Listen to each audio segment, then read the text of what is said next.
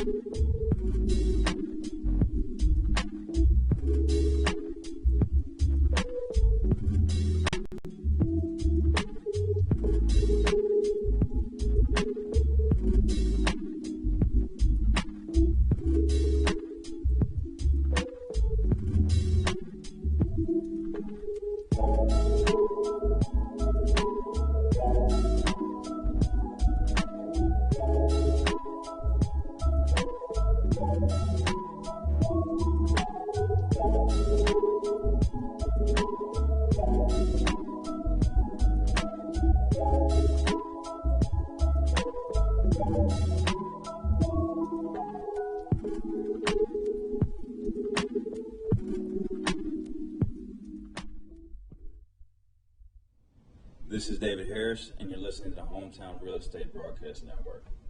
Good evening and welcome inside Regency Furniture Stadium.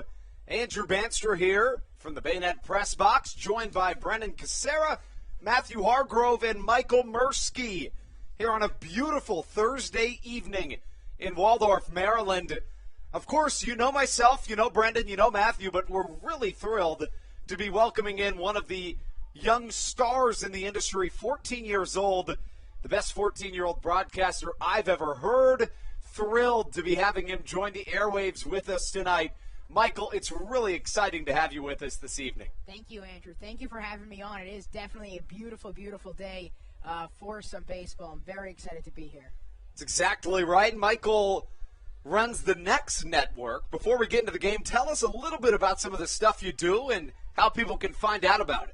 Yeah, so we're on TikTok, the Next_Network, and Twitch, same username, the Next_Network. We, on TikTok, make videos about all the different sports. And on Twitch, we do live streams, like play-by-play streams for different sports as well. And it's really a fun thing, but I'm excited to get to do this here in person. Yeah, we're thrilled to have you with us. Brendan, as we come onto the airwaves, the Blue Crabs a game and a half back of the Long Island Ducks. Of course, Southern Maryland finishes off a brief 3-game homestand today, goes on the road for 3 at High Point, North Carolina, and then returns right here to Southern Maryland for their final 7 games of the season. It's going to be a critical stretch that we're going to see over these next about 11 days. Yeah, and you highlighted it. You know, in the last week or so, we've been talking postseason here on the Hometown Real Estate Broadcast Network, and you know, day in and day out, it feels like things are always changing, but a game and a half out of that North Division behind Long Island, and it's going to be, critical for Southern Maryland to continue their winning ways here at home. And then, obviously, you mentioned the road trip out to High Point this weekend where, you know, that's a team, obviously, in the wild card scenario. So it's going to be an interesting finish. You know, we've discussed the playoff scenarios a number of times, both on and off the air, and there's a lot that can happen between now and season's end. So we come into tonight's game knowing that we're expecting probably a longer game than you generally see. Dave Collins, the voice of the Lancaster Barnstormers, talked to me earlier saying that with the time played in their games, now, of course, they have only played just over 100 games on the season, but it's equivalent to 132 average games. So their game's generally much longer. We saw that last night. Michael, I know you were watching the game as well. It was a long one. We could probably expect some of the same this evening. The starting matchup maybe says otherwise, but in a longer baseball game, Michael, how important is offense?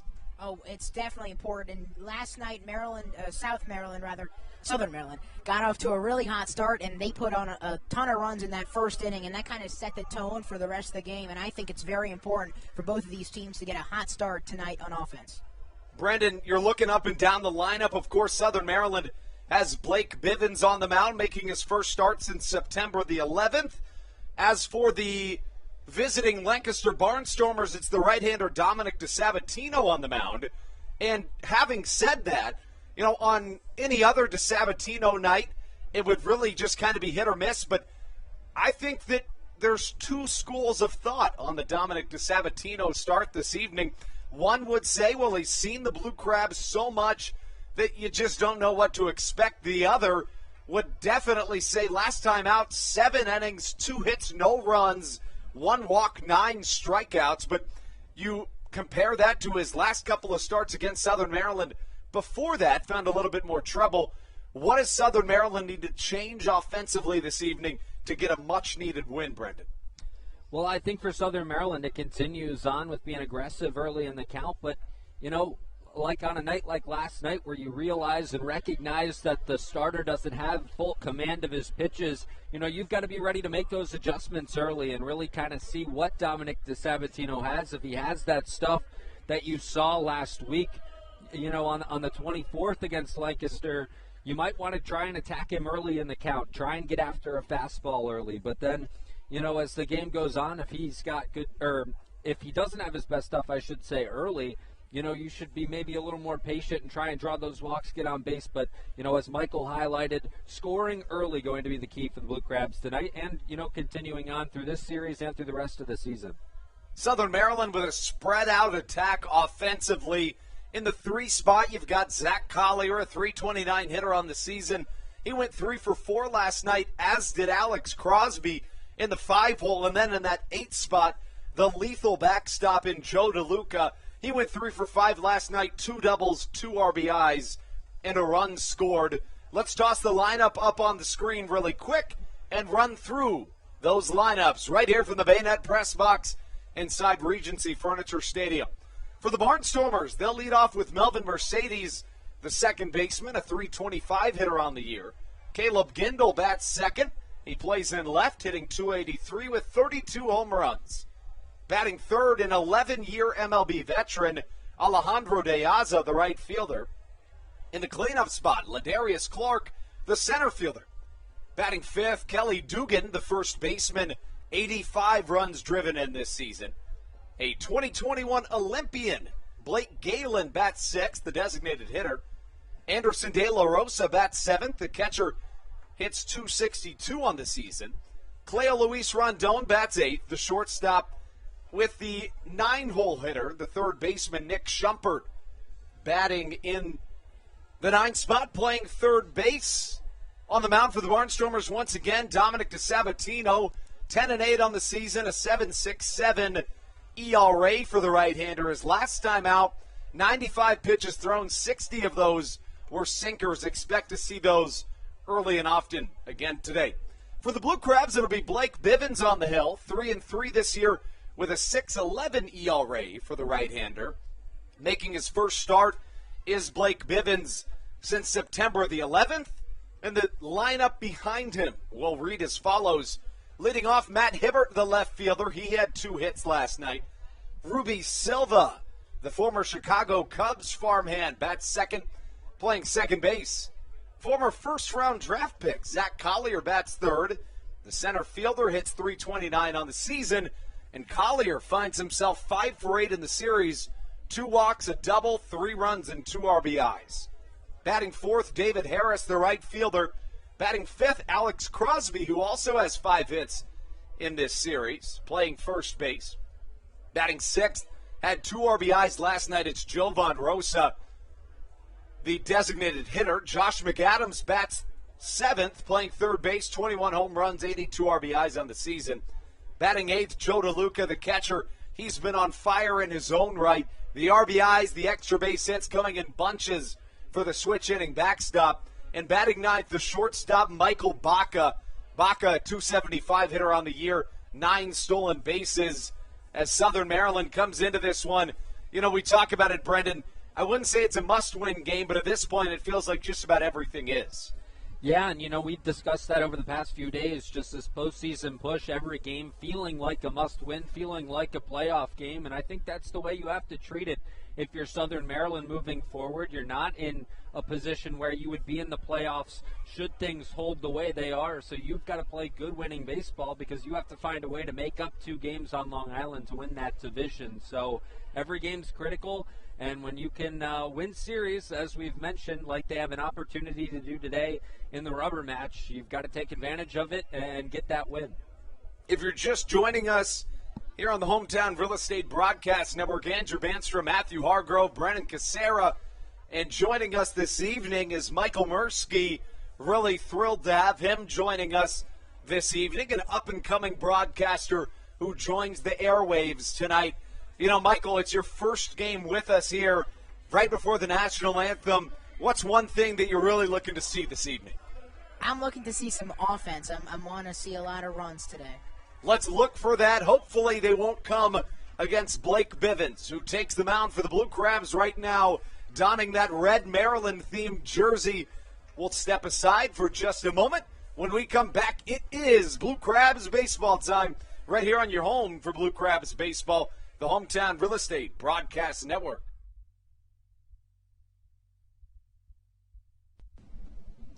This is Patrick Baker, and you're listening to the Hometown Real Estate Broadcast Network. American Radiology is the clear choice for all of your medical imaging needs. With locations in Charles and Calvert counties, they offer a full range of imaging services. Some of their latest innovations included 3D mammography and wide-open MRIs for our claustrophobic patients. For your convenience, they even offer extended weekday hours and Saturdays. For more information or to schedule an appointment, visit their website at AmericanRadiology.com. The Charles County Department of Health encourages you to get the COVID-19 vaccination today. You can get it all over Southern Maryland or no matter where you are across the United States. Vaccinations are offered right here at Regency Furniture Stadium with no appointment needed. Charles County Department of Health and the Southern Maryland Blue Crabs urge you to take one for the team and get the vaccine.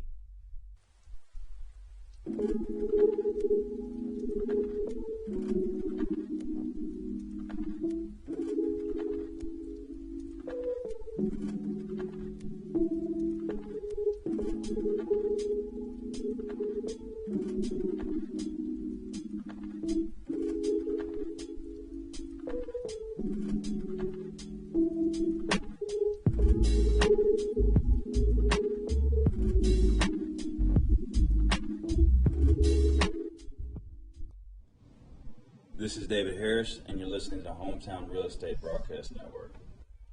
Welcome back inside the Hometown Real Estate Broadcast Network. Lineups have been read.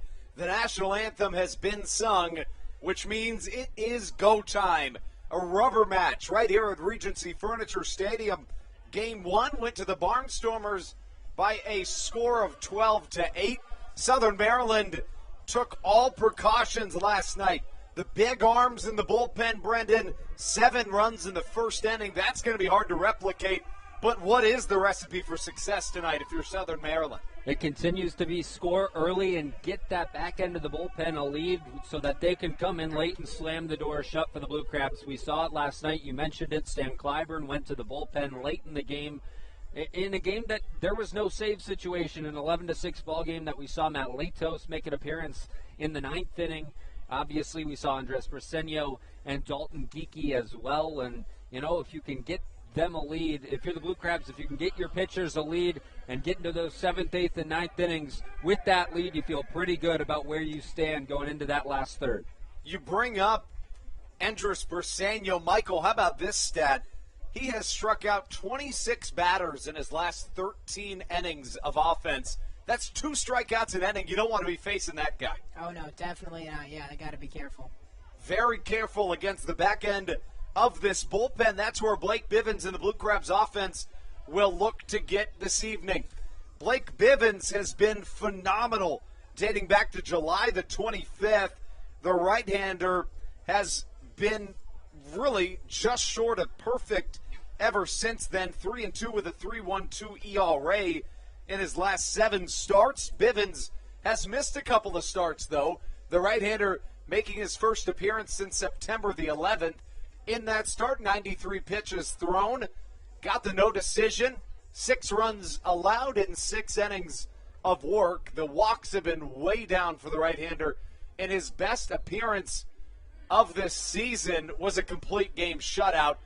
Against the Barnstormers this season, he once threw 7 1/3 shutout innings with 9 strikeouts. See if you can replicate that here this evening. Things start against Melvin Mercedes, who comes up to the plate here, finding himself 1 for 4 last night.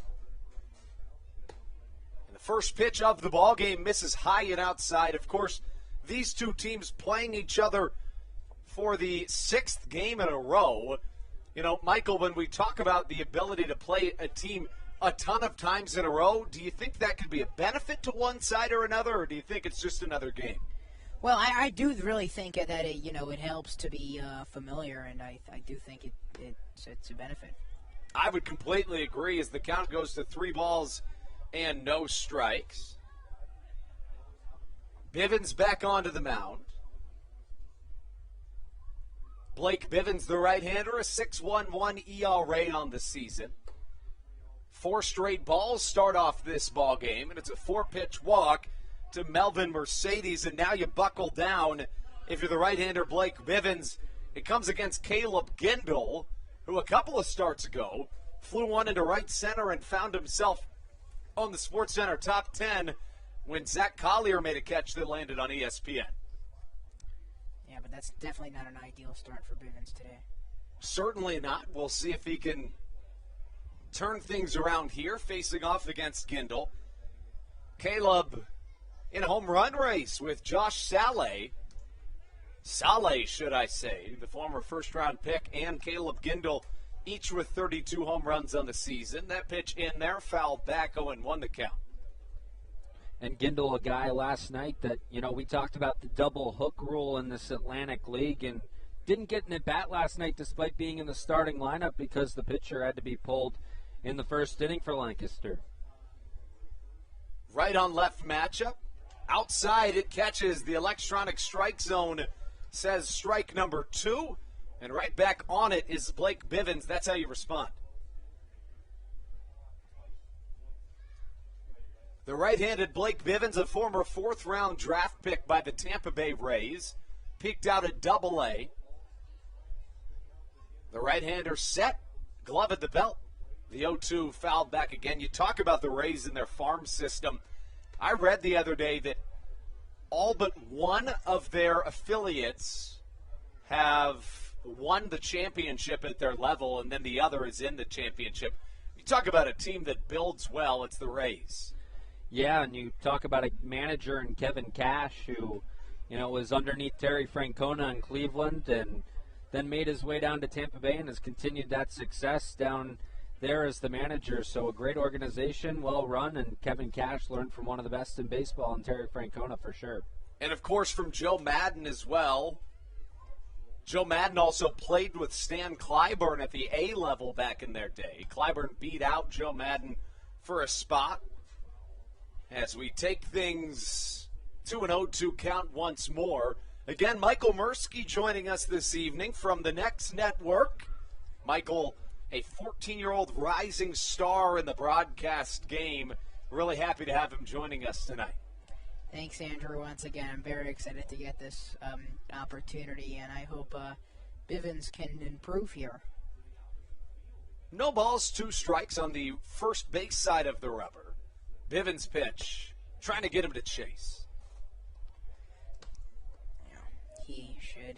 He's got to improve a bit. That's not the ideal start because Lancaster did put up a run in the first inning, and they did obviously bat first last night. They did put up a run, and then you had the offensive explosion from Southern Maryland. So hopefully we'll get that today.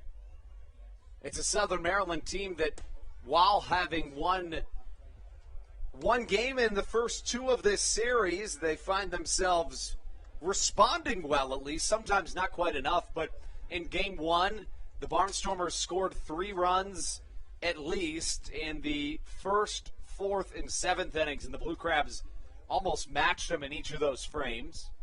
2-2 the count. Gindel awaits, waving at a fastball off the outer edge, getting out of play and becoming a souvenir for a fan. So, Michael, tell me, do you play any sports yourself? I tried a few times to play a bunch of different sports, basketball, baseball, but I don't think I was good enough to really get on too many teams. But I enjoy playing the sports. Well, that's fair. And all that matters is that you found your niche here. Yeah. You know, I think just about every broadcaster in the world picked broadcasting after not being able to make it at their sport, myself included. So it's just kind of part of the gig, but it's a really fun gig to have. Yeah, absolutely. I was kind of always, I for a while I've known that I kind of wanted to do this, and I've been committed to doing this, to becoming a sports broadcaster, and I always sort of knew that being an athlete wouldn't turn out too well for me. The count, 2-2 to Caleb Gindel. Tied for the Atlantic League lead in home runs. Pickoff move to first, not in time.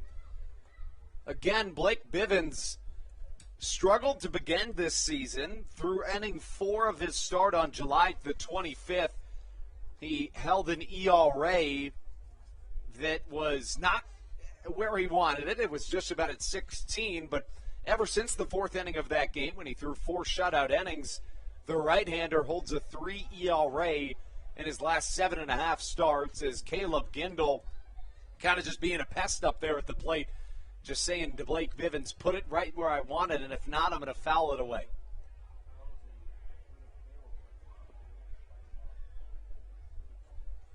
The right-handed Blake Bivens facing off against the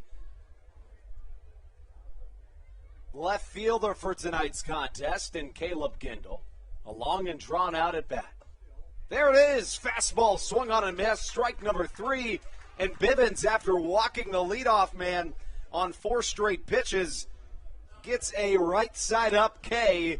Strikeout number 1 for the right-hander, and that's what you like to see out of a guy that's missed a couple of starts. Yeah, a guy like Blake Bivens there, he walks the first guy on 4 straight pitches and then finds himself in a tough at-bat against Caleb Gindel, who consistently fouls the ball off. So impressive to go get that strikeout, and now puts himself in a good position with 1 out, 1 on. And one of the best hitters in the league, though, in Alejandro De Aza stepping in. Alejandro De Aza, an 11-year MLB veteran, played for a handful of teams, the White Sox most notably.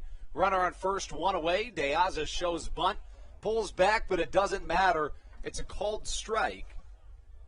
And, you know, Michael, that's one of the really cool things about this Atlantic League is you get guys like Alejandro De Aza that you watched, or at least I watched growing up. Yeah, it definitely is cool to see, you know, how they transform through the leagues, I guess. Yeah, no, it's very true. De Aza hits one well to the right side. It's got a chance if it's fair. David Harris back to the track. He catches, throws into the cutoff man in time, and it's cut off just before getting over the fence. You know, off the bat, it looked like that one had a chance of getting out. Just hangs up at the wall, and of course the flag straight down right before the game as the wind stops. Yeah, and that's Alejandro De Aza, so obviously off the bat when you see that one get launched, you start to think home run, but I believe it was an off-speed pitch, maybe a changeup from Blake Bivens there, and De Aza just couldn't get enough behind it to put it over the wall out in right field, and so now he's got 2 down and an opportunity to get out of this inning without a run on the board for Lancaster. Ladarius Clark steps up to the plate. First pitch swinging, high fly to the right side.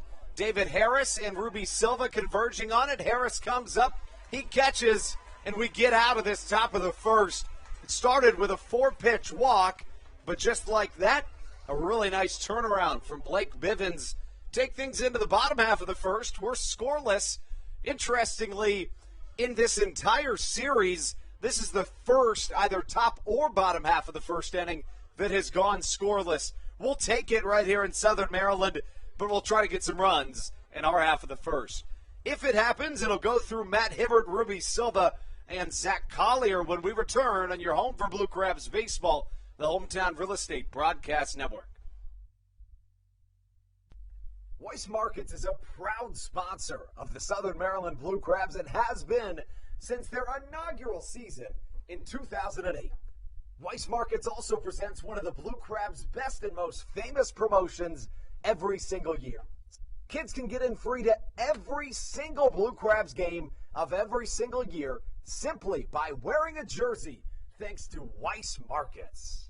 Weiss Markets can help you with all of your game day needs for a great price. Stop in at your local Weiss today. Eat better, spend less. That's wise. Weiss Markets is a proud sponsor of the Southern Maryland Blue Crabs. When you need a win on the road, don't get left stranded. Make AAA part of your roster and you'll always have someone on deck ready to get you home. AAA also offers car care, insurance, and travel services and has stores conveniently located for Blue Crabs fans in Brandywine, Crofton, and Alexandria. Don't forget to ask them about membership discounts for military and first responders. Please visit AAA.com to learn more or to find a AAA location near you.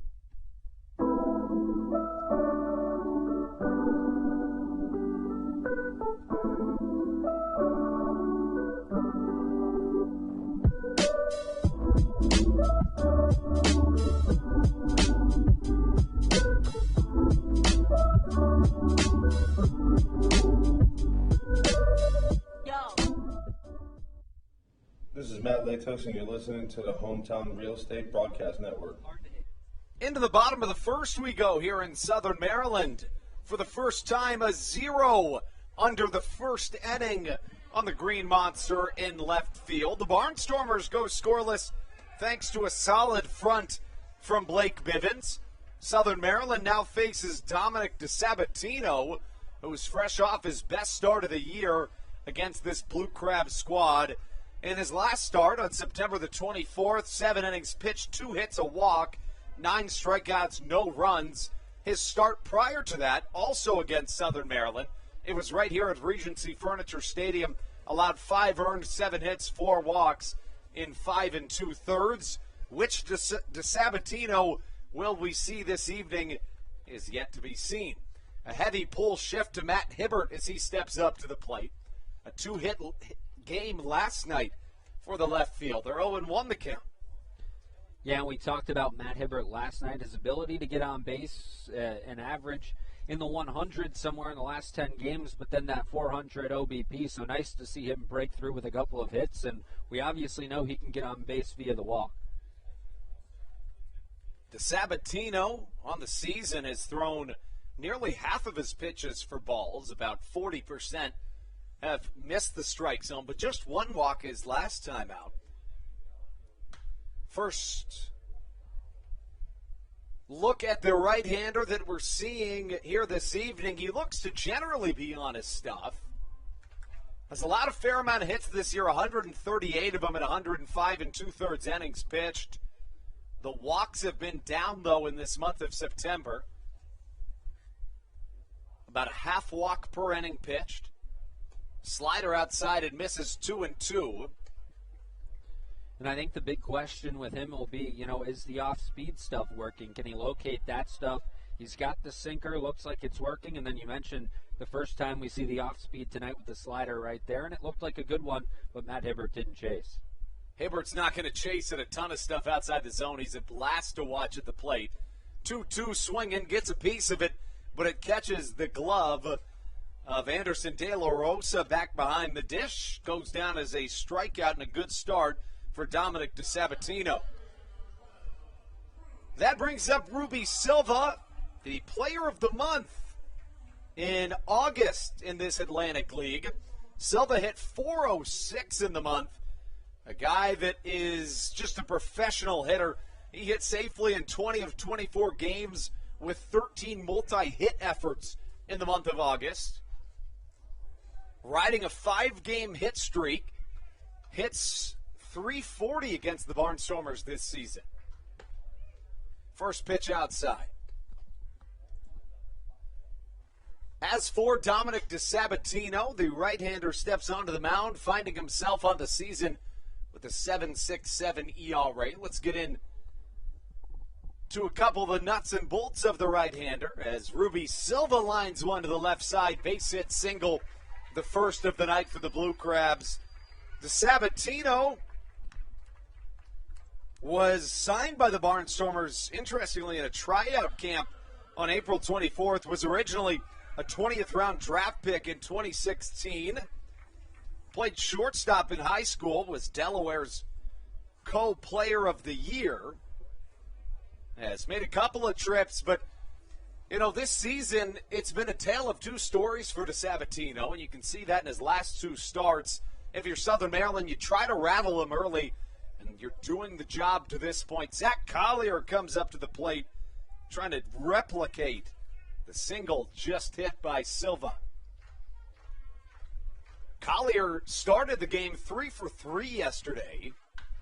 First pitch swinging high in the night sky, shallow left field. Could be some trouble at short for Cleo Luis Rondon, who ends up catching for out number 2. Would you like him to see a little bit more patience at the plate, Michael? For Collier? Yeah, or just for the Blue Crabs in general. Yeah, I think they definitely are being aggressive. I think that's what caught Hibbert in that first at-bat. But then again, you got to remember, they were aggressive last night, and they put on a bunch of runs in that first inning. So, it depends on how you look at it. If they're getting the hits, and if they're getting on base, it's good to be aggressive. And if they're not, then it's the opposite.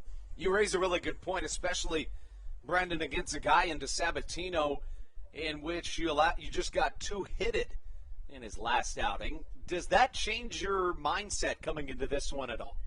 I don't think it changes it a whole lot just because of the fact that, they've seen him a number of times this year and they've seen 2 different sides of Dominic DeSabatino, as you've mentioned. So, I think this first inning, in terms of establishing kind of a game plan offensively, you see what he's got. It looks like he's got the command early.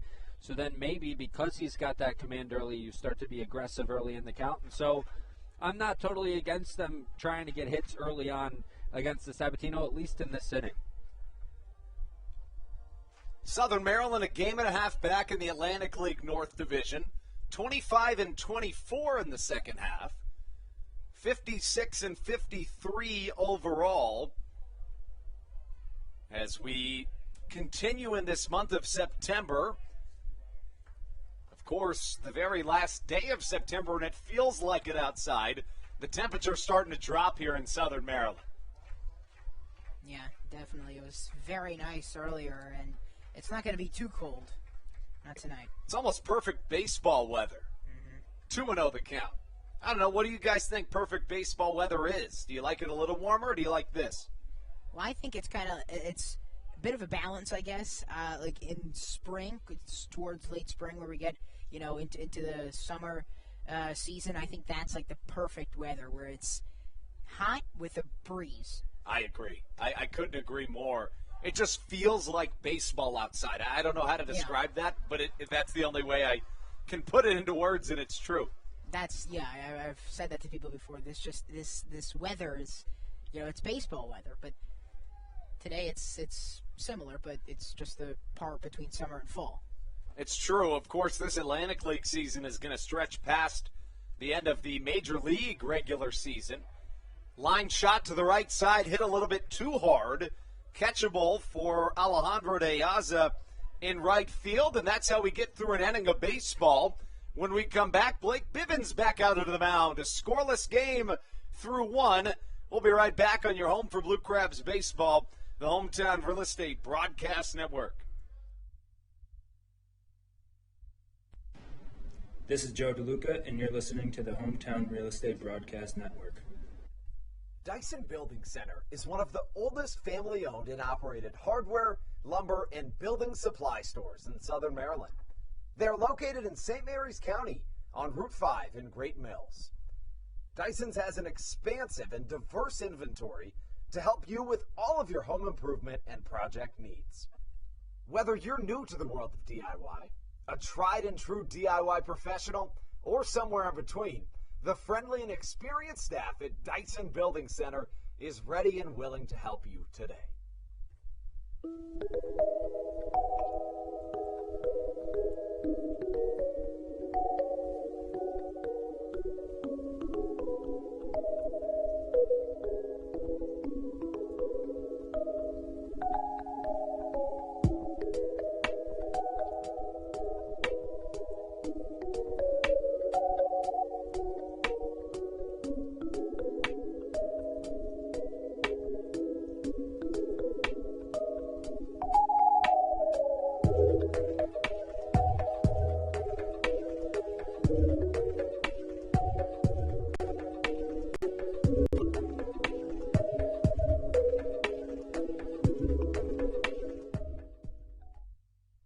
This is Blake Bivens, and you're listening to the Hometown Real Estate Broadcast Network.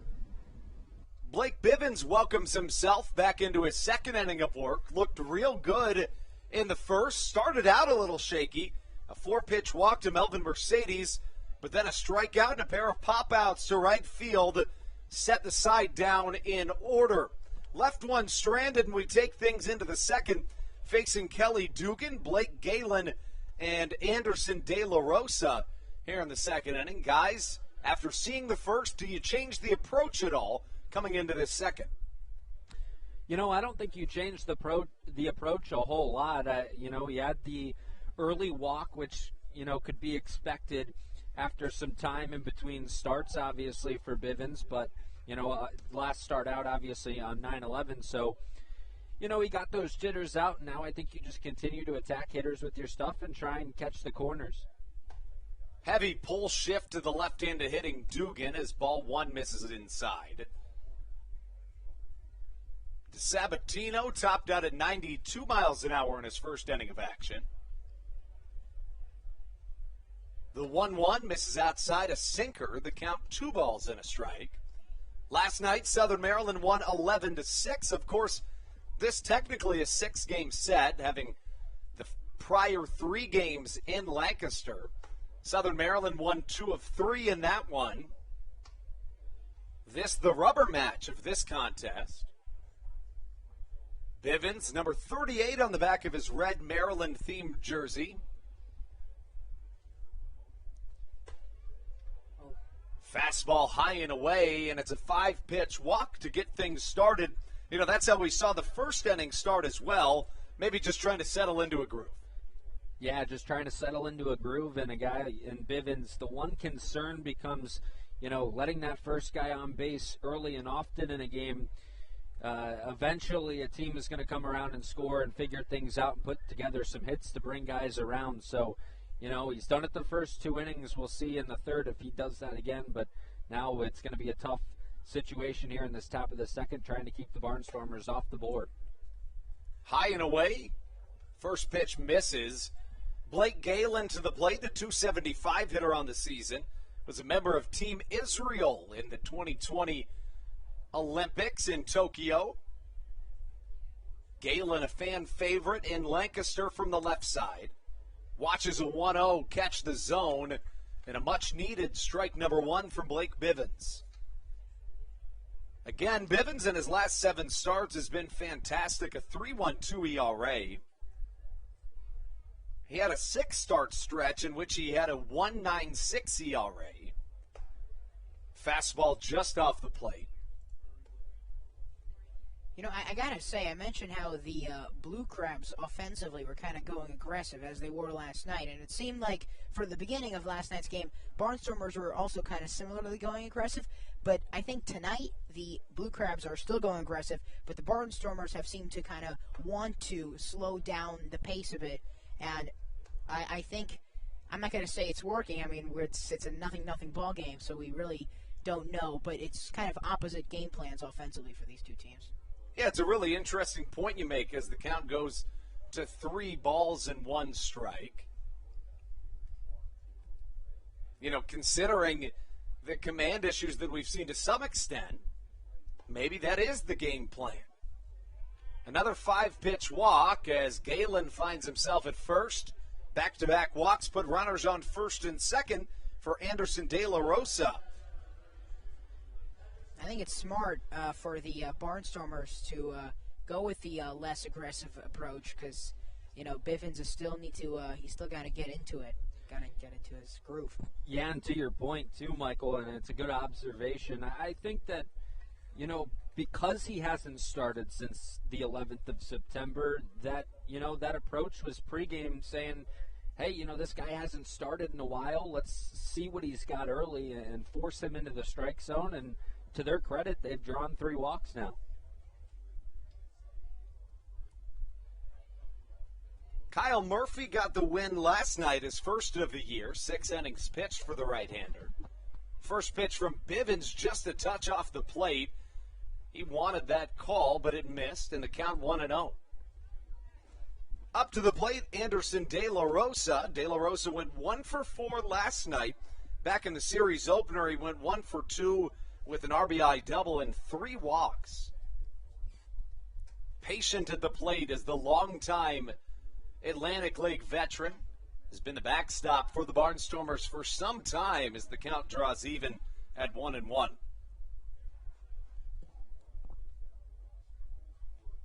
De La Rosa riding a 4-game hit streak, 5 for 14 in his last 4 games. Struggled to begin this series. The 6-game set between these two teams, a home and home. 5 for 18 here in the 6th game of it. Bivens in his 124th professional appearance, 72nd start for the right-hander. A ball and a strike the count. The 1-1 offering a slider that misses, but De La Rosa offered, according to Larry Rosenberg, the first base umpire, in the count 1-2. A deceptive off-speed pitch, and we haven't seen a ton of off-speed from Bivens tonight. Do you think that's where he should start going, fellas? Yeah, definitely does some off-speed, but, you feel like maybe he's trying to establish that fastball early and work off of the fastball. He's used it 67% of the time. 20 out of his 30 pitches have been fastballs so far tonight. And so, my assumption is that he's just trying to establish that early and then maybe work into the breaking balls. Obviously, the breaking ball's a little harder to control. 1-2 high chopper to the left side, and just an unfortunate bounce allows a run to score. Call it an RBI double for the Barnstormers backstop, and Lancaster gets on the board here first. Still no outs, runners at second and third, and an early jam for Southern Maryland. And, guys, you can't really blame yourself all that much if you're Bivens. Certainly, you're thinking about the walks, but at the same time, you got to be telling yourself, if that doesn't take such a hard bounce off the infield grass, just a well-struck ball, that's probably a double play ball. Maybe even a triple play with the catcher at the plate. Yeah, could have been, and obviously you mentioned it, unfortunate bounce there, but, that goes back to what I was saying earlier. You can't start off those innings walking guys, and, Bivens did that a couple of times this inning, and it comes back to bite him. So we'll see if he can kind of minimize the damage here in this inning and keep this as a one-score game or a one-point game. Yeah, and then the last batter, the one who just had the RBI, De La Rosa, he had his 4 RBI game and a home run back on July 31st against the Blue Crabs. So, he's back to his RBI ways here, driving in the first run. And he's been good in this series as De La Rosa. Up to the plate now, Cleo Luis Rondon, the shortstop. Rondon trying to work some magic here early. Generally struggles against the Blue Crabs, but found success last night.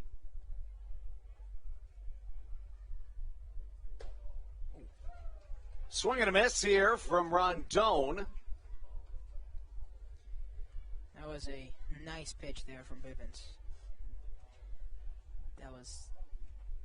it seems like Rondon was trying to get all of that. He really went in on that swing and couldn't get to it. Yeah, it certainly did. He was chasing a little bit on that pitch. Left side of the infield in for Southern Maryland. The only person back, the second baseman, Ruby Silva, as this one's fouled to the left side. The count of ball and 2 strikes. So does that one get into the parking lot, that last foul ball? Yeah, it certainly does. It does. You know, my car, fingers crossed, has never been hit, but Yeah, mine's right close to yours, too. So I was thinking about that, actually, the other day. That's a good question. I never really thought to ask are our cars in trouble out there? I guess I know the answer now. there was one time I was walking in during batting practice and a ball just flew right in front of me. Nearly hit me, but did not. The count 1-2. Rondon staying alive as he fouls one to the left side. Yeah, another one into the parking lot. Yeah. Be careful out there this evening. Apologize if we are having any technical difficulties right now. It appears as though there's a potential of that. YouTube broadcast, I've got it up here. Still working for you. Yeah, it looks fine for me. There we go. Ball and 2 strikes the count.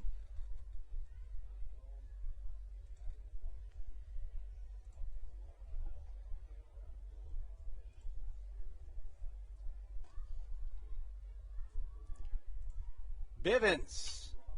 Soft line drive up the middle. That'll score at least 1 run, but not 2. As Zach Collier comes up fielding, the second Barnstormers run of this game has scored. You know, not a ton of great contact to this point, but just a couple of nice base hits. Yeah, you mentioned it. The Barnstormers, give them credit. They're just kind of serving the ball out to the outfield, taking it where it's pitched and not trying to do too much with it. And, you know, back to that point, it seems like anytime a pitcher walks a guy early with nobody out, more times than not, yeah, you'll see him come around to score, and we see that here in the top of the second. So once again, you know, hopefully with nobody out here, Bivens can kind of minimize the damage and give the Blue Crabs a chance to tie things up or take the lead in the bottom half.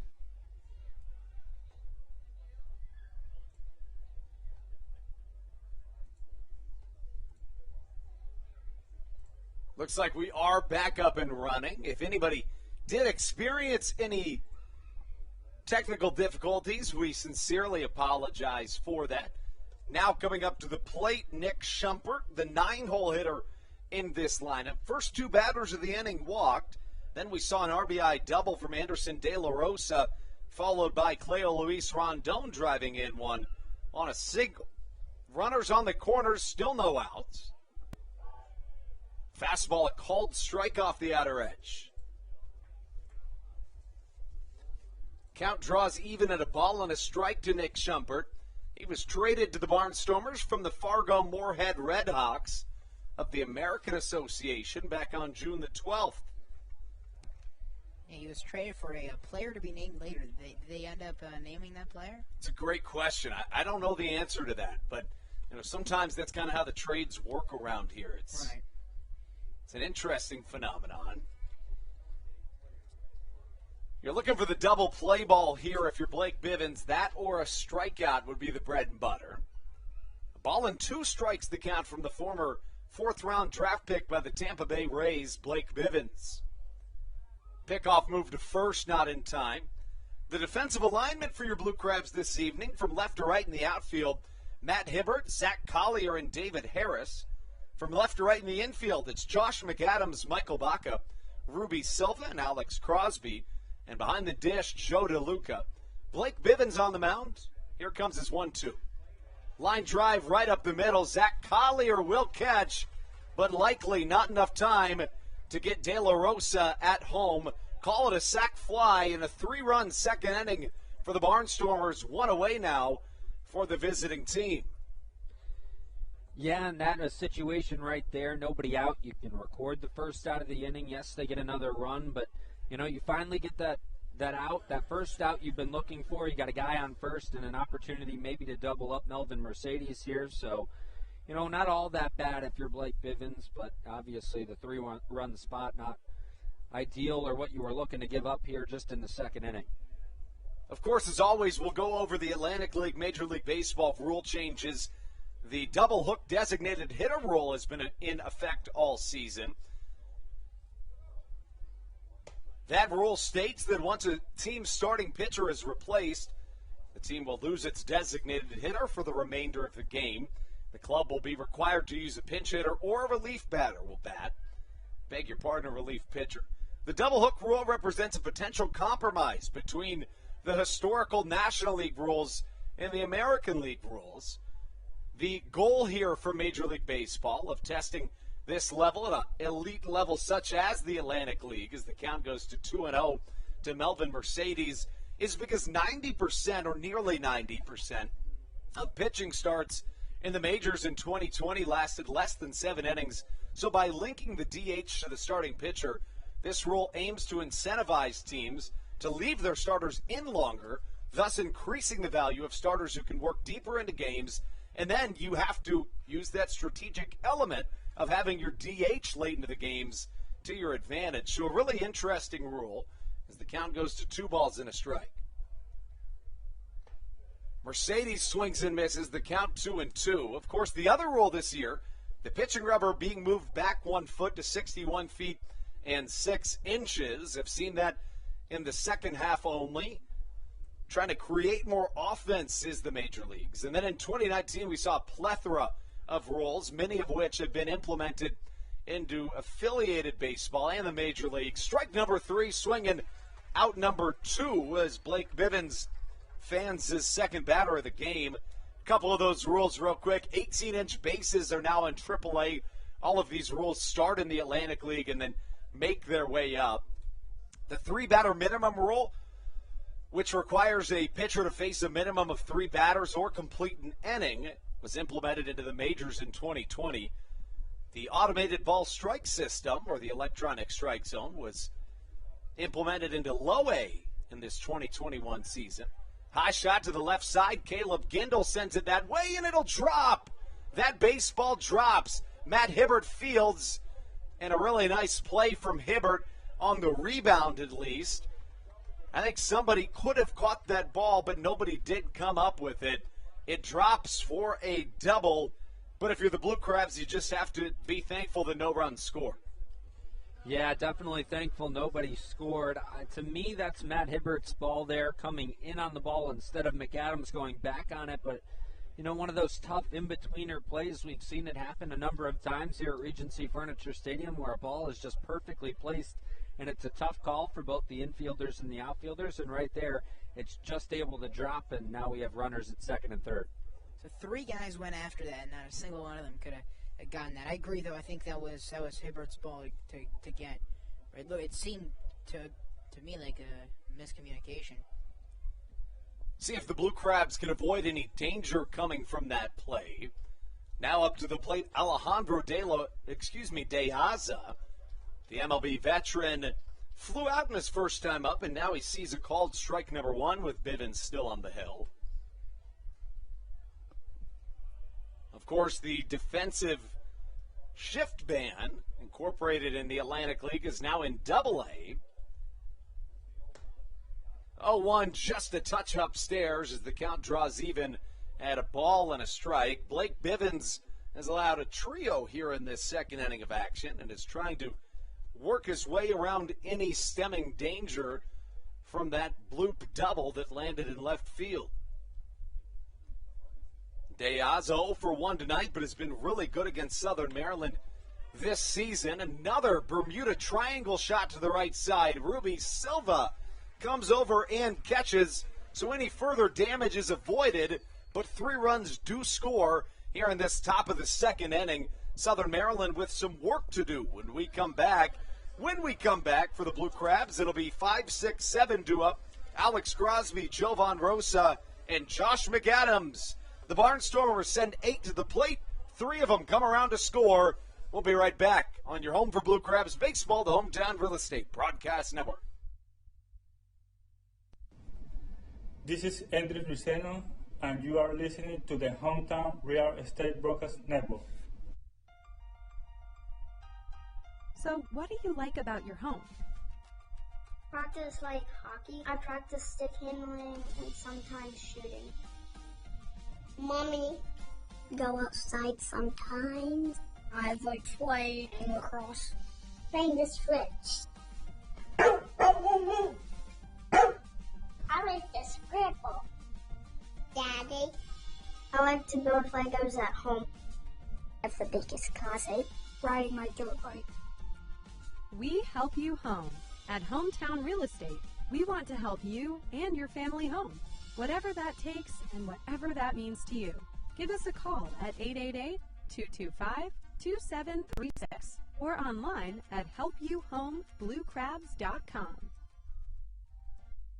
All Pawn is Southern Maryland's premier pawn shop and is the official pawn shop of the Southern Maryland Blue Crabs. Stop by and say hello today. They've been a part of the Southern Maryland community for 18 years. If you need some cash to hold you over, or if you're just doing some spring cleaning and want to clear some stuff out, please bring it by All Pawn and let them make you an offer. If you have broken jewelry or some that you just don't want anymore, please bring it by and they'll pay you more than anyone in the Tri-County area. They're located on 301 in White Plains, just south of DeMar Road. Go Blue Crabs!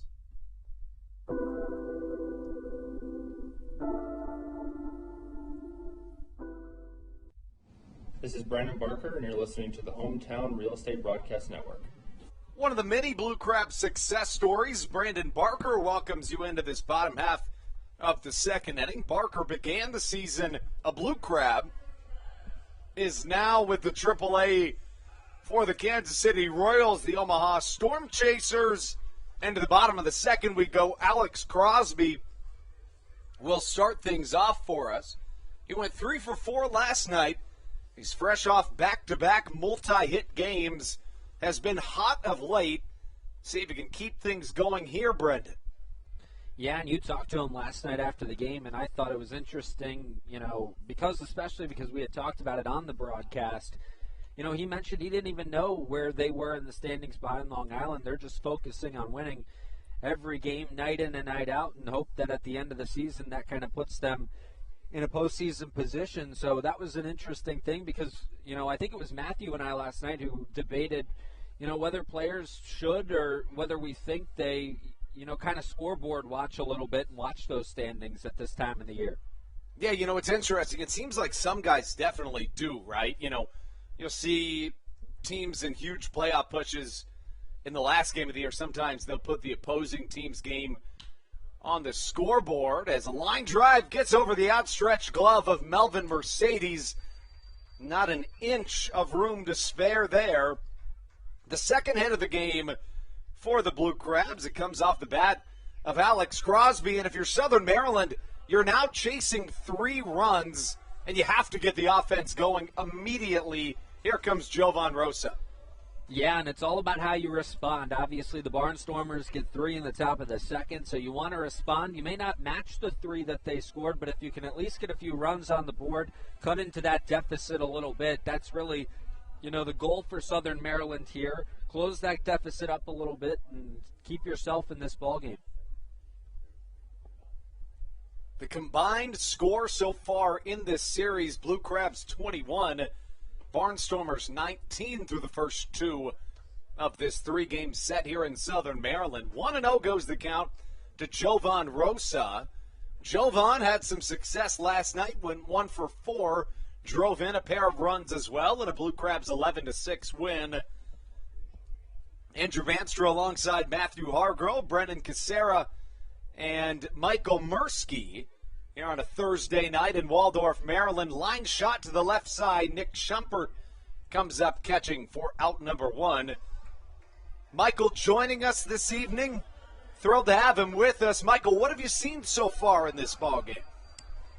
So far, I have seen that the unaggressive, the conservative approach coming from the Barnstormers has seemed to be the way to go. We've touched upon that a good amount, but it seems like they come out, they seem not to go after too many, and then once they get hot, they just keep the hits coming, and they've been giving Bivens a hard time. They put 3 runs on in the second inning. I think they have the right game plan for tonight. Josh McAdams, the type of guy that can blow up a game plan in a matter of seconds. McAdams, 21 home runs on the year, 14 of those here at Regency Furniture Stadium, 0-1 the count. And we rarely see guys really, frustrated with that electronic strike zone. That a pitch that I have to say I thought, from my vantage point up here, I thought might have been a little outside. McAdams seemed to think the same thing. 0-1 the count from the first base side of the rubber. Another pitch outside, a changeup that misses. The count draws even. And that pitch was in kind of a similar position to the first one, so just an interesting thing to kind of look at there. DeSabatino into his second inning of work. Back in the first, struck out a batter, then allowed a single before a pair of quick outs. A ball and a strike. McAdams swings, hits it to the left center alley, but it hangs up just a touch in the air, and it's caught in center field by Ladarius Clark for out number 1.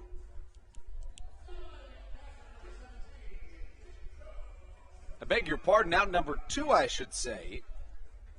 That brings up Joe DeLuca, the switch-hitting catcher, trying to keep last night's momentum going. 3 hits last night, 2 of them doubles for Josh McAdams. And a home run in the series opener, so he's been hot against these Barnstormers, one of the teams he hits the best against this season. I believe it was .389 his average coming into the series against Lancaster this season, so he's enjoyed playing against them, and we'll look to continue that tonight. Ron Lord, the tie-dye guy, ringing his cowbell down on the concourse level, showing bunt is Joe DeLuca. Gets a piece of it, but it's foul in the count 0-1. A 5-game hit streak for DeLuca. I'm going to make a quick prediction here. I think that's going to continue this at-bat. I love it. I love it. That's what I like to hear is the predictions. Last night I made a bold prediction saying that Joe Von Rosa and Josh McAdams at some point would go back-to-back in home runs. That didn't happen, but the important thing is that the Blue Crabs won. No balls and a strike the count. Crosby at first, 2 away.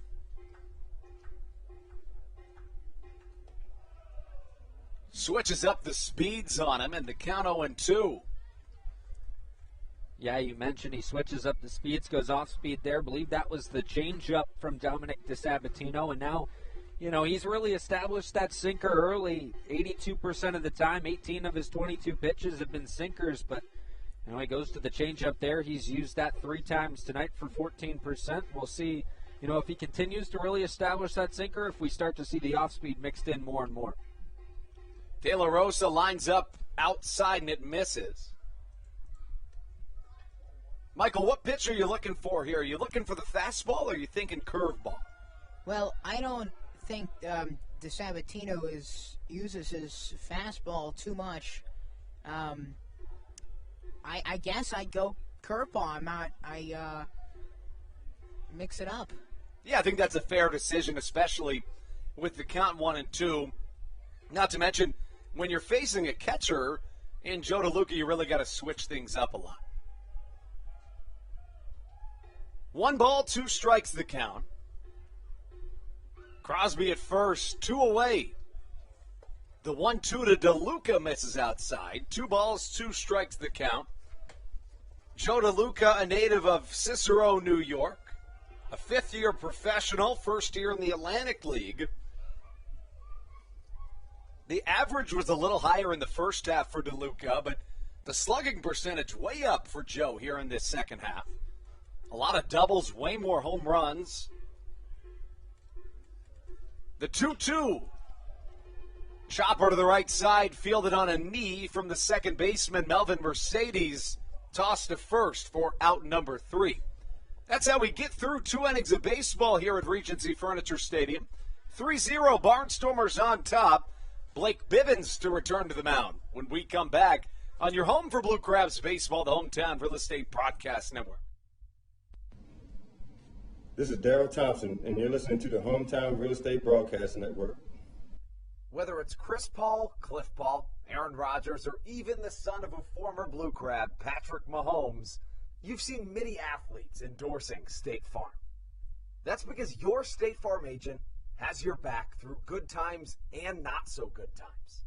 That's why all the Blue Crabs, Daryl Thompson and the whole team, trust State Farm with their insurance needs. State Farm is the company people have trusted for over 99 years to help life go right. Call your local State Farm agent, Greg Conklin, today at 240-776-4289.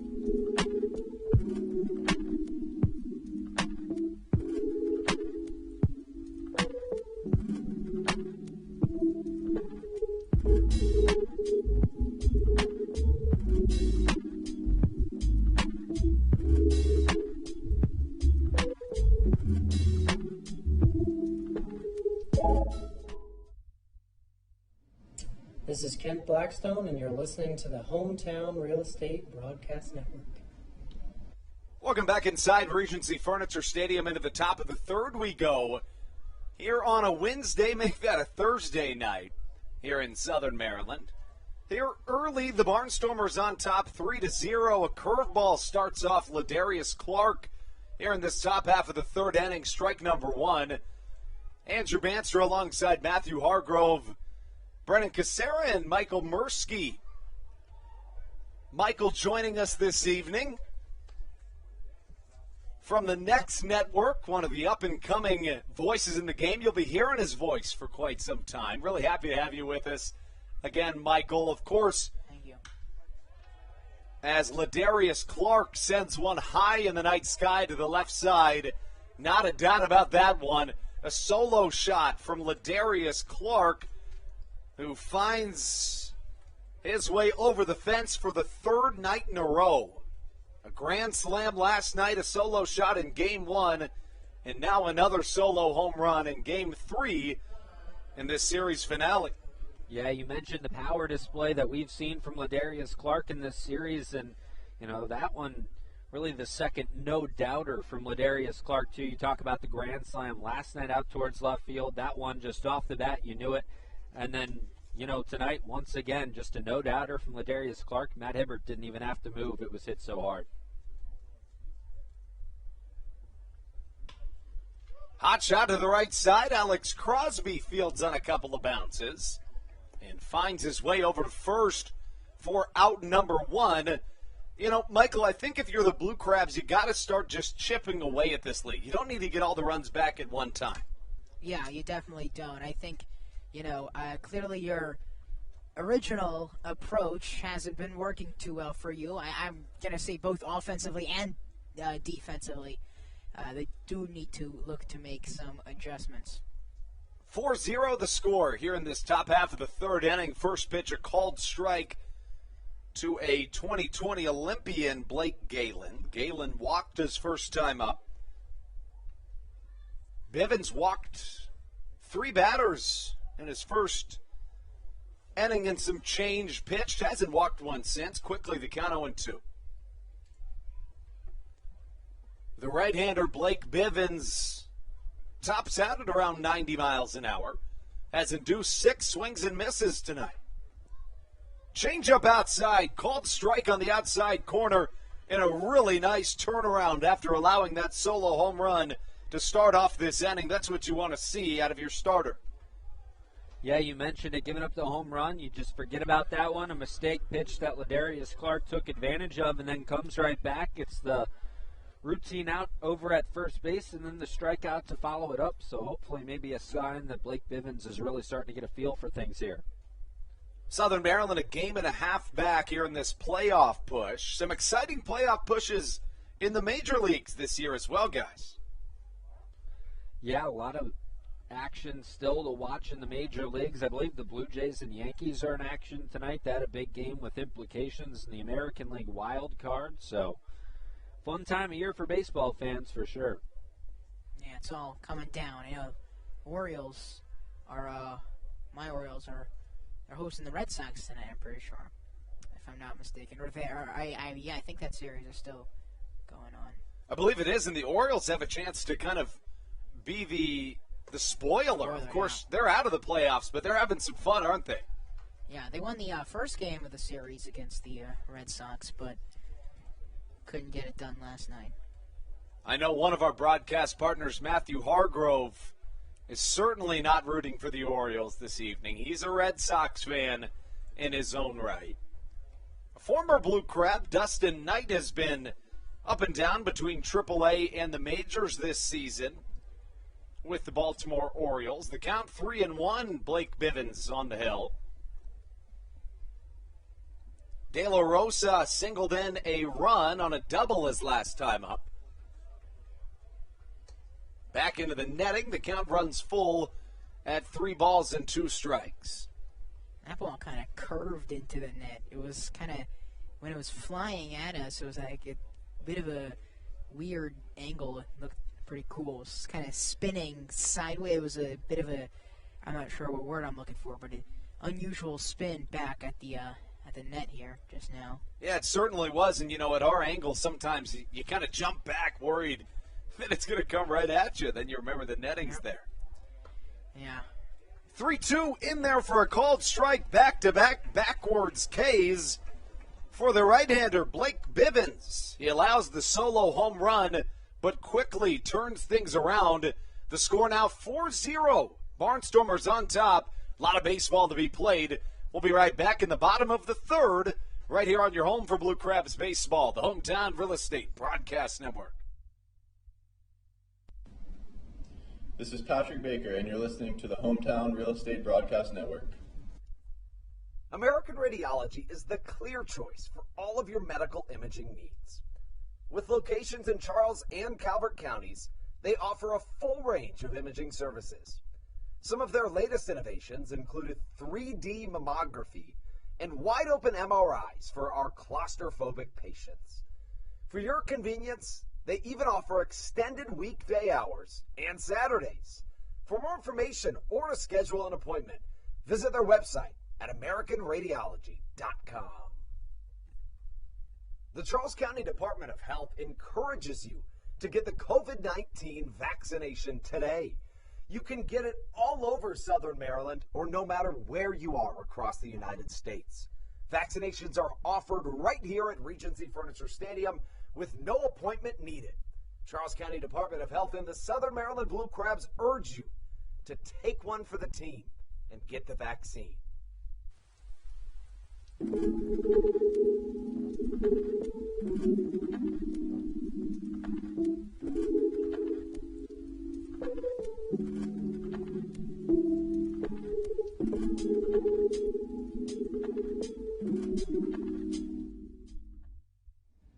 This is Andres Riceno, and you are listening to the Hometown Real Estate Broadcast Network. To the bottom of the third we go here in Southern Maryland. The score 4-0. Barnstormers on top early.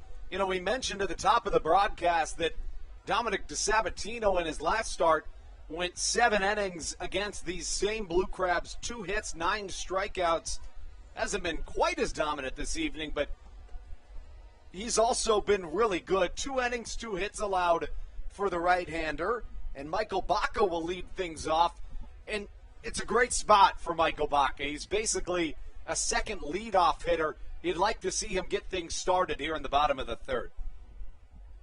Yeah, offense definitely needs to pick up the pace for the Crabs here, down 4 runs. And I agree with what you just said. It's a perfect spot here for Baca. See if Baca can't get something going. 0 for 4 last night. He walked and also struck out. 11 RBIs, 22 hits in 22 games for Baca against the Barnstormers this season. The Blue Crabs trying to even up the season series with their Atlantic League North counterparts. 11-12 are the Blue Crabs against Lancaster here in the final game between these two teams in this 2021 season. Andrew Banstra joined by Matthew Hargrove, Brennan Casera, and Michael Mursky. First pitch from Dominic DeSabatino in there for a called strike. Baca, the Blue Crabs' everyday shortstop, was signed back on June the 4th, also known as Southern Maryland's home opener this season. Pitch misses outside, and if you want to say one flaw that DeSabatino has had this evening, it's that when he starts out with a strike, he can't seem to spot up the next pitch. It's a little bit off and on. The 1-1 outside, and the count 2-1 strike. Now, you mentioned how some games earlier at the top of the broadcast, you mentioned how Sabatino, some games, are very good. Some games are just very poor for him. He has played a lot this season, and, there's usually not too much in between. And it's, the same with the pitches. Every pitch seems, some are like perfect, and then you just brought that up. Some are perfect, and some are, not too great. And if he can't keep switching back and forth like he hasn't been able to here with the count at 3-1, that's where you start being more patient. If you're Southern Maryland, looks like they're doing just that. Back-to-back innings in which a Blue Crab has reached base to start things off. And Brandon, you mentioned the scores. The Atlantic League, really fun to watch at this time of the year. How about that Long Island game right now? Yeah, Long Island and Charleston tied at 2, top of the second. Long Island got out to the 2-0 advantage, and then Charleston tied it up. So, it's that time of year. We've talked about it a couple of times over the last week. Scoreboard watching is one of the fun things to do this time of year. So, not just Blue Crab baseball to pay attention to, but Long Island, that team that the Blue Crabs are chasing, a team to watch for sure. Back to the top of the lineup, Matt Hibbert will get his second try against Dominic DeSabatino. The Barnstormers up 4-0 here early. They've gotten the lead to start off the game in each of the first 3 games of this series. Southern Maryland dropped the opener 12-8, but came back yesterday 7 runs in the first, winning 11-6. Hibbert sees an 0-1 count. Looked like the slider from DeSabatino to start off the at-bat, just his 3rd slider of the night. Out of the stretch now, we'll see if he can follow it up with a strike. The 0-1 from the right-hander. Outside it misses, and that trend kind of continues. Michael, if you're Southern Maryland, do you just wait till 2 strikes? Do you try to be a little bit more patient, or do you keep your approach? It's hard to tell. I think maybe it might depend on the batters and kind of, I guess, the pace. And I feel like with Southern Maryland, kind of like it was last night, when you have like the one break, like you get someone on base, you get a single, a double, so some kind of hit, and then maybe you get like another hit like back-to-back right after that. I think, it kind of, it really depends on, it's kind of hard to word here, but like at a certain point you're hot. For the team in general is hot. There's not like a player is hot. Usually, if a player gets on base, am I making sense? I don't know. No, you definitely are. When the one break happens in the game, yeah, you have to take advantage of it as a team. Michael, I always say in the game of baseball, as Hibbert swings and misses, in the game of baseball, one team is going to make 2 to 3 mistakes in a game. Maybe that's a pitch left, right over the plate. Maybe it's an error. But the team that takes advantage more often than not will win that game. Yeah. 2-2 to Matt Hibbert, number 4, the left fielder for the Blue Crabs, and his second plate appearance of this young contest. Bottom of the 3rd. Just getting the bat around on the 2-2, getting a piece of it. Matt Hibbert. The batting average right around 150 in the month of September, but the on-base percentage over 400. That's the second best on this Blue Crab squad anyway on for the leadoff man, who seems to be working out of that quasi-slump. Hibbert went 2 for 4 last night. Runner on first, good speed, and Michael Baca. DeSabatino with the 2-2 once more. Held it. And a really good job by Matt Hibbert to just keep fighting to stay alive. DeSabatino's looked good early, so work that pitch count. Just make him keep working out there on the mound, and you hope that eventually he leaves something over the plate. Blake Bivens has thrown 63 pitches so far. DeSabatino with 36. Number 37 incoming to the right-handed hitting Matt Hibbert. Struck out his first time up, the 2-2. Outside and catching off a bounce in the dirt is Anderson De La Rosa. A little bit of command issues here for DeSabatino. Didn't walk anybody through the first 2 innings, but walked Michael Baca, and now on the ropes once more. And if you're Southern Maryland, you know that Matt Hibbert has one of the best eyes in all of this Atlantic League. If it's not in the zone, he won't swing. See, he's one where it does actually help to be patient with, because he's so diligent. He doesn't always need to be aggressive like that. You're exactly right. And, for one of those guys in Matt Hibbert, you've seen a great example of it in this at-bat. The ones that are in the zone, if there's 2 strikes, you just foul it away. But if it's not, watch it for a ball, and eventually it's either a ball number 4 or something over the plate that you can put into play. 3-2 the count. Payoff pitch here from DeSabatino incoming. Gets away from Anderson De La Rosa and back-to-back walks. Southern Maryland's in business, Brendan and Michael. Yeah, and exactly what you want here. Bottom of the third, nobody out, and get things started with the first 2 guys on. So, maybe starting to get a beat on what DeSabatino's been doing early. We're starting to see him go to the sinker a little bit less and move to that changeup, and that may be where we're seeing some control issues here. Just kind of juxtaposing this start to his last. Last time out, DeSabatino allowed 3 base runners through 7 innings, 2 hits and a walk. This evening, through 2 and some change, he's walked 2 and allowed 2 singles. Ruby Silva singled his first time up. See if he can get on base once more. Guys, Silva's now riding a 6-game hit streak.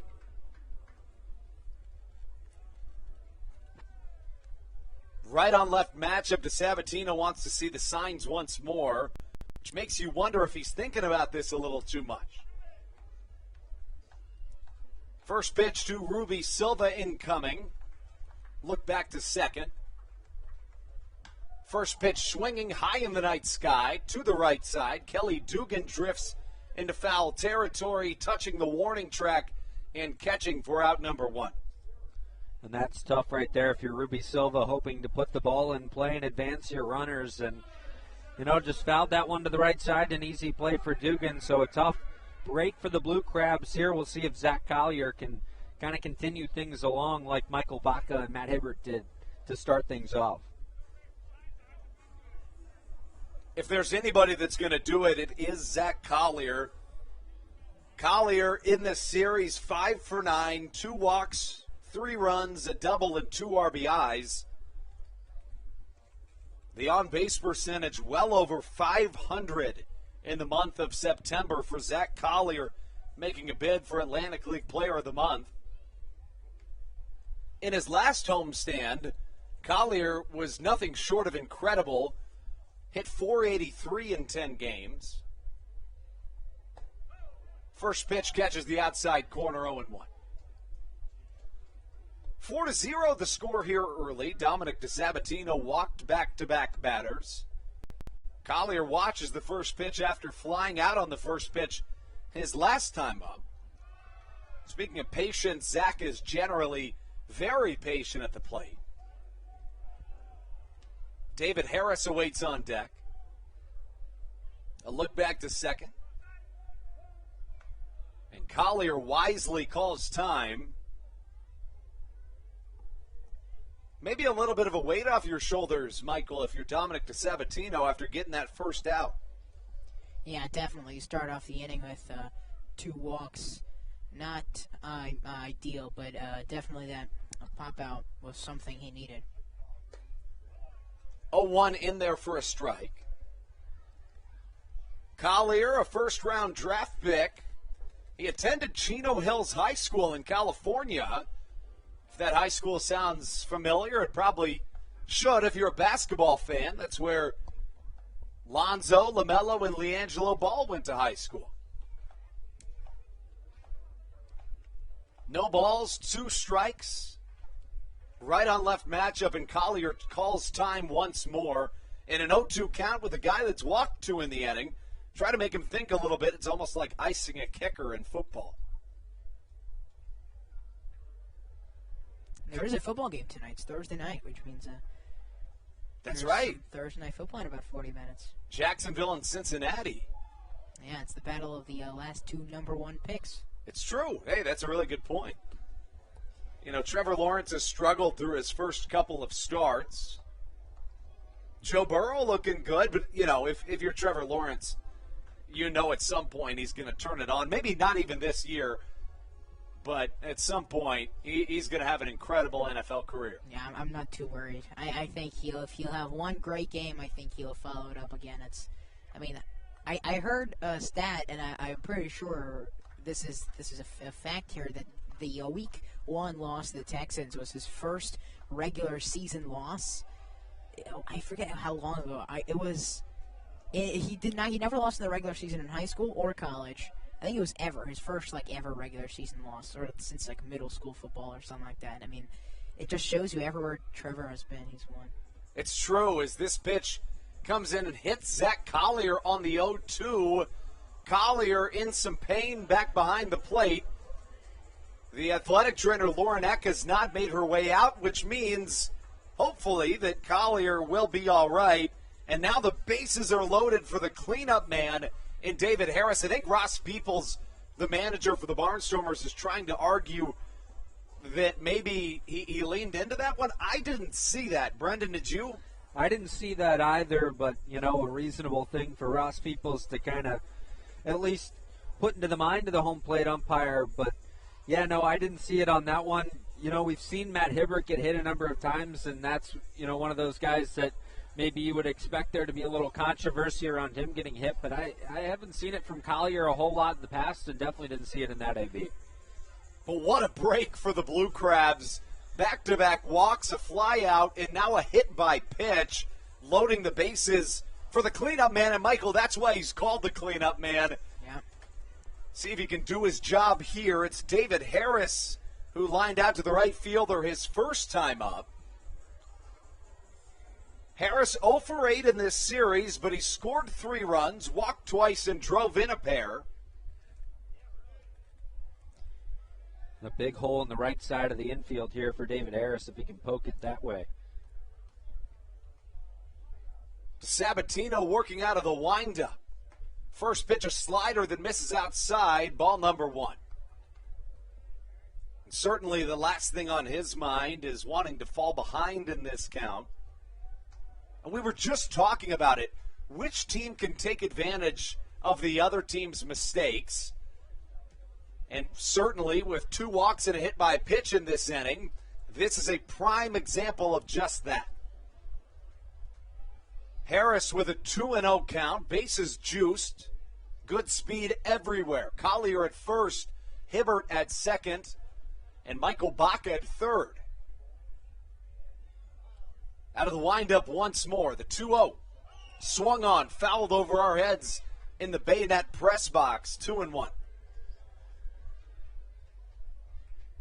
David Harris in his last homestand went 16 for 34 at the plate. He hit a 448-foot home run, which would tie for the 175th longest in the majors this season. 2 balls and a strike. Glove over the face, now to Sabatino. 2-1 in the zone once more, fouled again. This time into the Roy Rogers backstop padding. And now you feel a little bit more comfortable if you're to Sabatino. Well, do you? You still have the bases loaded, and there's only 1 out. So until you get another out, I don't know if comfort's fully achieved for the Sabatino. It's true. Maybe until he even works out of this inning. Right. Certainly some tension out there on the mound for the tall right-hander. The 2-2. Hit hard to the right side. It gets through. 1 run will score. Here comes the next. The throw. Will it be in time? Not quite. Now Collier going to third. It gets past the glove of the third baseman, Nick Shumpert. Collier coming home to score, huffing and puffing, and 3-run score for your Southern Maryland Blue Crabs. And we've got a game here in the bottom of the third. Wow. I always say you never know what you're going to see when you're coming to the park here on a Thursday night. And that's what you like to see if you're a Blue Crabs fan. Yeah, and right there, Melvin Mercedes playing closer to second base. You had the two middle infielders kind of playing close to the second base bag, which has the first baseman and Kelly Dugan shifted over towards his right a little bit more, towards that second base spot, opens up a hole down that right field line. And I mentioned it before the at-bat started, the hole up there on the right side. David Harris took advantage of it. And then some fortunate mistakes by the Lancaster Barnstormers that help out the Blue Crabs and get an extra run. So 4-3, and the Blue Crabs right in this game now. Yeah, I was actually just about to mention, Brendan, that you brought that up, that gap in the right field, in the right infield, and that was definitely a great call by you there, that it went, right there, and that was a beautiful, beautiful spot by David Harris to bring in 3 runs. That brings up Alex Crosby, who singled his last time up. Again, we talk about these free passes. DeSabatino loaded the bases with 2 walks and a hit by pitch. They both score. And now a slider misses outside early, falling behind in the count once more. Call that a 2 RBI hit. A single from David Harris, in which he advances to second and brings 3 runs home. The 1-0 to Crosby. Jam shot to the right side. Deaza sees Harris tag.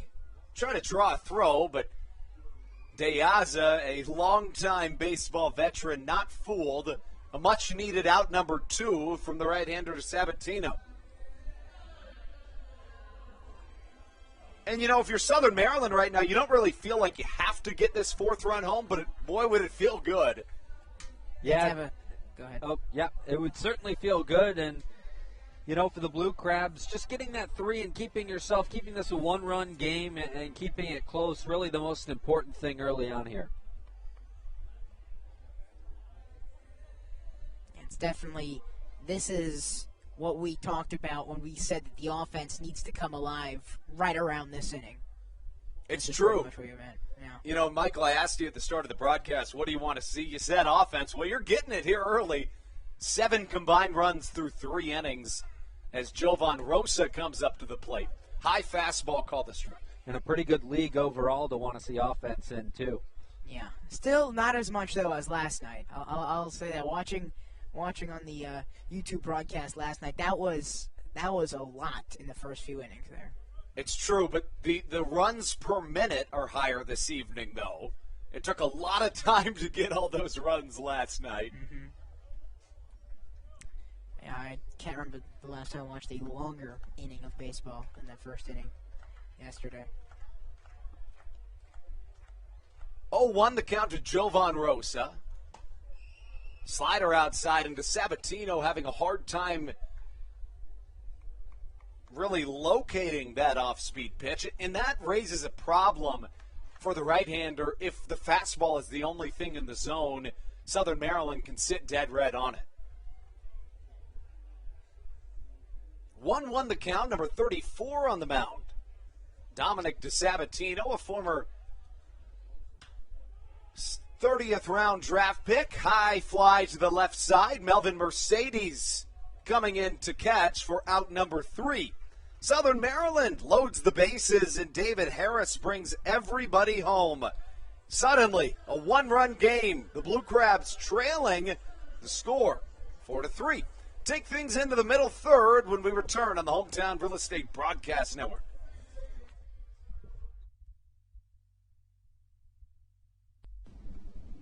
This is Patrick Baker, and you're listening to the Hometown Real Estate Broadcast Network. Hey, Blue Crabs fans, make sure to visit the All-American Steakhouse and Sports Theater at 35 St. Patrick's Drive, right here in Waldorf, for some great food with great friends. Their steaks are fresh, hand-cut, in-house daily, as well as many other fresh seafood, chicken, and beef options. They offer outdoor and indoor dining, available each and every day, along with the same great menu to go if you would like. Please visit them online at www.theallamericansteakhouse.com. That's www.theallamericansteakhouse.com. You can also visit them on Facebook or Instagram. They have daily specials that you just can't pass up. Thank you, Blue Crabs fans. When you need a win on the road, don't get left stranded. Make AAA part of your roster and you'll always have someone on deck ready to get you home. AAA also offers car care, insurance, and travel services, and has stores conveniently located for Blue Crabs fans in Brandywine, Crofton, and Alexandria. Don't forget to ask them about membership discounts for military and first responders. Please visit AAA.com to learn more or to find a AAA location near you.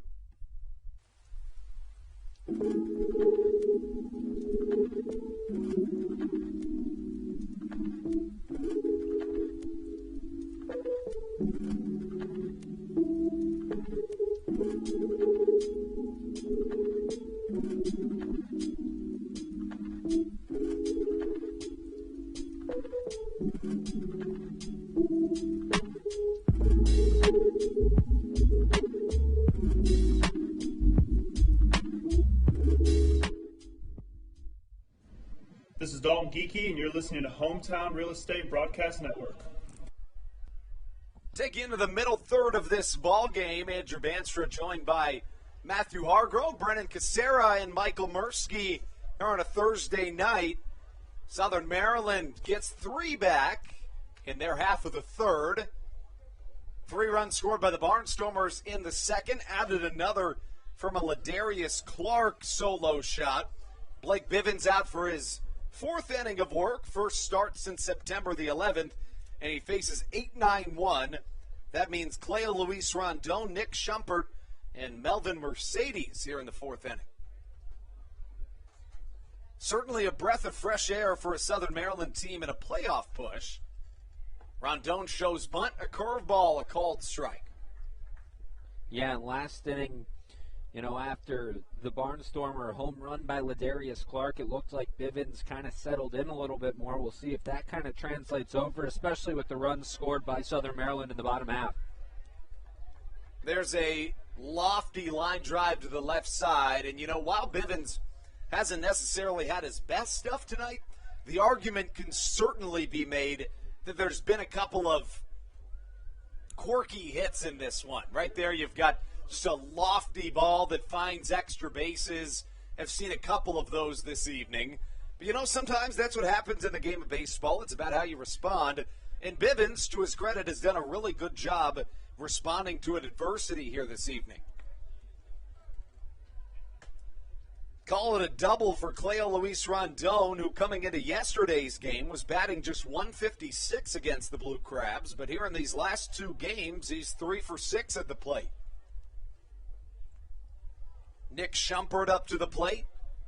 Was busy back in that 3rd inning. He caught a line drive, but then also had a pick play down to 3rd from the catcher. Couldn't corral the ball and allowed a 3rd run to score after a David Harris single that drove in 2 and then a 3rd. Fastball misses downstairs. 1-0 the count to Nick Schumpert. Wears number 12 on the back of his jersey. And if you're Blake Bivens here, Michael, what are you thinking? What is your plan of attack, making sure that this one stays within reach? Yeah, this is going to be kind of a boring answer, but stay consistent with your, pages. I don't think you should be, too crazy, I guess, with what you're doing. With Blake Bivens, I think he's done better. I'll tell you, this last inning, he definitely did better than the 2nd inning. I just kind of keep what you're doing. He doesn't look too bad right now. Seems to have settled into some sort of groove. Right. Definitely. And then that was the key. I think I brought that up a few innings ago. The groove, once it comes, it stays for the most part. Just got to make sure it doesn't get, interrupted. Yeah, certainly. And, one of those weird little blue pits can get some guys out of those groups. So it's important he stays focused here. 3-0 misses downstairs, a 4-pitch walk. Puts the first 2 aboard. Still no outs. Dylan Brammer warming up in Southern Maryland's bullpen. Daryl Thompson, the Blue Crabs pitching coach, is going to come out and have a couple of words with Blake Bivens. Brendan, if you are Daryl Thompson, what are you saying here to Bivens? You're just kind of settling him down, I think. You come out to the mound, you talk to him for a few minutes, and really just try and slow things down for him. Because obviously it's been the start of these innings that's really been the problem for Blake Bivens.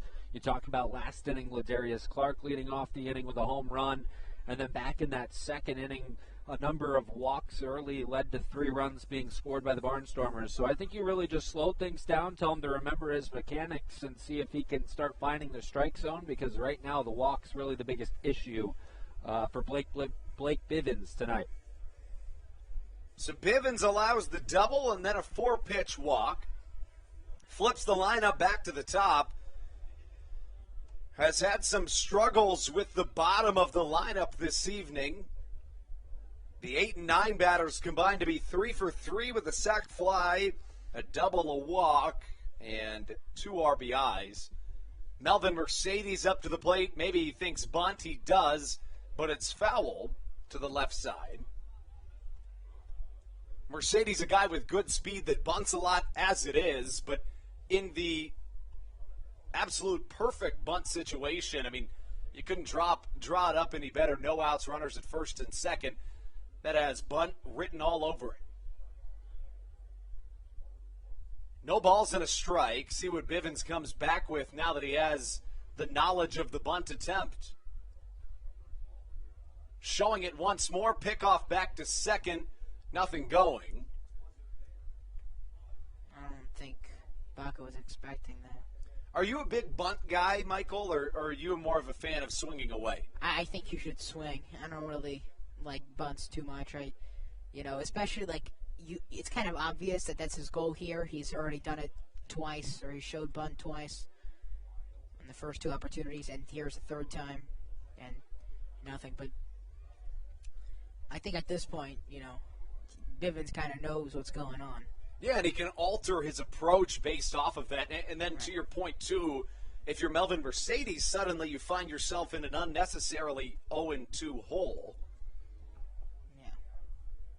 Yeah. And I know Brendan and Matthew and I have talked about it a fair amount this season, but with just the bunting being down across baseball in these last couple of years, not as many bunts, when guys are asked to bunt, they're not as successful as they generally would be. Probably no bunt attempt on this 0-2. Chopped right into the ankle of Melvin Mercedes. Foul ball. Still no balls and 2 strikes. Southern Maryland chasing 1 run, and just how important is it for this Blue Crabs team to keep the damage down here in this 4th inning? I think it's extremely important. I mean, you've kind of shifted the momentum back in that bottom of the 3rd in the direction of the Blue Crabs. So if you can keep the Barnstormers off the board, get your offense back out there, that obviously the most ideal situation. Pickoff move to second. It hits off the foot of Cleo Luis Rondon, and that basically serves as the bunt. Moves the runners to second and third. Still no outs. The count 0-2. Some good news while we're watching this inning here in the top of the 4th. Charleston taking a 4-2 lead over Long Island. So the scoreboard watching continues through the broadcast here. Yeah, it's definitely big. 4-2. It's 4 straight. 4 unanswered, right? It's true. Yep. Yeah. Probably looking for 4 innings out of Blake Bivens. Dylan Brammer still warming in the bullpen. Fastball high and away, 1-2. Melvin Mercedes broke his hand in the middle of the season, missed a fair amount of time, but is back now and is hitting in the mid-320s. Yeah, he broke his hand against the Crabs, July 18th. Fastball just getting a piece of it. Mercedes has been injury prone against these Blue Crabs in the last couple of years. He broke his ankle against Southern Maryland in 2019 and missed the remainder of the season. Certainly something you never want to see. No. Just a part of the game. Calling time is Mercedes, granted by the home plate umpire. 1-2 the count. Mercedes wears number 3 on the back of his jersey.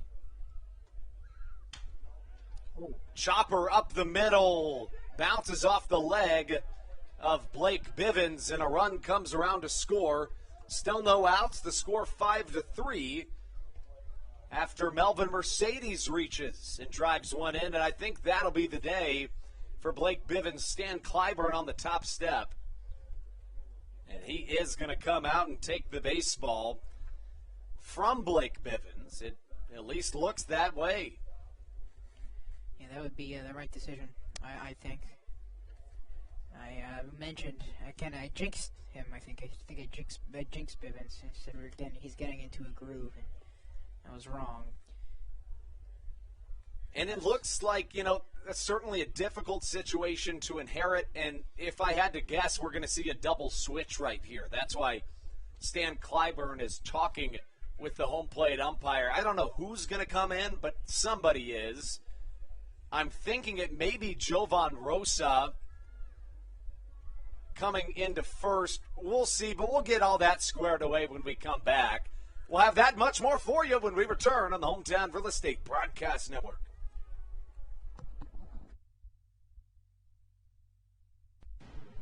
This is Joe DeLuca, and you're listening to the Hometown Real Estate Broadcast Network. Dyson Building Center is one of the oldest family-owned and operated hardware, lumber, and building supply stores in Southern Maryland. They are located in St. Mary's County on Route 5 in Great Mills. Dyson's has an expansive and diverse inventory to help you with all of your home improvement and project needs. Whether you're new to the world of DIY, a tried and true DIY professional, or somewhere in between, the friendly and experienced staff at Dyson Building Center is ready and willing to help you today.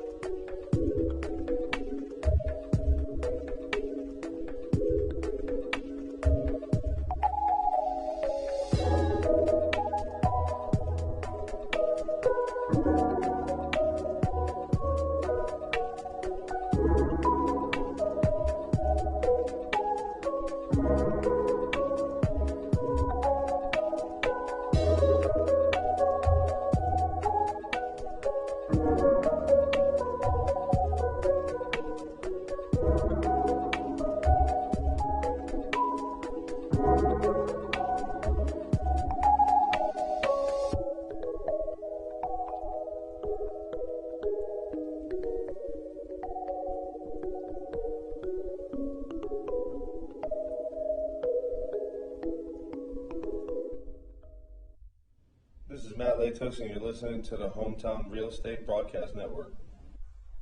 Couple of changes here as we take you back into the top of the fourth inning.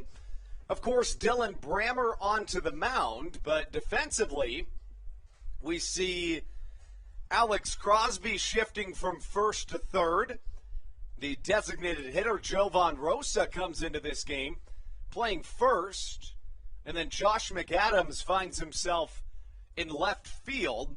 McAdams really doesn't have all that much time played in the outfield at least of late. I was thinking maybe Ruby Silva goes to the outfield when Matt Hibbert came out of this game, but it's McAdams that goes to left as Dylan Brammer inherits quite the pickle that he finds himself in. But if there's a guy to be in this situation, it's this guy on the mound. He's been really good since joining the Blue Crabs. A 5-3 lead for the Barnstormers. Runners on the corners. Nobody out. Blake Bivens exits the game after allowing a couple of runners to reach. There was a double and a walk, then a pickoff move that hit off the bottom of the foot of Cleo Luis Rondon, put runners at second and third, a single up the middle, allowed another run to score. The Barnstormers have scored at least one run in the second, third, and fourth innings. Up to the plate, Caleb Gindel. That's a really difficult first matchup to find yourself in. The count 1-0. As for the right-hander Dylan Brammer, who takes the mound, again, he's been really good since joining Southern Maryland, a 2.57 ERA. But even more impressively than that, the right-hander in his last 7 innings pitched has been nearly flawless. Just a couple of hits and no runs as this pitch misses downstairs, 2-0. If you're Brammer, you're certainly willing to sacrifice a run for an out, but you'd prefer that it comes via the double play. Left-handed Caleb Gindel doubled his last time up. The 2-0 offering in there for a called strike dotting the outside corner. And, Michael, I don't know that there's a more difficult situation to inherit than the one that Brammer is right now. Yeah, you got to take care of the 2 runners on the corners, and that's really big because if you go down 3 runs, you're already down 3 runs. You haven't gotten back to tie yet, but, the offense has been inconsistent tonight. You don't know what's going to happen. Could be the double play ball we were hoping for, and it is. You sacrifice the run, but you get 2 outs, and you'll take that in this situation. Yeah. The Barnstormers now up 6-3, but 2 away, and a really good job to work out of that runners on the bases jam for Dylan Brammer.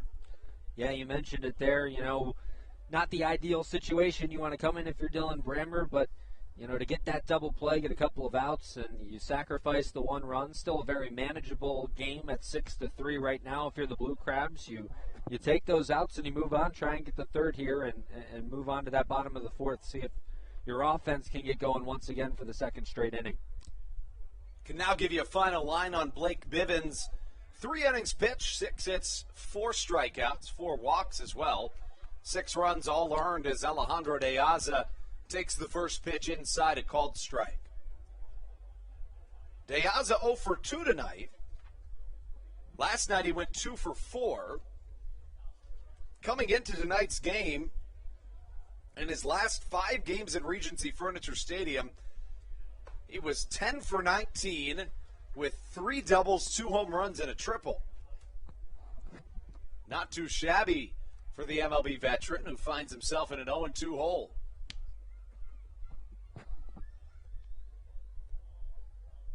Southern Maryland trying to get the bats back up to the plate after plating a trio in their half of the 3rd.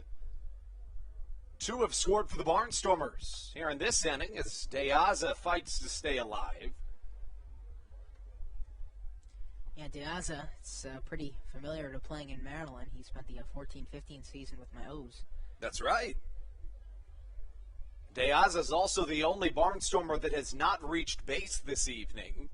There's a couple that are hitless, but those individuals have drawn walks to this point. Number 37 digs back into the left-handed batter's box. 0-2, trying to get him to chase. No bite, though. As De Aza works back into this count. Joined the Barnstormers on June 5th. Was the first overall pick by the New Britain Bees, in the New Britain Bees dispersal draft following the 2019 season. At 35 years old, De Aza with the Bees hit .346 in 2019 before his contract was purchased by the Minnesota Twins.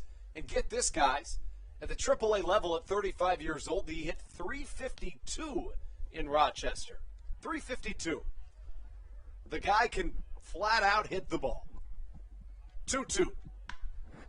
Well struck to the right side. Rosa on a dive, flips to a covering Dylan Brammer, who gets out of this situation.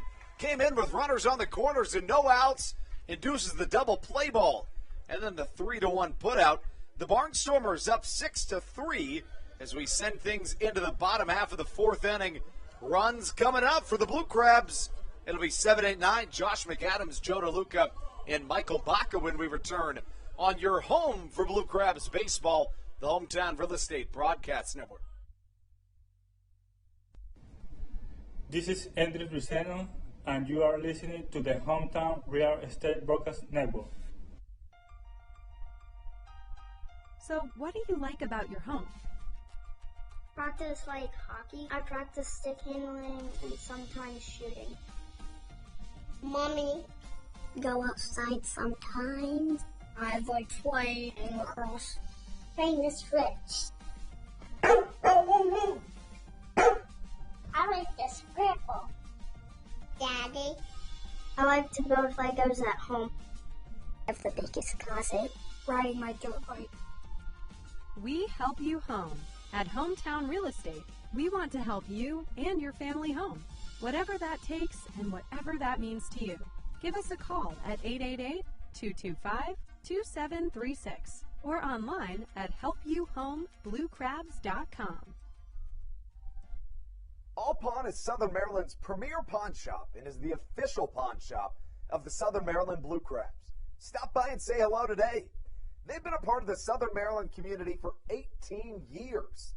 If you need some cash to hold you over, or if you're just doing some spring cleaning and want to clear some stuff out, please bring it by All Pawn and let them make you an offer. If you have broken jewelry or some that you just don't want anymore, please bring it by and they'll pay you more than anyone in the Tri-County area.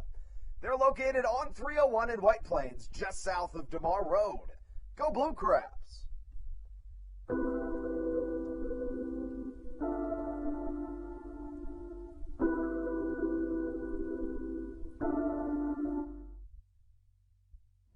This is Brandon Barker, and you're listening to the Hometown Real Estate Broadcast Network. Welcome back inside the Hometown Real Estate Broadcast Network.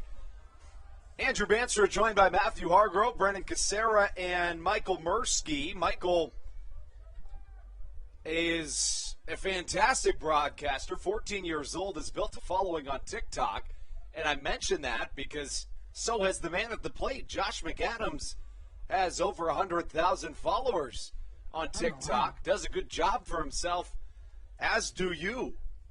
I didn't know about Josh McAdams. It's true. I'll show you his account after at some point tonight. Does a good job on TikTok. 0-1 the count.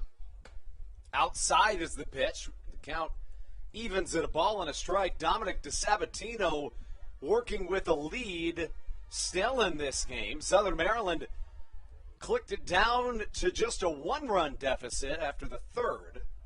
But 2 runs from the Barnstormers in the fourth as McAdams drills one to the right side foul. 1-2 the count to Josh McAdams.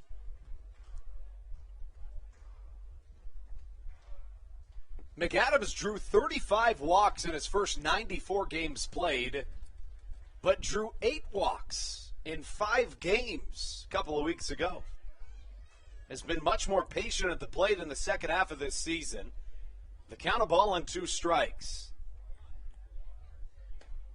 Fastball misses outside, and DeSabatino, while he's looked sharper in this fourth inning, still does not have the command where he'd quite like it. Not a ton of wind here tonight. The count 2-2. Inside a slider, called strike 3, and it goes down as out number 1. Yeah, and then a nice slider from DeSabatino there that just, I think McAdams knew it when it dropped in. It had some late break to it, dropped back over the heart of the plate, and McAdams just knew it, walked back to the dugout, and a nice strikeout for DeSabatino, but we'll see if Joe DeLuca can kind of get things going for the Blue Crab offense here now. DeLuca grounded out his first time up, but so far in these last couple of nights has been really solid at the plate. Finds himself 4 for 9 in the series entering play, including 3 hits last night, 2 doubles and 2 RBIs in the win. First pitch he sees misses inside, and again, DeSabatino has had somewhat of a rebound inning already here. Back in the third, he started things out with a pair of walks, induced a fly out before hitting a batter. Then David Harris drove in all 3. Big swing from DeLuca. Can't catch it, and the count draws even and a ball and a strike. In the 5th and 6th innings, Michael Mursky will take over the play-by-play duties here on the Hometown Real Estate Broadcast Network. Yeah, can't wait for that. Be very excited. I am very excited. 1 and 2 goes the count. We're excited to have you do it.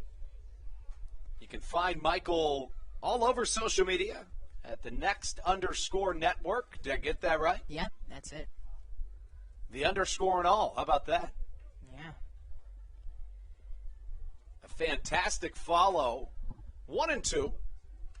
DeLuca just fighting to stay alive. The 5th-year pro has had a breakout season, batting .279, 15 homers, 66 RBIs. But the home runs have been way up here in the second half. For Joe DeLuca, he had just 5 home runs in the first half of the season, but here in the second half, he already has 10. Yeah, and hit his 10th just 2 nights ago in the season or series opener. So, we've seen the power from Joe DeLuca a little bit more on display in the second half. He's averaging a little bit better than a home run every 5 games. So roughly about 1 homer per 18 at-bats, which is really impressive. 2 balls, 2 strikes to the switch-hitting catcher. The everyday backstop for your Blue Crabs. Chases a 2-2 fastball outside, and it goes down as a strikeout. This one swinging, and after a rough third, DeSabatino seems to have found his groove here in the 4th.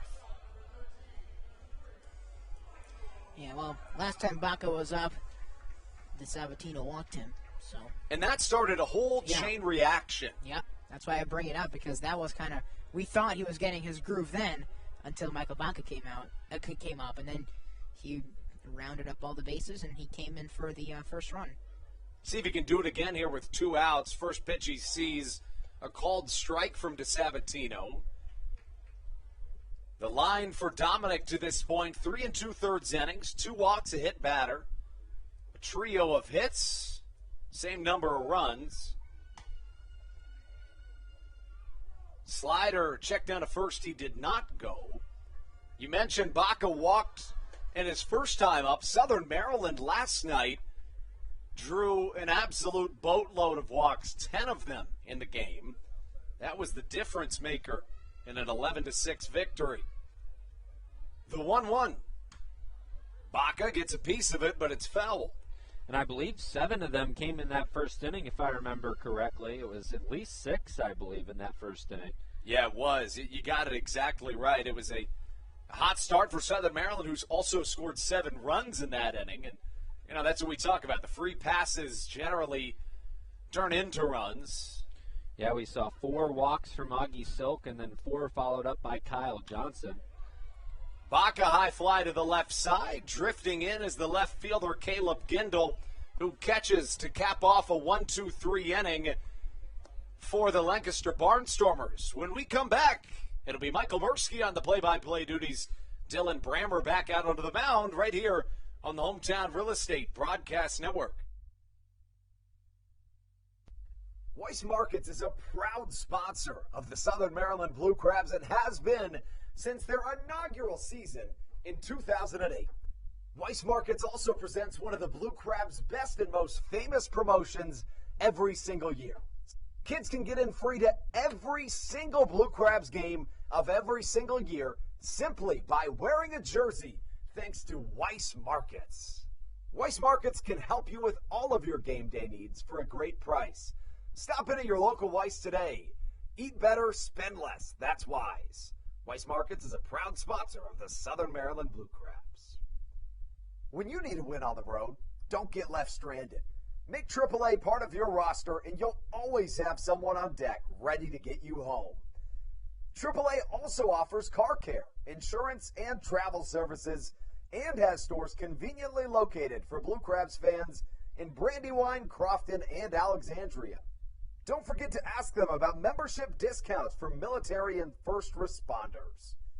Please visit AAA.com to learn more or to find a AAA location near you.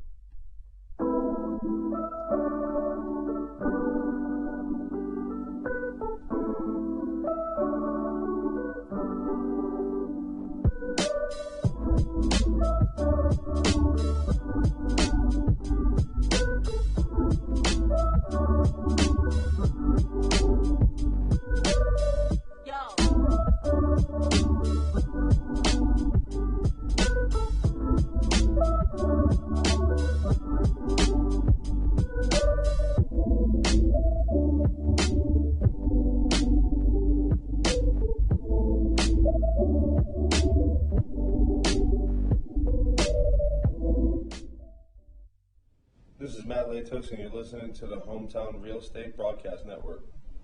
Into the fifth we go here in Southern Maryland, and handing the play-by-play duties off to Michael Mursky.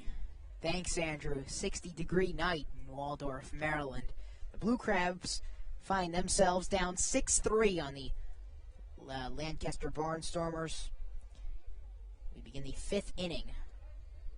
And pitching now for the Blue Crabs, coming in for Blake Bivens, Dylan Brammers. Brammer. And Brammer looked really good, didn't he, Michael, back in that fourth inning? Yeah. He did when he took over for Bivens. He got himself out of a jam. I mean, he did give up a run, but he needed to give up a run. He got 2 outs out of the, he got a double play. And that was a huge double play. Yeah. Well, Darius Clark, the only home run of the night, solo shot back in inning 3, that was. This one's outside, ball 1. Guys, we talk all the time about how Alejandro Diaz and Caleb Gindel, and rightfully so, they have been Blue Crab killers this year, but Ladarius Clark, every time he's gotten to Regency Furniture Stadium, he has been unbelievable at times. Yeah, Clark, third home run of the series earlier today. He has been on fire. I think that's obvious thing to say. He's been just really good, the center fielder for the Barnstormers. So it's pop foul, just barely hit the net, almost went over. Well, also, too, real quick, not only has Ladarius Clark his home runs, it's not like his hits are going barely over the wall. These are monstrous bombs that Ladarius Clark has been hitting, especially in this series.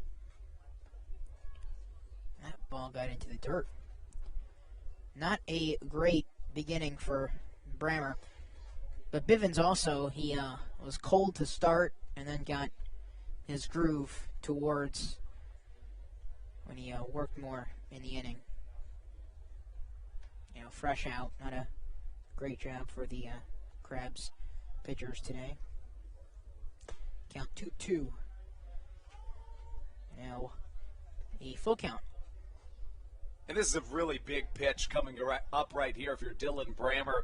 You shut things down in your first inning of work, but got to keep that leadoff guy off the bases. As Clark takes this one to right field, under it is Harris. He'll make the catch, and 1 down. You could see Dylan Brammer's reaction, a fastball that caught too much of the plate. And how about Ladarius Clark? Most of the time we're seeing him pull the baseball, showing off the Oppo taco power almost from Clark. But I want to highlight Dylan Brammer more. Javon Rosa and Jordan Howard have been great pickups, but I think Dylan Brammer has been the best September pickup for the Blue Crabs. Yeah, Brammer, a nice start here Now up for the Barnstormers is Dugan, Kelly Dugan, that is, the first baseman. Fouled back, left side. That reached the parking lot? No, it didn't. It hit I was floor there. never worried about my car being hit until you guys were talking about that in the broadcast to begin the game. We've seen a lot of balls going to the parking lot today. As this one will go into the gap in right field, a single for Dugan with an out. So a man on first, one out. And you talk about Galen. Go ahead. Sorry, Michael. You talk about Dylan Brammer in his first appearance, 2 earned runs allowed, but ever since, 5 innings, not a single hit, and up until right now. So this is a guy that's found tremendous success here in Southern Maryland. Blake Galen, the designated hitter for today, up now for the Barnstormers. He's been with Lancaster for a while. He hit his 100th career Barnstormers home run back on June 10th. Huge bat in that lineup. A guy that's gone back and forth between AAA and the Lancaster Barnstormers. Was with the Omaha Storm Chasers last year. A ground out his last time up. He got walked before that, Dugan.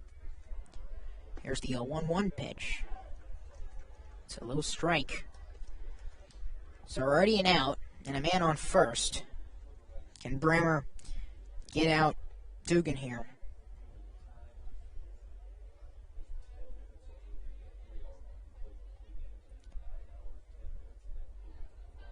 Or Galen, rather. I'm sorry, not Dugan. Galen. It's another strike here. Looks like Adrian Cook is warming up in the Blue Crabs bullpen. We saw this similar situation in Game 1 where Dylan Brammer was pitching pretty well, only went 2 innings, and then Clyburn went to Cook out of the pen. 1-2 is low. Count is tied. Cook, I imagine, is definitely going to feel a lot more comfortable towing the slab tonight after getting his welcome to the Atlantic League moment 2 nights ago, that 4-run inning in the later going. Yeah, De La Rosa's on deck now for the Barnstormers. As there is an out. And a swing and a looking strike here. It was a 2-2, and it took a while to get that strike call, but we did get a strikeout here. Galen strikes out for the second time in a row. And you know, Michael, that's not your fault. It is just what everybody has to go through with an electronic strike zone. Yeah. There's a little bit of a delay every once in a while, and, you know, the umpire's got to wait for the call, so it appears as though it's a ball every once in a while. But I'll tell you, it's gotten a lot better than it was in 2019 at times.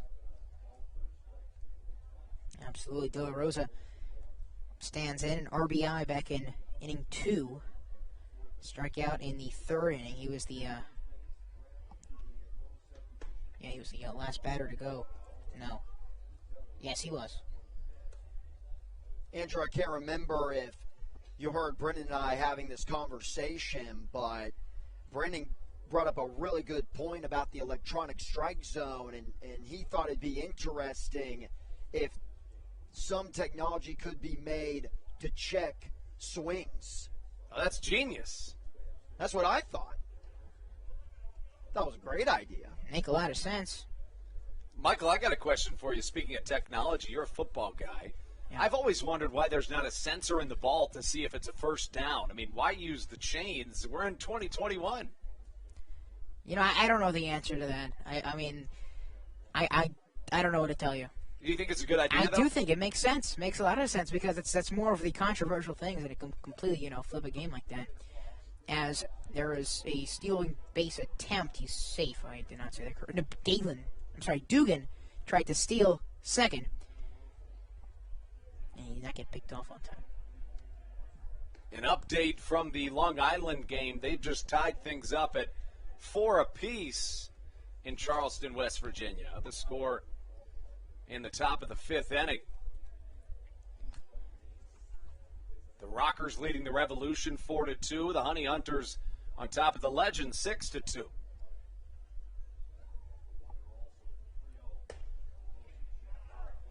It's now 3-0, 3-1 after that strike. So the man on second for the Barnstormers is Kelly Dugan, first baseman. The catcher, De La Rosa, is up, batting 7th today for the Barnstormers. Cleo Luis Rondon is on deck, number 7 on his jersey. Bremer with a chance to get that ERA, maybe right at 2 or below it with an out, sitting at 2.08 right now.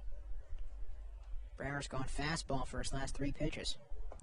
This one's low, and it is ball 4. So now runners on first and second. Yeah, Bremer loves to go to that fastball, hits the corners well with it.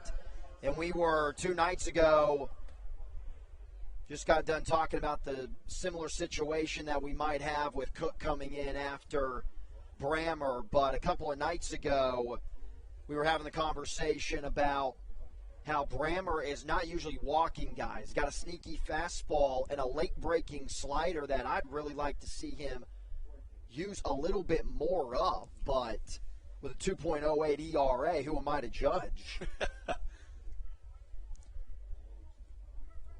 Rondon up now. So the runner on first, De La Rosa, as this one's a strike. Cleo Luis with a couple of hits tonight, an RBI single in the 2nd and then a double in the 4th inning. Defensively now for the Blue Crabs in the outfield, going from left to right we are. Josh McAdams, Zach Collier, David Harris, Alex Crosby, Ruby Silva, Jovan Rosa make up the infield. DeLuca behind the plate. I missed one, hold on. Yes, Michael Baca, of course, shortstop. Yes, I missed that part. That's what I missed. Crosby, Baca, Silva, Rosa. There we go. I love the emphatic strike calls by our home plate umpire tonight. You know, you don't always get those with an electronic strike zone. That's a part of the game you miss. Swing and a miss, and that will retire the side. No runs score in the 5th for the Barnstormers. Blue Crabs need some offense, and they need it bad, down 3 runs, heading into the bottom of the 5th.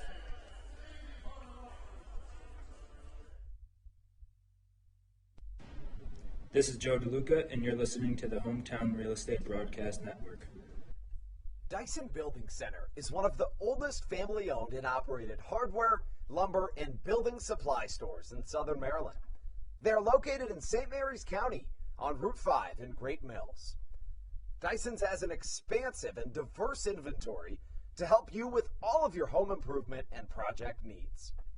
Whether you're new to the world of DIY, a tried and true DIY professional, or somewhere in between, the friendly and experienced staff at Dyson Building Center is ready and willing to help you today.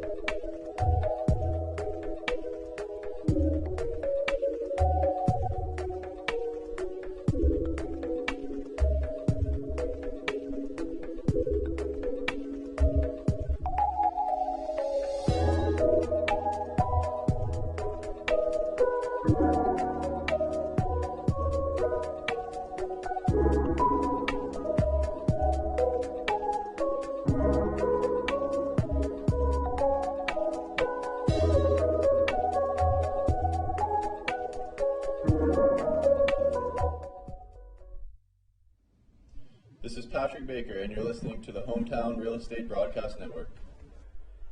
From the Bayonet Press Box at Regency Furniture Stadium, I'm Michael Mursky, joined by Matthew Hargrove, Brendan Casero, and Andrew Banstra. We have the Blue Crabs down 3 runs on the Barnstormers.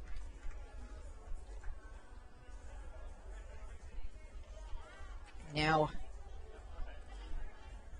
because of the double hook rule with the designated hitter double hook rule, you have, once a team starting pitcher is placed, which already has been, the designated hitter for the game will either be required to get into the infield and take a different spot in the lineup, which he's done, if this makes sense, the DH took first, so the left fielder is now out of the game, and technically, hold on. I'm trying to make sense of this rule. Brammer was supposed to be in now, but he's been taken out of the game. So standing in.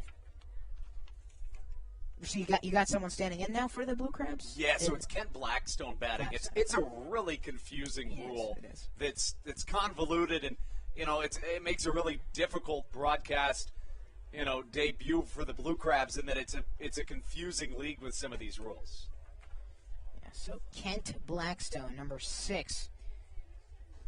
So now they're going to have a different pitcher come in for Brammer. You got it. That is the part that's hard to understand, and the fact that you just did is more than I did in an inning. So that's exactly how it works. So Kent Blackstone faces a 2-1 count. Swing and a miss, ties it up at 2. The pitcher has remained DeSabatino. Dominic. Been pretty good today. Yeah, he really has. He struggled in that 3rd inning, but bounced back in the 4th.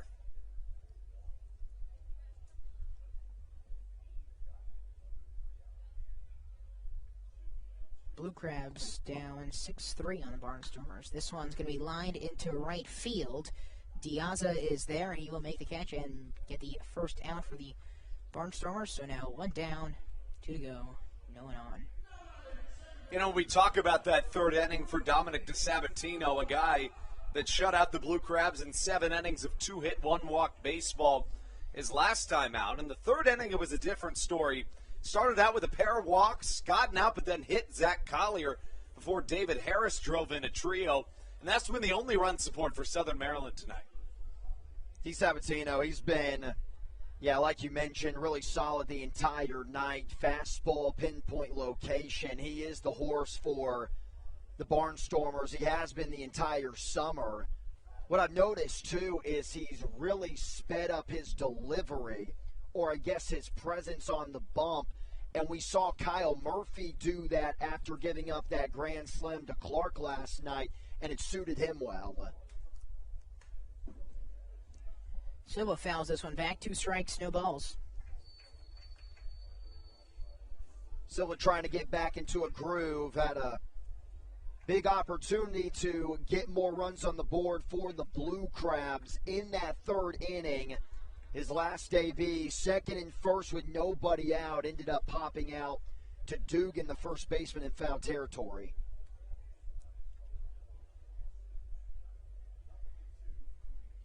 The 0-2 count, this one's lined foul, or popped foul. Not really lined, it was more of a curve.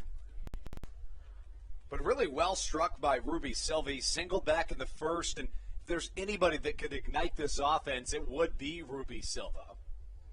He's been a member of the Blue Crabs since the 11th of July. So he was traded from the West Virginia Power, but now the West Virginia Power are not the West Virginia Power. So would I still say he was traded from the West Virginia Power? It's a great question. I guess you'd say he was traded from the Charleston Dirty Birds, but at the time it was from the West Virginia Power. Right. It's confusing. It is. First ball of the at-bat. It was high. And this is one of the first times we've seen DeSabatino, Michael, really have back-to-back-to-back strikes before finally missing here. Yeah. Been pretty consistent, DeSabatino has. Cuban-born player, Ruby Silva. Yeah, and for Silva in his first 10 years in affiliated baseball, as high as AAA, he batted .282 in that decade. With his single in the first inning, it's a 6-game hitting streak. Ooh, that was very low. Silva had to lift up his left foot there to avoid getting hit by the baseball. 2 balls, 2 strikes. And how about this? When he was signed out of Cuba at the age of 22 to the Chicago Cubs, a $1.2 million signing bonus. Yeah, he spent 6 seasons, Andrew, in that Cubs organization. As he strikes out here, Ruby Silva does. And 2 outs, bringing up Zach Collier. Collier, the center fielder. Number 8 for the Blue Crabs. And you know what's interesting as we get into the later innings, it feels like in many ways, you know, if you're the Lancaster Barnstormers, you're thinking we just got to get to the 9th because Scott Schumann's been so good. But if Southern Maryland can get a lead before the 7th, I mean, you got to lock down bottom 3 in Dalton Geeky, Andres Briseño, and Matt Latos. And I know the pitch count continues to get up there for DiSabatino, but the way he looks, I wouldn't be surprised if we see him pitching into the 9th. I know that's a little bit of a bold statement, but here in the middle innings, he is really into his best form. He's got 4 strikeouts, 2 on the sinker, 1 on the slider, 1 on the changeup. 3/4 of the time he's bringing that sinker. Nobody on for Collier. Count tied up at 1. 2 outs. So he's got to be careful here. This one's low, ball 2. We mentioned once the offense kind of gets going, it's a ripple effect where the next batter will probably get a hit, and it will go. We saw that earlier a few innings ago when Baca had a walk, when there was back-to-back walks. He originally had a 3-run RBI from Harris, and, you know, it just, once one of the members of the team gets hot, everyone else will. As this one's lined into center field. Chasing back is Clark. Will he get there? No, he will not. It's on the track. Rounding around now is Collier. He's going to come around second. He's going to go to third. He's going to make it to third in time. He slid, but there was not even a throw to third. It's a triple for Zach Collier. And see, that's what I mean. That's a big hit. That's a triple there. And now, coming up is David Harris, who has the only RBI in today, and maybe he can bring home Zach Collier. Yeah, and you raise a really good point, and the same concept applies to getting these runs back. It doesn't have to all come in one inning.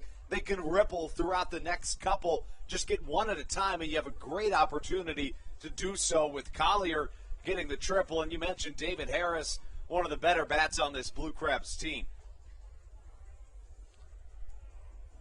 So now Harris with a similar opportunity that he had his last time up with a man on third base.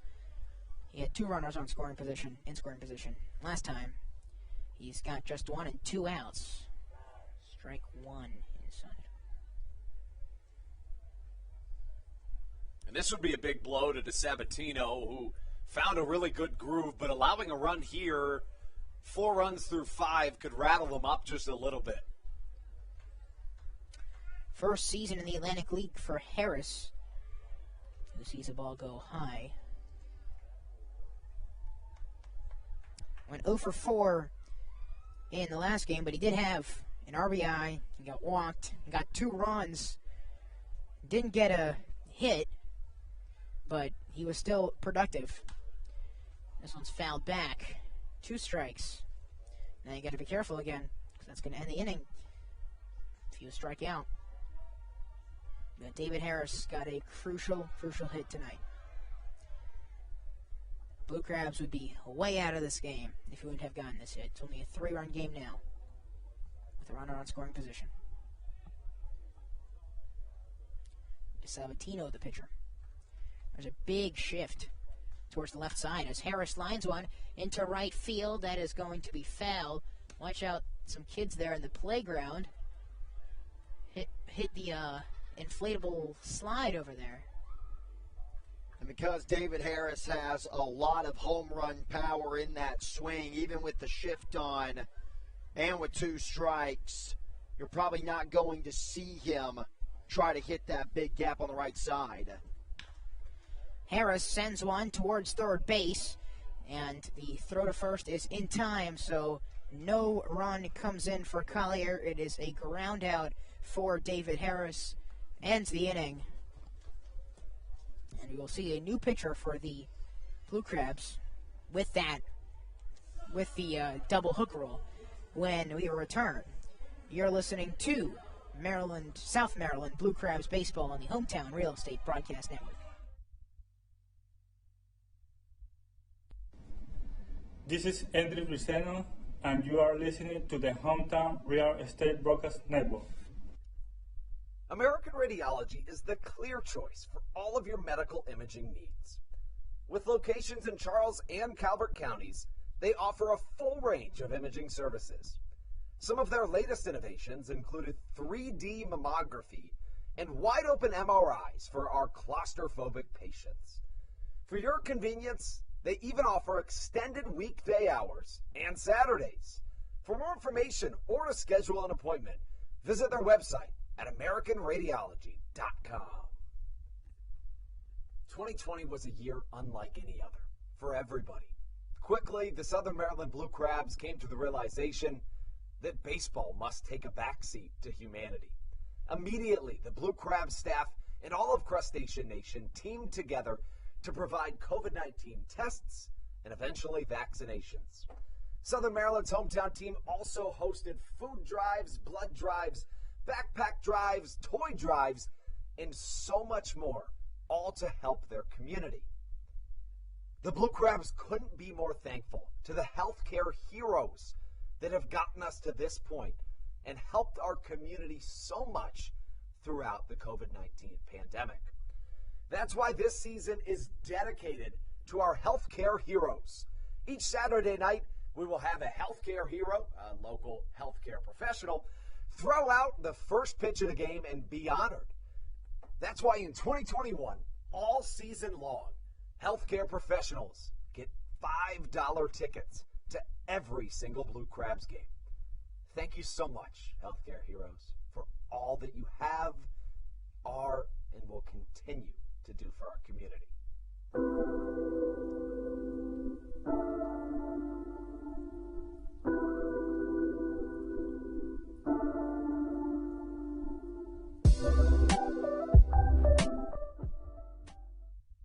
This is Coach Doug's, and you're listening to the Hometown Real Estate Broadcast Network. From the Baynet press box, Michael Murski joined by Matthew Hargrave, Brandon Casero, and Andrew Banstra. The Blue Crabs were very close to putting on a fourth run in that last inning, but couldn't get it done. Score 6-3. Lancaster leads Southern Maryland. Up now on the mound for the Crabs, Adrian Cook replacing Dylan Bremer. And up to bat for the Barnstormers, Nick Shumpert, the third baseman, stands in and sees a ball go low. Adrian Cook, most of the time a two-pitch pitcher. And his first outing a couple of nights ago, 58% with a sinker, 27% with a changeup. Strike one. Also, getting up there on the velocity, 93.9 is what the max is for his velo.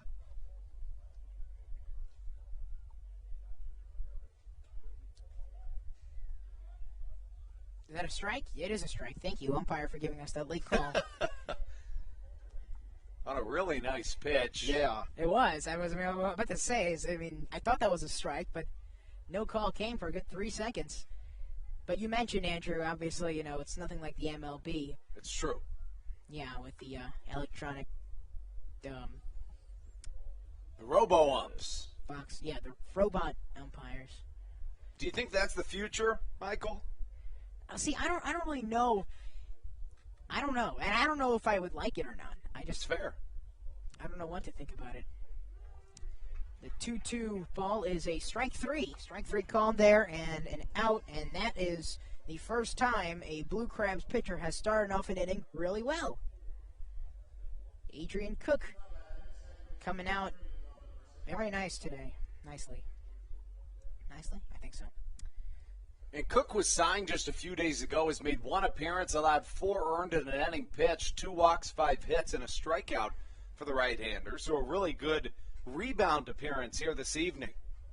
Melvin Mercedes had an RBI single his last time up to bat.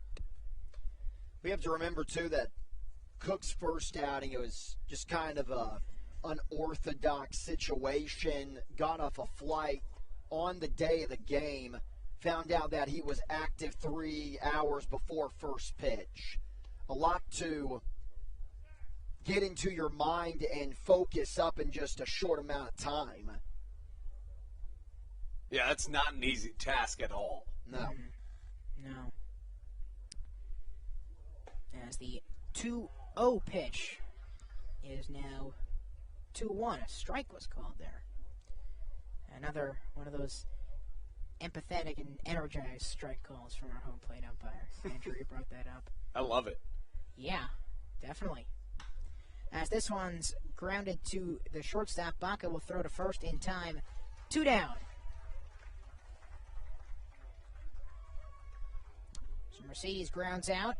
Caleb Gindel will step in. That's number 15 for the Barnstormers.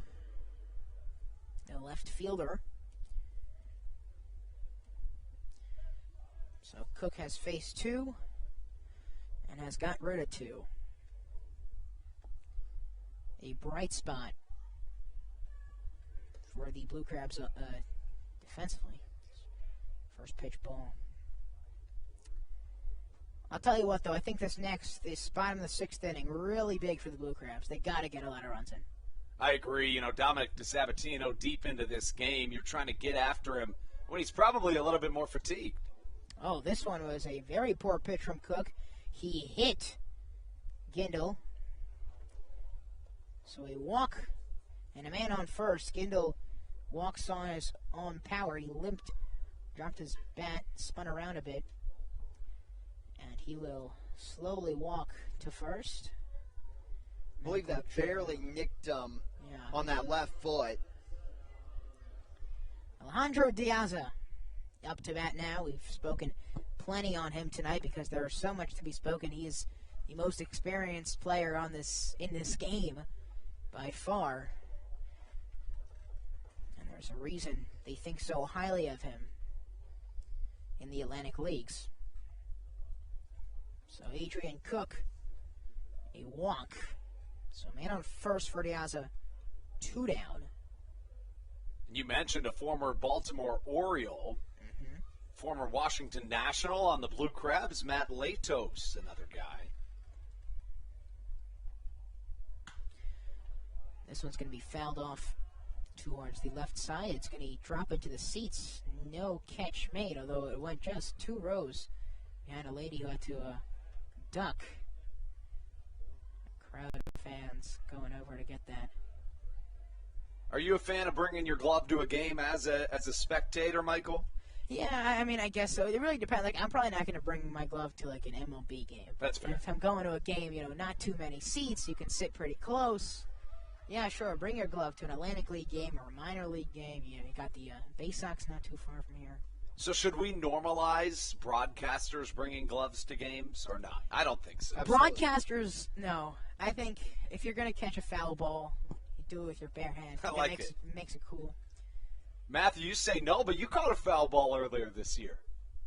I think, well, first of all, I mean, I'm going to give you credit for it. As this one's lined into center field, and it will go as a single for Dawson. Well, you know what? Now that you mention it, Andrew, I thought you were talking about the one that rolled over to me, but no, you're talking about the one where I dove out and caught it right in front of the press box. Exactly, and you dove into the seating. Yes, box. yes, that one, right. Saved a dog on Wagon Wednesday. Yeah, on Wagon Wednesday. Of course, we all remember that. Although there was in the Atlantic League, Mark Schwartz for the Somerset Patriots, and they're now the AA affiliate of the Yankees, but he caught a ball through his broadcast window, and the clip went viral. He had a live interview on SportsCenter the next day. Yeah, I saw that. That was like he just reached out, bare hand. That was something. And he said, I made the catch. Clark, swing and a miss. Strike 2. Darius Clark had a solo home run back in inning 3. Andrew, he's one of the dangerous hitters on this Lancaster side. I agree, and when it comes to Clark, power comes in spurts, and he's in the middle of a power surge right now. This one's fouled back, and that's got to be a double-digit amount of balls in the parking lot now today. It's true, you know. It's had to be more than 10. Funny story about that. I was walking back behind the clubhouse earlier after I dropped off some lineups down there, and in batting practice, a home run ball flew right in front of my face. Swing and miss for Clark, and that retires the side. That was, I'd say, a pretty good performance for Adrian Cook. I would agree. Yep.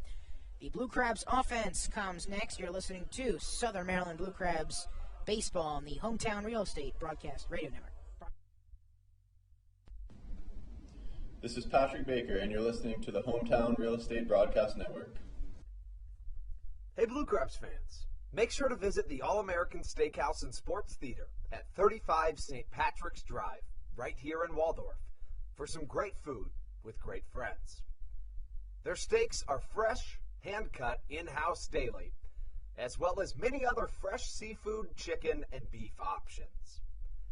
They offer outdoor and indoor dining, available each and every day, along with the same great menu to go if you would like.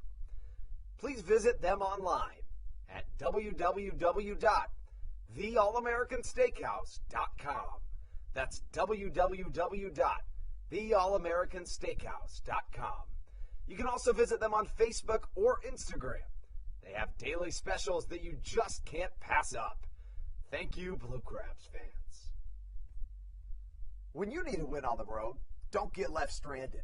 Make AAA part of your roster, and you'll always have someone on deck ready to get you home. AAA also offers car care, insurance, and travel services, and has stores conveniently located for Blue Crabs fans in Brandywine, Crofton, and Alexandria. Don't forget to ask them about membership discounts for military and first responders. Please visit AAA.com to learn more or to find a AAA location near you.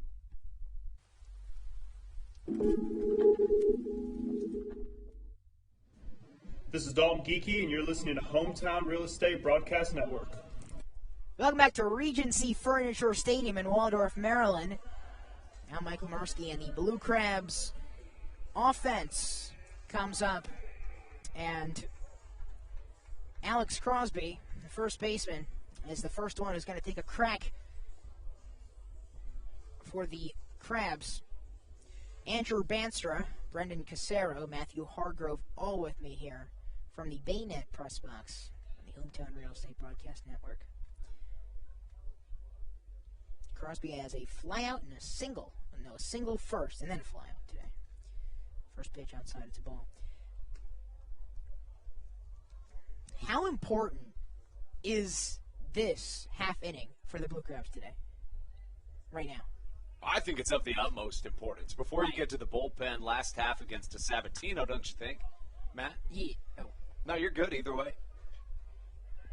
You definitely, as Diaza calls off Mercedes to make the first out of the bottom of the sixth inning, you definitely need to show some signs of getting to DiSabatino, because I still think that the righty is potentially on his way to getting into the eighth, possibly ninth inning, as crazy as that sounds. And if the Blue Crabs just go down 1-2-3, getting into that kind of weaker Barnstormer bullpen is ideal, especially with DiSabatino pitching so well. As this one's lined into deep left field. Get that out of here. Javon Rosa on the first pitch of the at-bat. The first home run for the Blue Crabs tonight. A solo shot for Rosa. And the score is 6-4. Lancaster still leads. Bye-bye baseball. What an absolute moonshot from Jovan Rosa. And how about the bat flip to cap it off? Oh, yeah, that was great. I was just about to say how he's been a bit slower tonight. He was 0 for 2 up till that point, but that was an definitely much needed exclamation for the Crabs tonight. A guy who was due, Andrew. You're exactly right, and we talk about how big this half inning is. Getting a solo shot on the board could really start that ripple effect you've been talking about, Michael. I mean, how important is that? Yeah, Josh McAdams steps up now.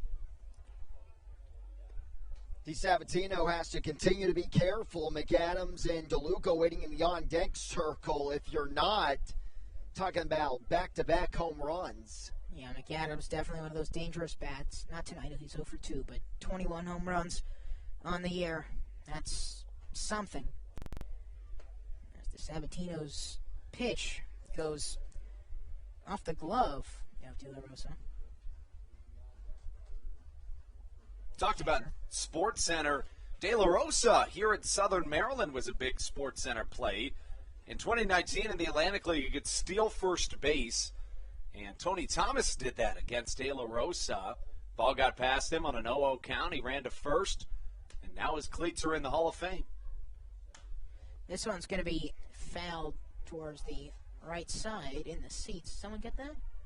No, pretty close, but I wanted to land at not obviously I don't want to hurt anybody, but I want someone to just catch a foul ball. I haven't seen that tonight. A souvenir, you got to. Like one you catch, not one you go after. I like seeing people's reactions to catching a foul ball. Those are always nice. 2-1 count. 2-2 for McAdams now.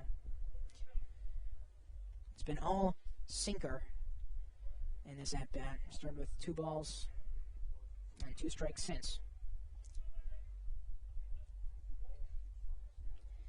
Sabatino throws another ball. Full count. And now this is important. 1 out. Nobody on, but you're coming off a home run. You still have momentum. Probably Josh McAdams. Go ahead. Probably going to be his last batter if McAdams works a walk. On the 3-2 count. Steps into the pitch. McAdams will line this one foul to the left side. So we still wait to see. But yeah, if this is a walk, DiSabatino, his night will probably end. Regency Furniture Stadium looks really cool with all these lights. It's pitch black, no stars, doesn't seem like it. Under 60 degrees now. There's a plane flying over center field, but besides for that, clear skies. And full count pitch, swing and a miss. The second out of the inning. And now Joe DeLuca steps in. It's still very important for DiSabatino to keep his composure now.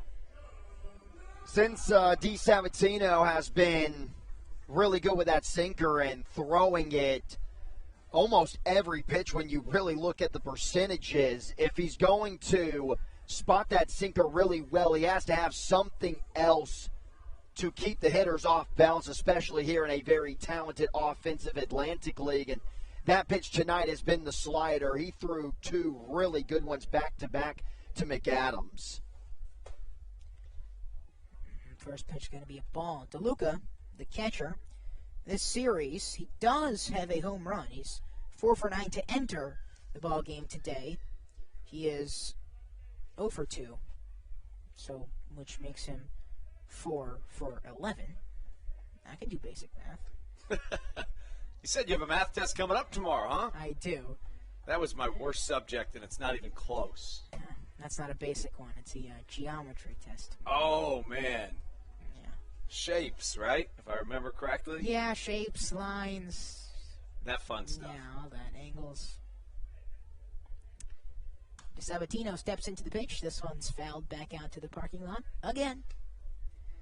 Had many of those. Is it usually like that? Because, I haven't been to a game here at Regency Furniture Stadium. Is it usually? I mean, I think yes, but at the same time, I also don't notice it as much. Yeah. I always park my car really close to the stadium just in case, but. Right. Yeah, you'll be protected that way. Definitely. At least I hope so. Counts 1-2, and this one's going to be driven into the gap in right field. Around comes DeLuca around first. He will not go to second. And Michael Baca will step in. Is that going to be it for Sabatino? That's kind of what I was thinking. I don't know if you pull the plug on him here or not. I think Matt's right that if he would have done so to Josh McAdams, it would have been a yes. But honestly, if you're Southern Maryland, I almost think you're hoping that DeSabatino stays in this game because he's clearly fatiguing. He is, definitely. Well, the way that obviously they're not bringing him out to face Baca, but Baca is the 9-hole hitter, so if Baca gets on, and that's assuming, if he's able to get a hit, then runners are going, some kind of runner will be in scoring position. So Michael Baca will step in with 2 outs, 1 on. Tucker Nathans is also going to come into this game for Matt Hibbert, waiting in the on-deck circle.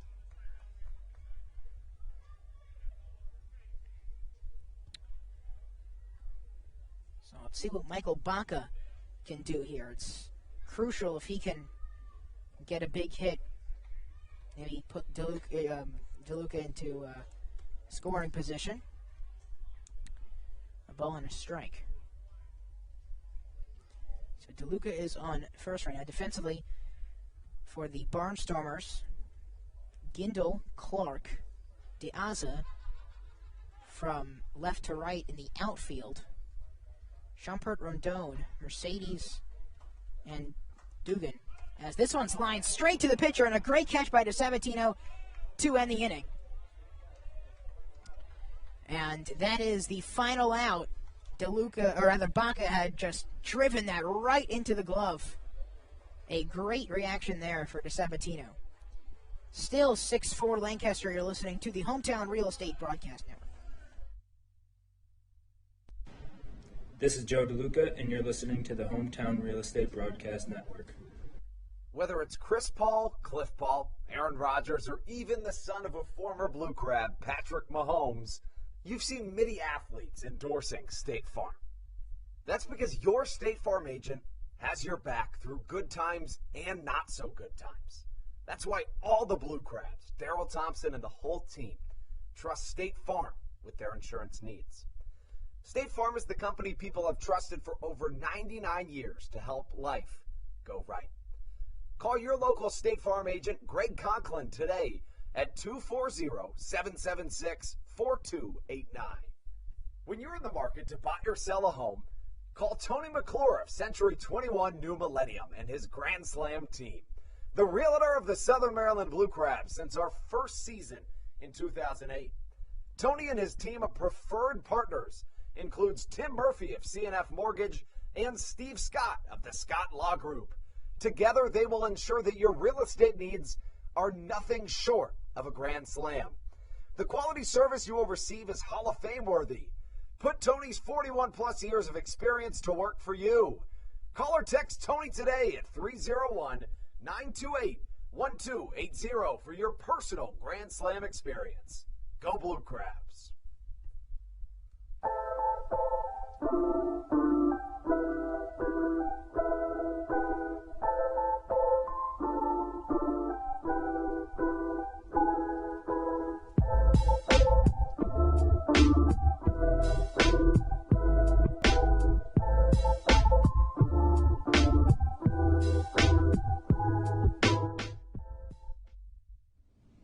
This is Patrick Baker, and you're listening to the Hometown Real Estate Broadcast Network. Live from the Baitnet Press Box and Regency Furniture Stadium in Waldorf, Maryland, Michael Mursky, Matthew Hargrove, Brendan Casero, and Andrew Banstra. We still have Adrian Cook in to pitch for the Blue Crabs, who are down 6-4. Up now for the Barnstormers. You've got Kelly Dugan. Is that Kelly Dugan? Yeah, that's Kelly Dugan, right? Sure is. Comes after Clark, yeah. And if you're Southern Maryland, mentioned it earlier, but Scott Schumann in the ninth is one of the better options in this Atlantic League. So you got to keep thinking to yourself, we need to get at least a tie heading into the ninth inning. It's, in a way, a shortened ball game. It definitely helps that the Blue Crabs have already seen him in this series, kind of to help them time him up a little bit. All right, as this one's going to go deep to center field, back goes Collier, and he makes the catch. So one down now. That was a long way to hit a baseball, but not long enough for Dugan. Galen comes in. It's one of those plays that is, if I'm out there in center, I'm probably 30 feet away from that ball when it drops, but Zach Collier is so good at the outfield, and not to compare me to Zach Collier, it's not a good comparison, but, as compared to the average outfielder even, that probably drops, but a great job by Collier. He was on SportsCenter's top 10 last week, Michael. Yeah, he was. I saw that. He was number 7, I want to say, right? You got it. An incredible play. That was a diving catch. He will never forget, that's for sure. Just a lot of people, especially in the Atlantic League, that aren't making that play look easy. All right, so it's Blake Galen now. Ball on a strike. Not sure why he made his way to first base. Almost started going to first base there. I don't know. I think he was just kind of stepping into the pitch and kind of walked around there. Galen did. He probably. I don't know if he stepped off, but anyway. Now we still have Cook pitching, and we still have Galen batting. We still have one out. We have no one on. This is a bunt attempt that goes for. It's low, so it's going to be a ball. 2 on the count.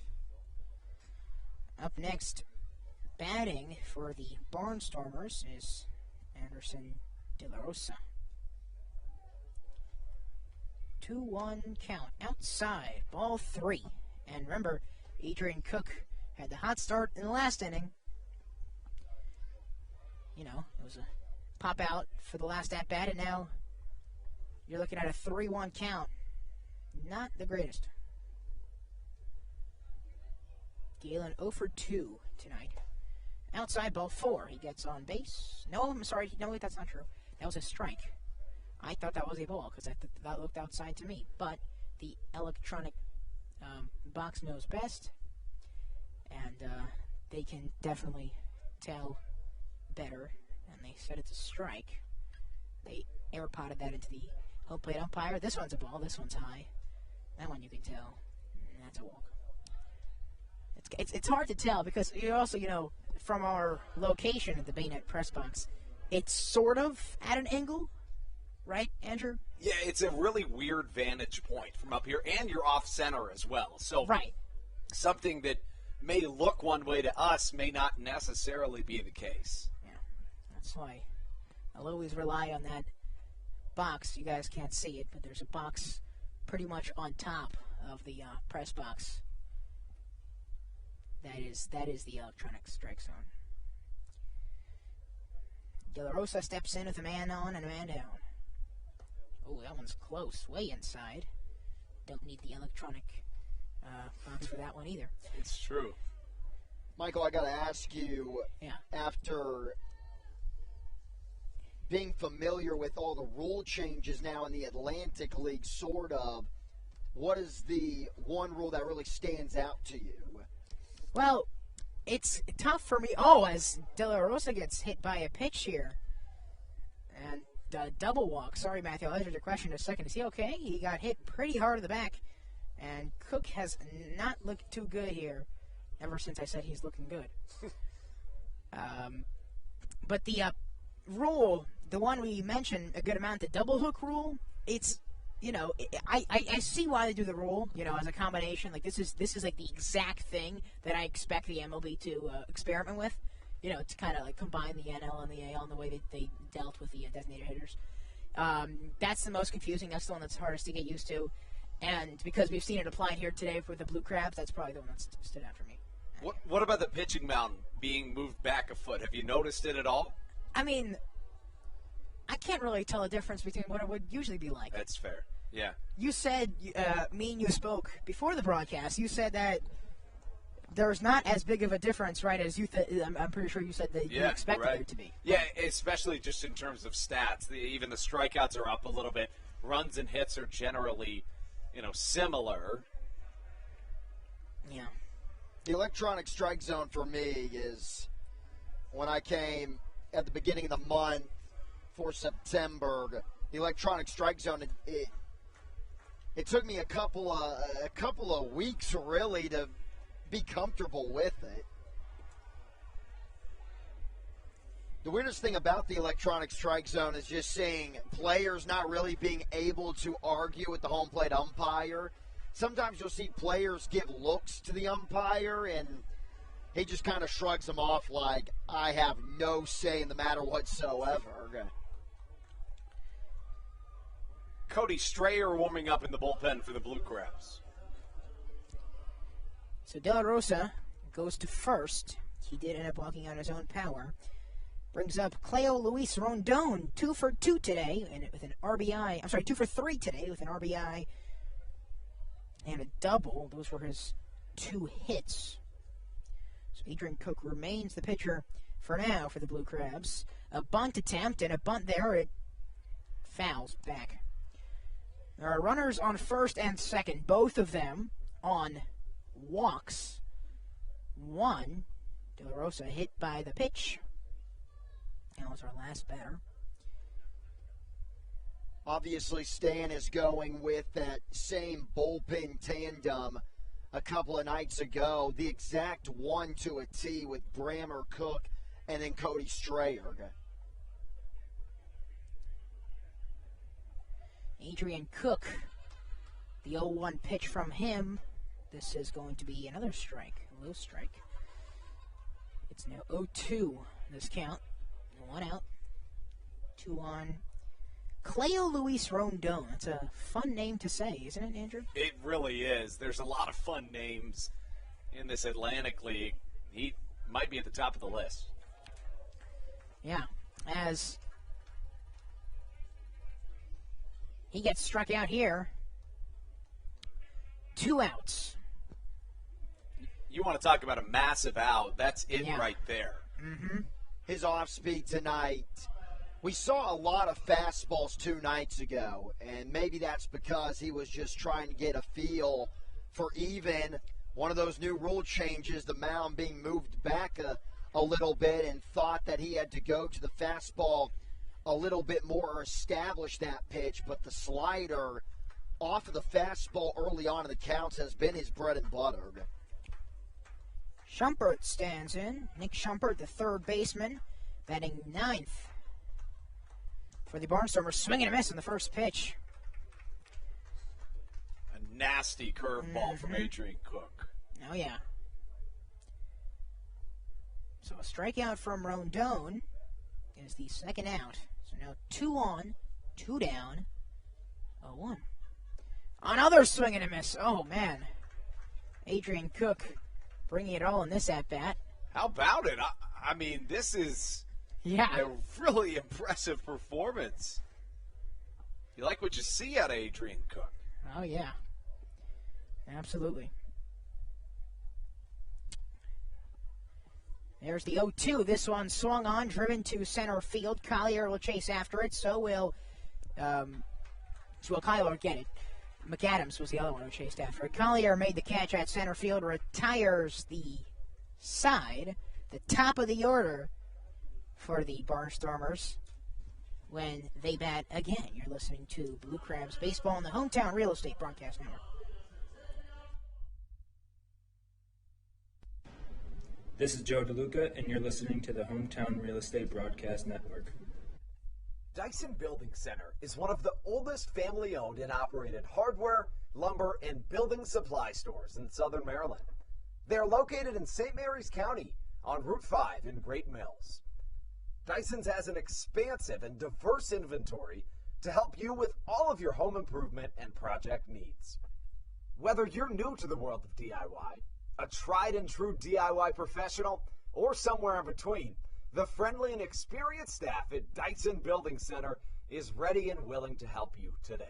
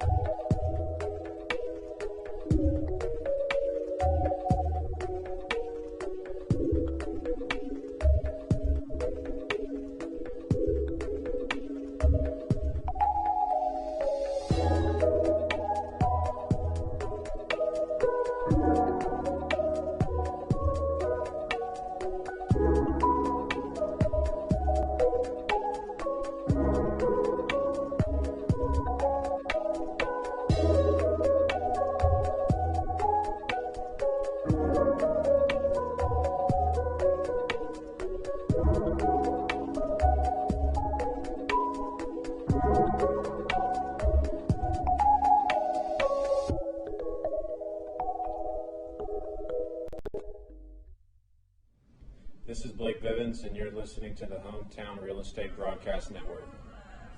Jake Mulholland is now on the mound for the Lancaster Barnstormers as the Blue Crabs offense comes back to work, down 2 runs as we reach the bottom of the 7th. Looks like we got a pinch hitter, Cesar Trejo, coming to the plate. Trejo, now with all the switches we've had to that number 1 batting spot in the lineup, it's the top of the order for the Blue Crabs. Right now, Cesar Trejo, 9 home runs in the year. Last night was behind a fastball a little bit. That's just going to happen when you've been out for a while. Swing and a miss for Trejo. Strike 1.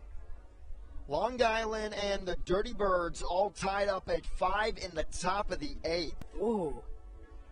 So that's a game that the Blue Crabs must pay attention to, chasing Long Island.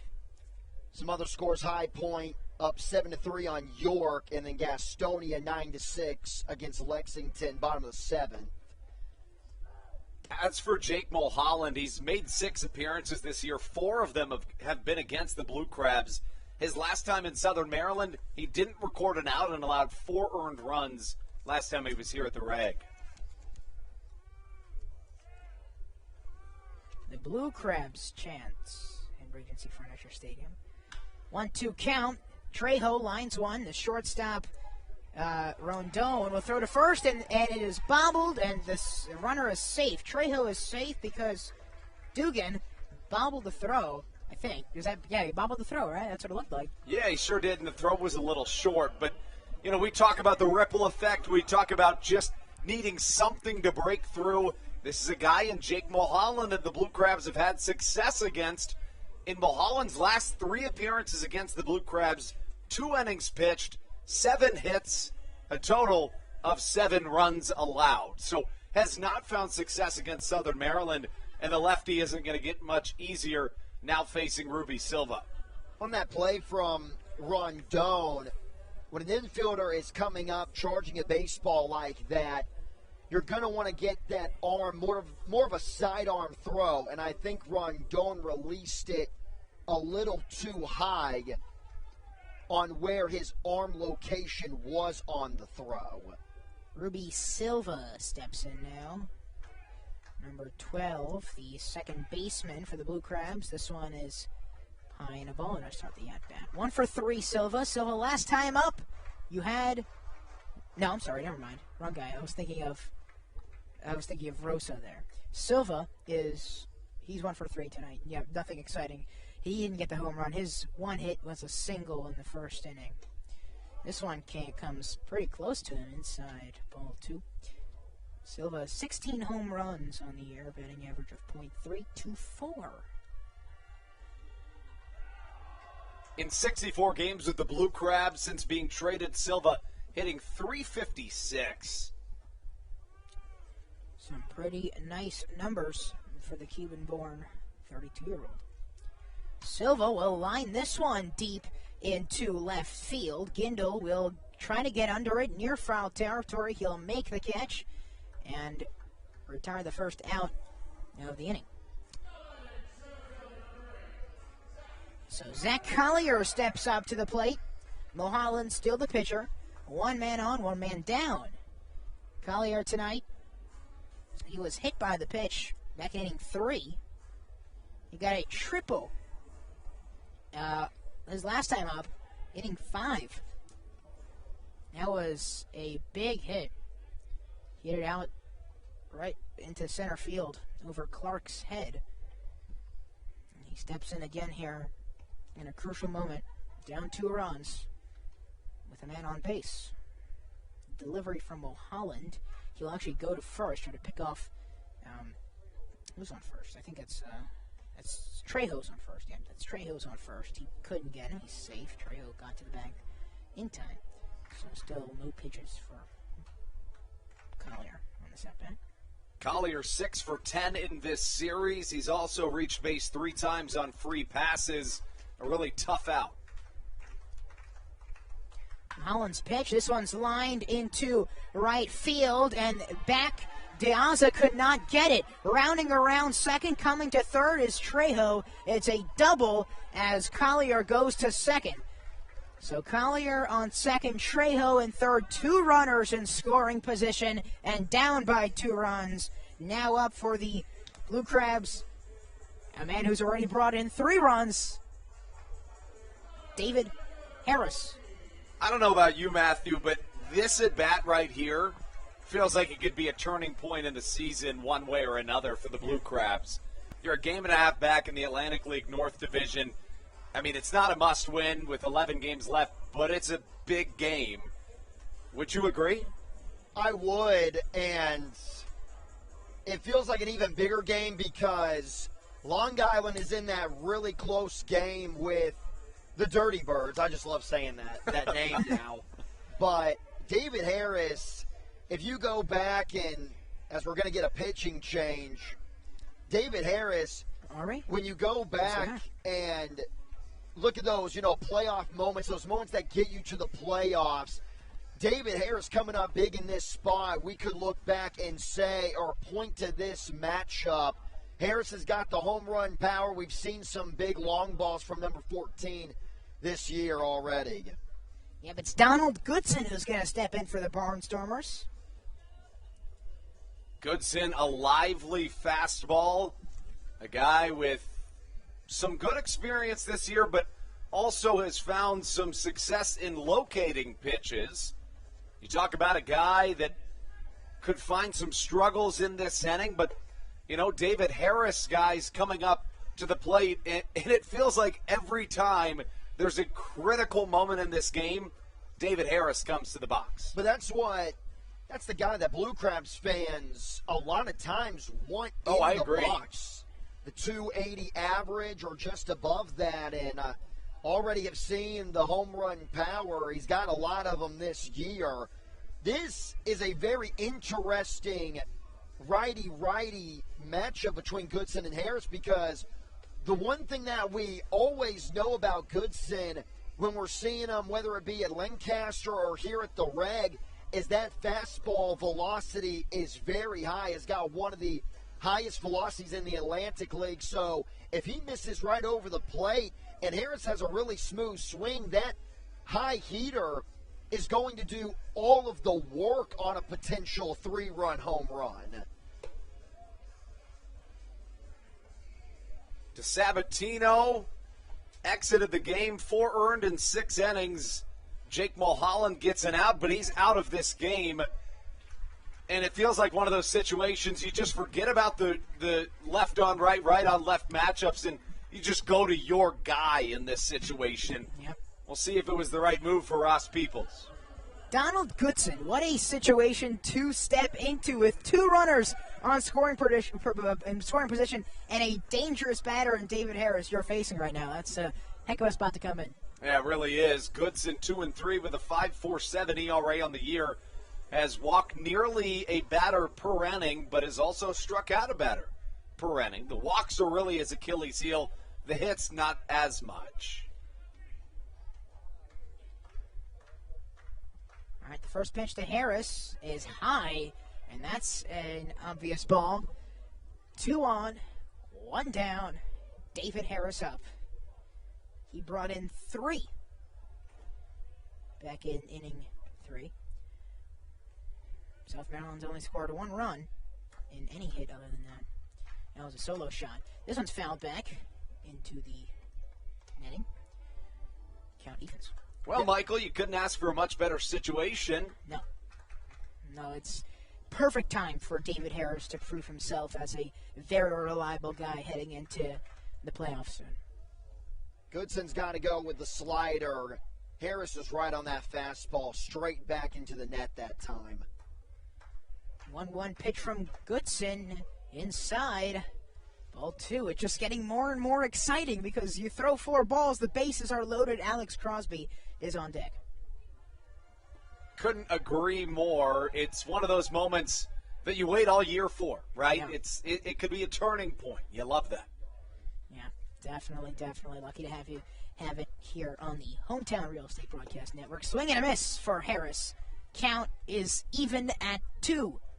An elite pitch there by Goodson. 2-1, and a guy that's always looking to go to that fastball. Hitters count. If you're Harris there, you're probably 100% of the time thinking that Goodson's going with the heater. Now, Goodson struggled in the month of September in 8.18 ERA. Goodson's pitch here, swing and a miss. He got him out 2 on this strike 3. Alex Crosby enters the game, number 15, the first baseman. 5 hits coming into this game in this series for Crosby. And he's another hot bat for the Blue Crabs. Slider changeup mix, and one of the hardest things to do as a hitter is when you have a guy like Goodson who loves to stay with the fastball because he throws it so hard. You're always going to be geared up for it, and you always have to be. Oh, boy. Intentional walk to Alex Crosby, and you bring up the guy that just homered. So now this situation has just gotten a lot more interesting. Bases loaded, and your only homer today for the Blue Crabs has come from Javon Rosa, and he's the one up now. They didn't want to face Crosby. Now Donald Goodson is facing his, technically his second batter. Well, will it go in the stat sheet as his third batter? It will. It will. So his third batter he's now facing, the one who probably has the hottest bat now. With the bases loaded, this is, and you got 2 outs. What more could you ask for? Really, seriously, that's insane. Donald Goodson will step in. Rosa will foul this one off right to the Blue Crabs dugout. Regency Furniture Stadium. Is this a crowd you usually have here? It just depends on the night. We're pretty late into the season. It's getting cold outside. Yeah. It's also Thursday. It's true. Goodson delivering to Jovan Rosa. 0-1 count.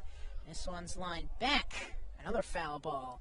0-2, and now it gets interesting. 2 strikes. You cannot. You just cannot make a mistake here if you're Jovan Rosa. Rosa. You can't afford it. It's true. I'm expecting a change-up here from Goodson, but I think Rosa probably wants that pitch back. Catcher set up outside, and that one was right down the middle.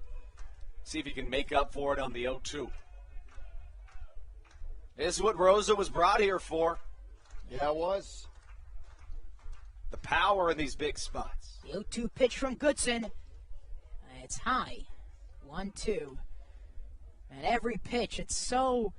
You don't know what to expect, especially in this situation and in the part of the season where we are at, where mathematically it'll take a miracle, but the Barnstormers are not eliminated from the playoffs. And this is huge for them, too.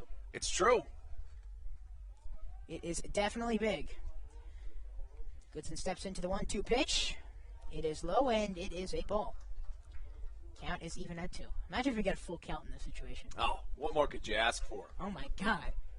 A royal flush. Yeah, that's like you're dreaming as a kid. Late situation, you're trying to get into the playoffs, it's bases loaded, full count, like that's kind of, you always kind of dream of that situation. Donald Goodson, the pitcher, Javon Rosa, the batter. It's off his bat, and it's fouled back. That was close to not hitting his bat. You could hear a pin drop in Regency Furniture Stadium. Oh, yeah. I mean... Talk about a battle here between Rosa and Goodson, and he's gone to the off-speed a couple times now. You got to wonder if you're Rosa, if he's going to come back to the fastball. Rosa's had a lot of great takes and the foul balls as well. Just all around a solid AB up to this point. The 2-2 pitch from Goodson is inside. That is strike 3. That is a strikeout. And no runs with the bases loaded. No runs in this 7th inning. Not for the Blue Crabs. Pretty disappointing. And Goodson silences the crowd at Regency Furniture Stadium. We'll be back for the top of the 8th inning. You're listening to Blue Crabs Baseball on the Hometown Real Estate Broadcast Network.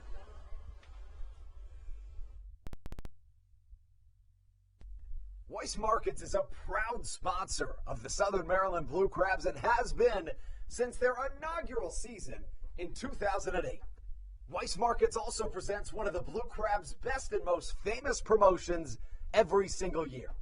Kids can get in free to every single Blue Crabs game of every single year simply by wearing a jersey thanks to Weiss Markets.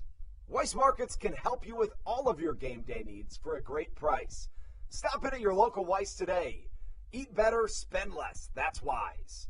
Weiss Markets is a proud sponsor of the Southern Maryland Blue Crabs.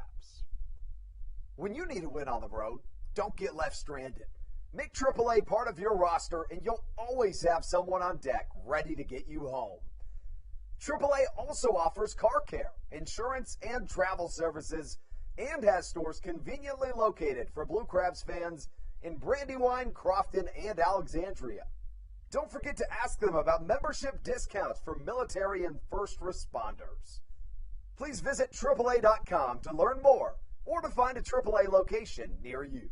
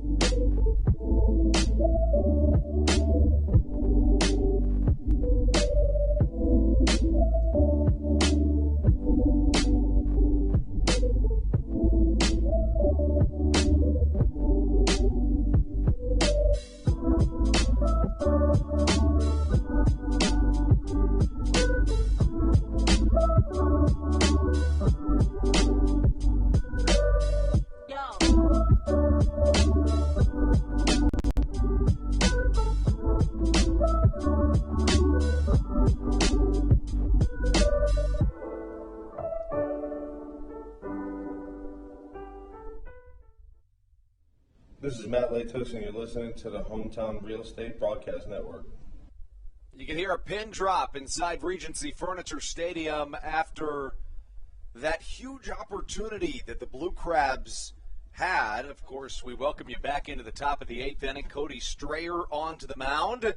Andrew Banstra joined here as we take you into the eighth inning at Regency Furniture Stadium by Brennan Casera, Michael Mursky, and Matthew Hargrove.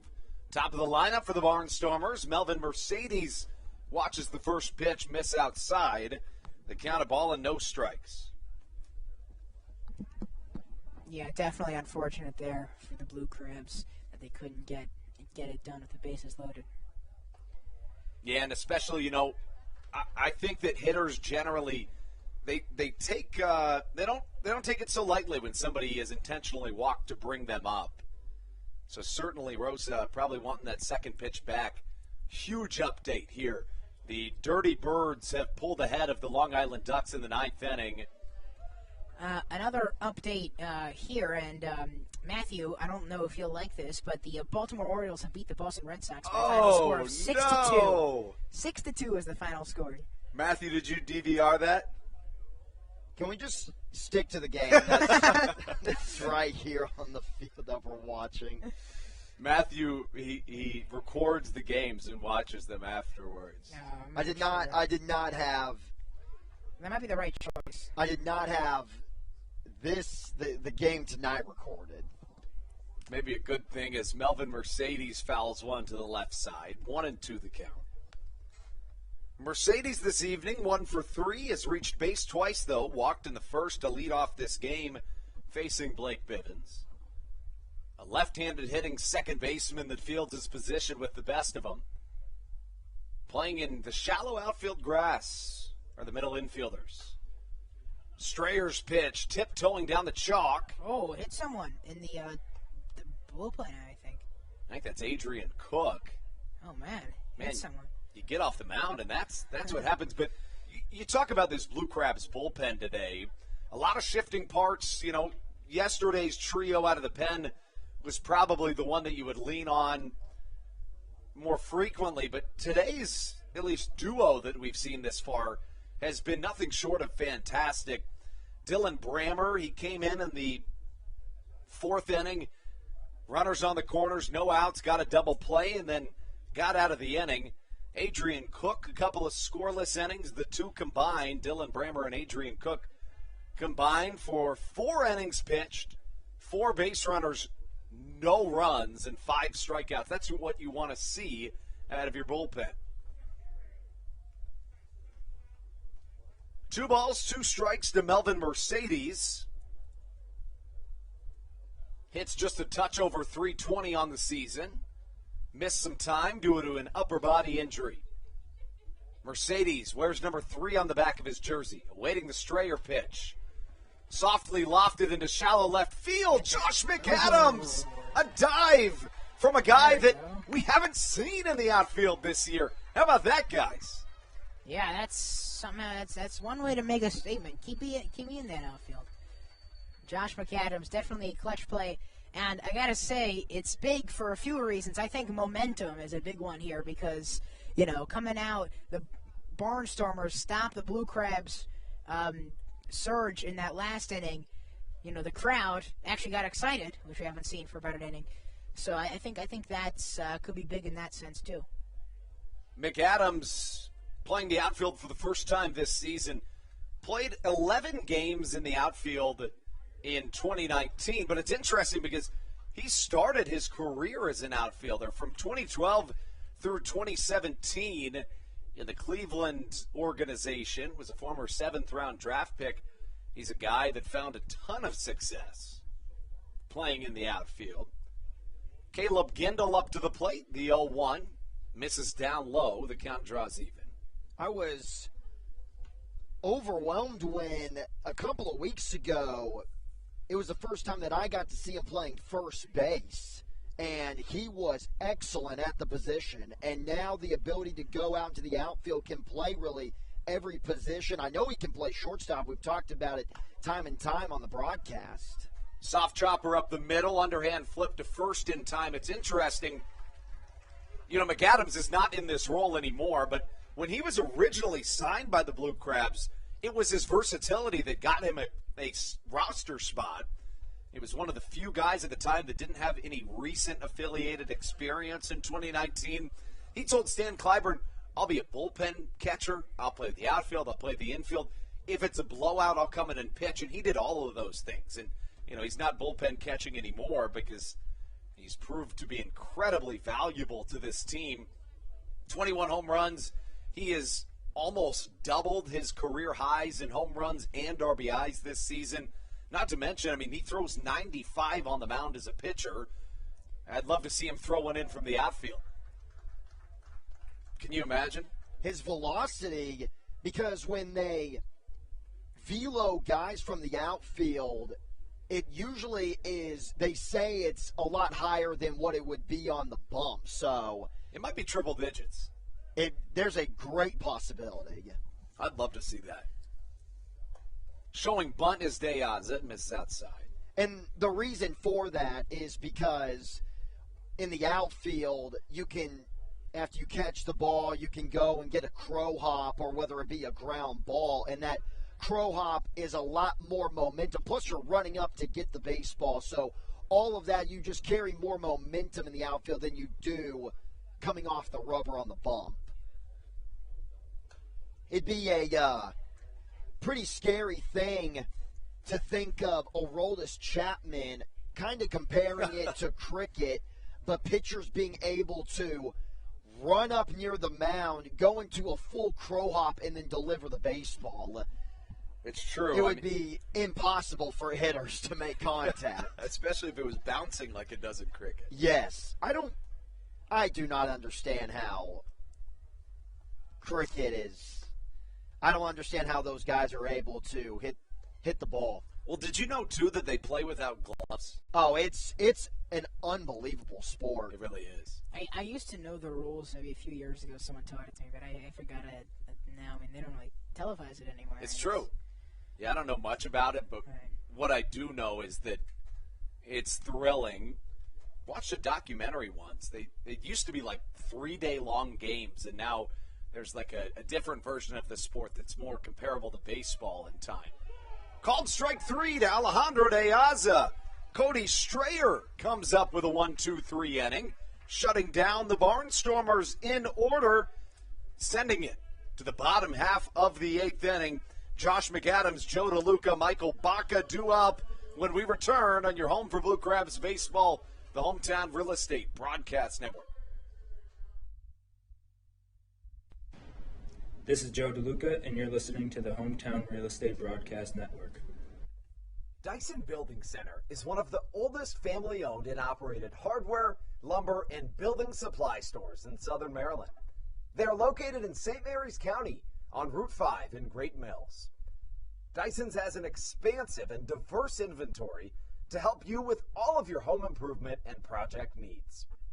Whether you're new to the world of DIY, a tried and true DIY professional, or somewhere in between, the friendly and experienced staff at Dyson Building Center is ready and willing to help you today.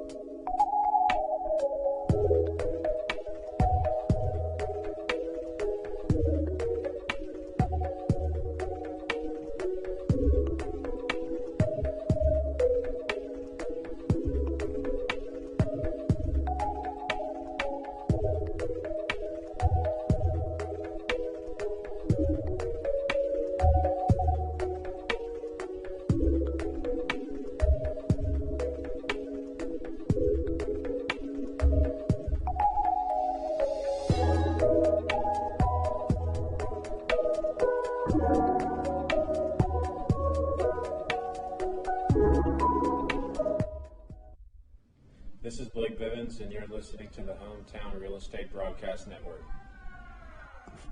7-8-9 due up for the Blue Crabs as we take things into the bottom of the 8th. And, you know, Matt, we've talked about it time and time again.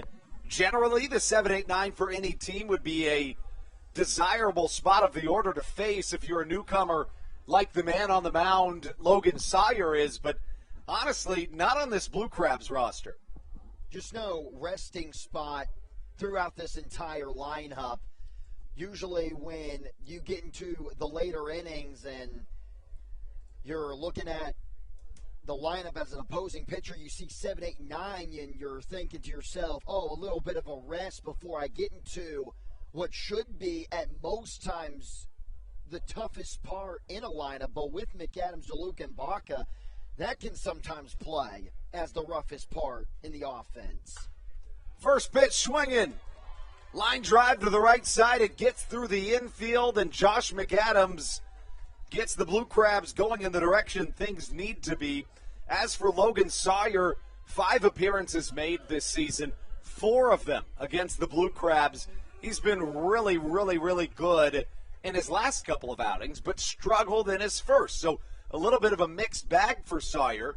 In fact, his last 2 appearances against the Blue Crabs were hitless and scoreless. McAdams changes that, and now the lethal Joe DeLuca steps up to the plate. 1 for 3 tonight as the switch hitting catcher. Yeah, it's nice to see McAdams get that hit, his first of the game, especially after the big defensive play he made in the top of the 8th. So much versatility for Josh McAdams. DeLuca swings at an off speed. Fans in the count 0-1. Sawyer started this season in the Frontier League. Came over to the Barnstormers, same team he was with in 2019. 5.66 ERA with the Stormers and 41 appearances in 2019. From the left side, DeLuca swings at an 0-1 and falls behind in the count. No balls and 2 strikes. DeLuca has been really clutch this entire month of September. Extra base hits all over the place, especially here at Regency Furniture Stadium. He finds a gap somewhere. We've been talking about that ripple effect the entire night. Definitely will start it. Yeah, it feels like you just need one more to start really getting that momentum.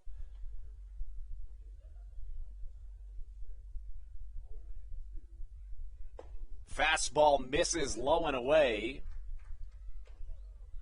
Can't quite tell who's warming up in the bullpen, but I think it might be Ty Tracy.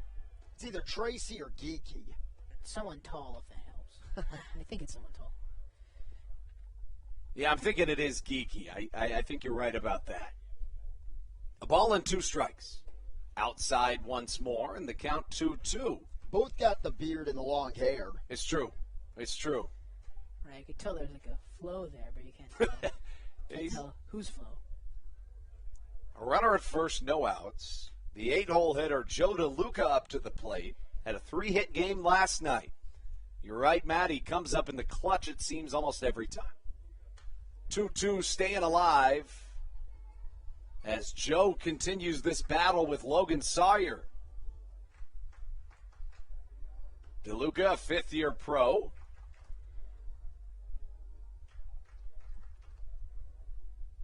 As for Logan Sawyer, 28 years old, 6'4", 230 pounds out of Knoxville, Tennessee. Originally drafted in the 29th round by the Rockies back in 2014. Reached the high A level with Colorado.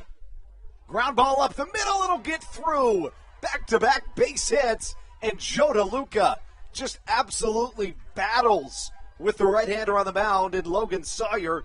And for the 2nd inning in a row, Southern Maryland is in business. Michael Baca will come to the plate. Tucker Nathans, the pinch hitter, awaits on deck. And Sawyer finds himself in unfamiliar territory. The right-hander has been very good this season, and I wouldn't be shocked if Ross Peoples just went to Scott Schumann, his closer right now. Yeah, and this is a spot where in the last inning when a similar situation happened for the Blue Crabs, they had an out on the board. They have some breathing room here. 2 on base, no outs. That's big. So the question is, do you try to bunt? That's what I was thinking in my head. But after you realize what McAdams and DeLuca did with their ABs, those singles were hit really hard into the outfield. Baca, who has been pretty steady with the bat, not many slumps from this guy. I think you got to be swinging away here if you're Michael. He's not grounding into many double plays either. And I think we've seen too many times this season, not just from the Blue Crabs, not just in the Atlantic League, but across professional baseball, trying to bunt guys over with no outs and runners at first and second, and then you just find yourself in an 0-2 hole with a couple of foul bunts. So I like the decision to swing away. The third baseman, Nick Shumpert, will come in and toe the grass either way, though. Creates somewhat of a gap in between the shortstop and the third baseman, which is Michael Baca's bread and butter. Number 3, the shortstop, steps up to the plate following back-to-back hits. Yeah, this will be big if he can load the bases. First and second for the Blue Crabs. Michael Baca to the plate. He does show bunt. Fans on the first attempt. A throw down to second in time. And that's how Josh McAdams records out number 1 of this inning. That is worst case scenario on that pitch. On that whole sequence there. That first pitch of the at-bat was just nightmare for the Blue Crabs. Everything seemed to go wrong there. He fanned on the bunt, and McAdams got a much bigger lead, I think, than he was hoping for, and I think he had a bad angle and thought DeLuca was actually going to connect with the ball there and ran. And now you don't have that much breathing room and only 1 on base. There's another base hit single. Never mind. So what I just said about the not too much breathing room, I mean. But it still holds true, right? Because if, that was happened with still just runners on first and second, no outs, you'd be looking at bases loaded, no outs. But nonetheless, we look to the future, which resides in the left-handed batter's box in the form of Tucker Nathans.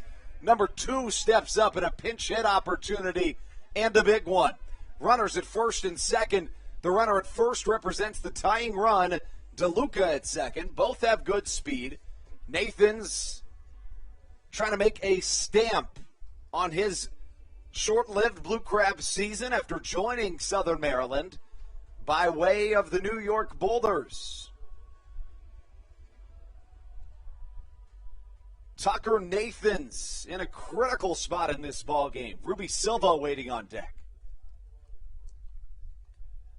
Go-ahead run stands in the left-handed batter's box, and Logan Sawyer has faced 3 batters and has allowed 3 hits, all singles. First pitch misses outside.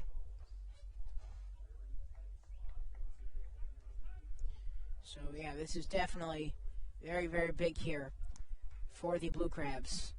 The crowd was in it just a few minutes ago, and that's definitely something you'd like to see as well.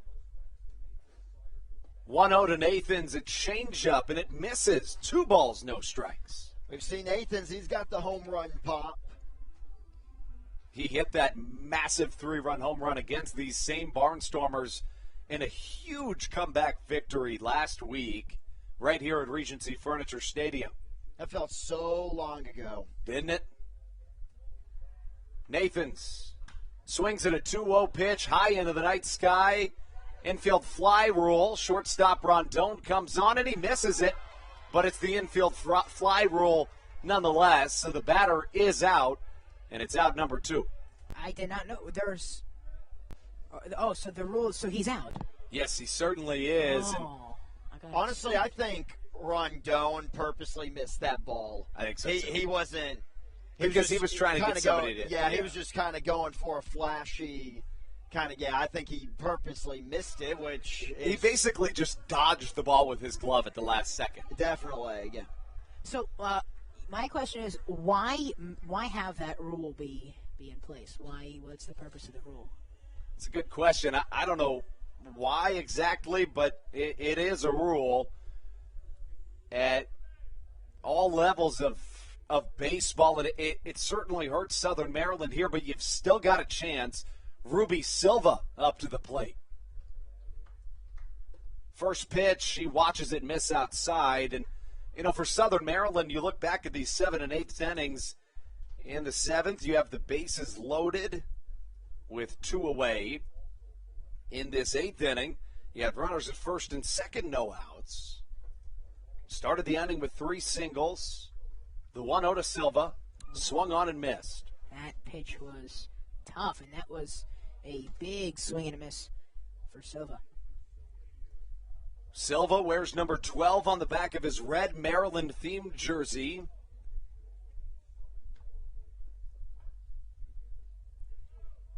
From the left side, 6 foot, 190 pounds. Trying to continue his clutch streak in Southern Maryland.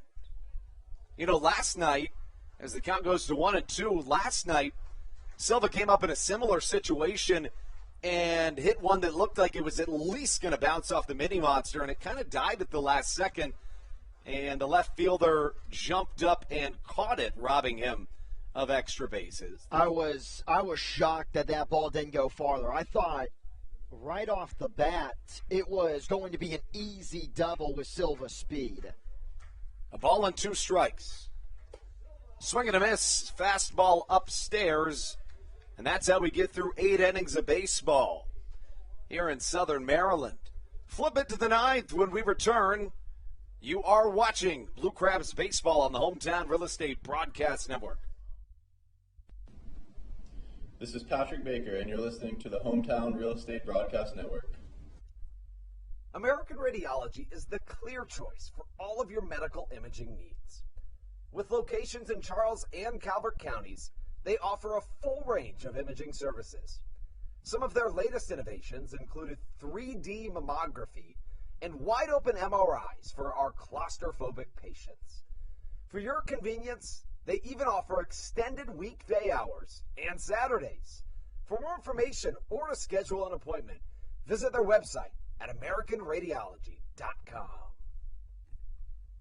The Charles County Department of Health encourages you to get the COVID-19 vaccination today. You can get it all over Southern Maryland or no matter where you are across the United States. Vaccinations are offered right here at Regency Furniture Stadium with no appointment needed. Charles County Department of Health and the Southern Maryland Blue Crabs urge you to take one for the team and get the vaccine.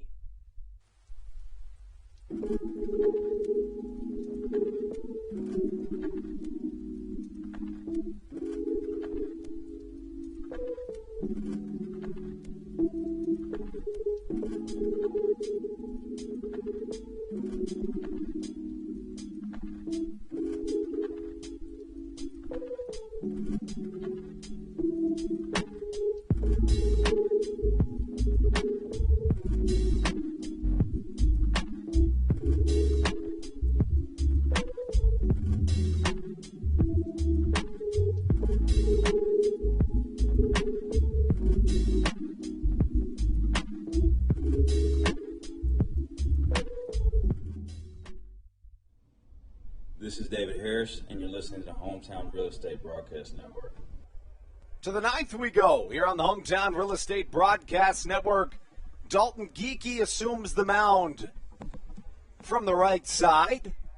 Geeky, a really solid option for Stan Clyburn and Darrell Thompson. A 3.52 ERA on the season, has struck out 47 batters in 40 innings pitched this season. The right-hander in Geeky in his fifth year of pro ball, first in the Atlantic League, drafted in the 22nd round by the Atlanta Braves in 2015 out of Georgia Highlands College. He's been really great, really good, overpowering fastball. And with the score being 6-4, this has got to be a shutout inning for Geeky to keep that third base dugout alive going in to the bottom of the ninth. I know if he gave up just one run, it's still a save situation, but when you give up that one run already being down in the ninth, it feels like a bigger blow to the offense than it would if it would have happened in the seventh or eighth inning. And of course you expect Scott Schumann to assume the mound for the ninth. Geeky faces off against Ladarius Clark, the middle of the order, up for the Barnstormers. First pitch off speed, and it misses outside.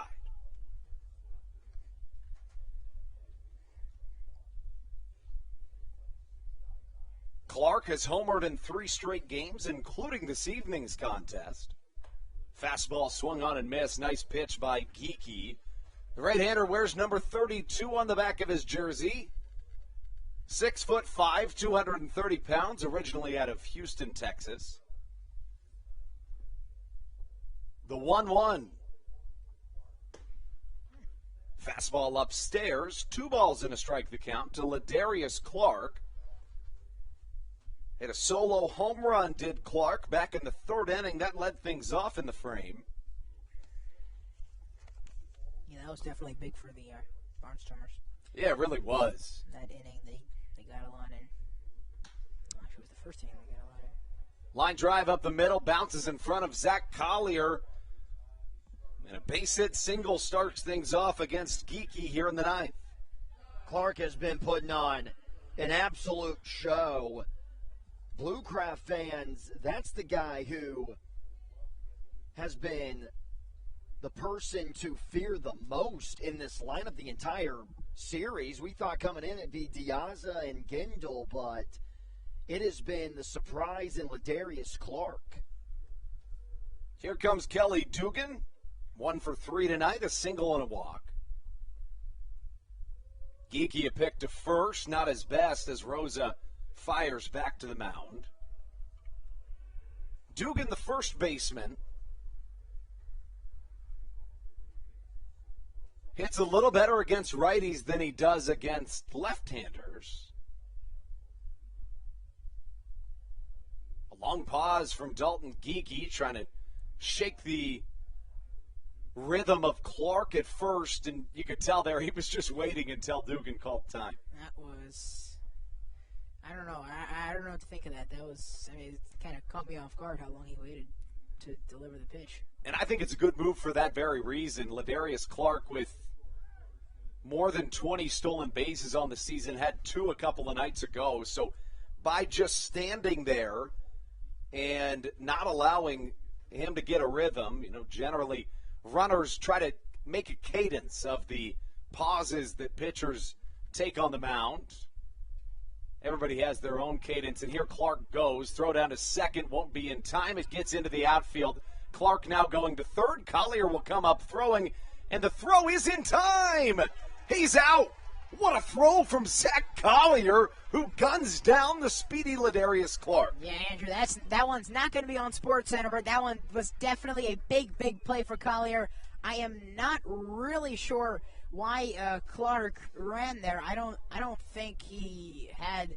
I think he knew he didn't have enough time. I think he just kind of went. It was impressive that he stole second. That was definitely a big, big play by Zach Collier. Got to give credit to Michael Baca. He kind of sold catching the ball, acted like he had it in his glove for a while. Clark looking at Baca. That's why he was able, or he had the late jump to third base.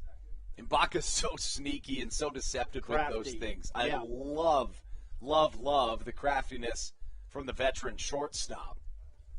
That's something that I think needs to be taught more as to the generation that's coming up in high school baseball and in middle school, is middle infielders faking when the steal or a ball goes out into center field or something in that category.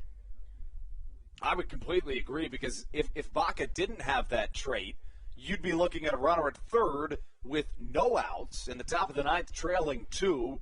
So you really can't underscore that play enough. It was a huge play from Baca, and a guy that really, he's always a step ahead, is Michael Baca. You could even say that when he's in line with his pitchers picking off at second.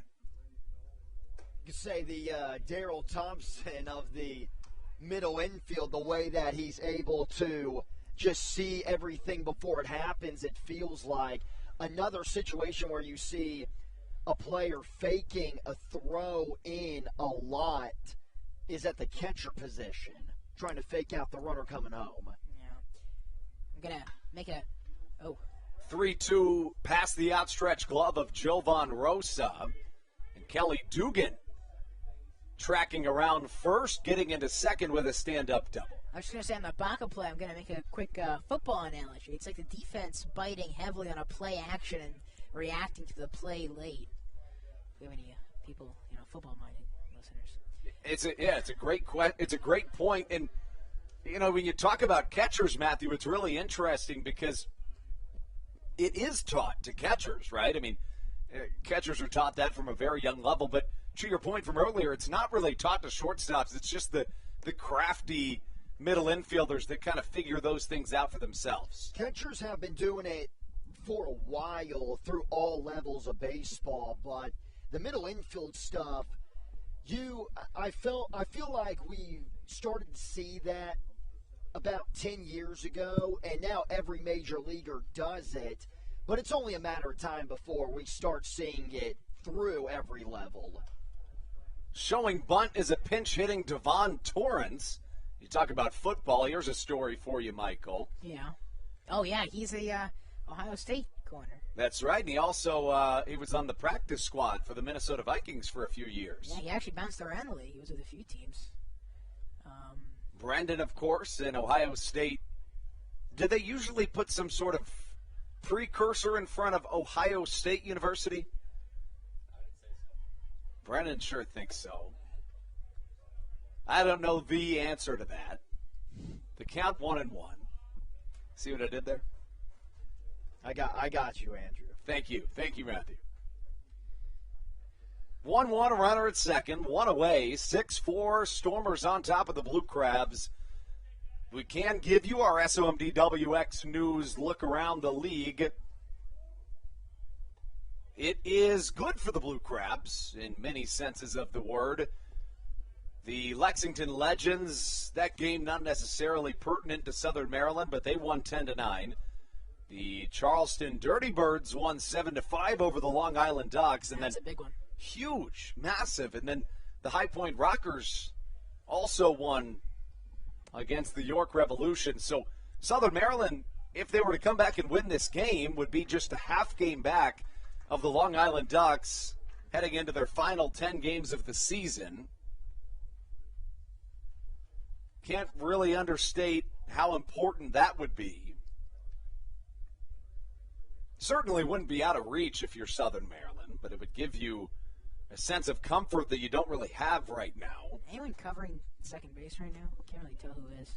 It's a good question. Dugan did steal a base earlier in this game, but just has 5 on the year. Yeah, he also took a pretty big lead there, which is why I kind of brought it up.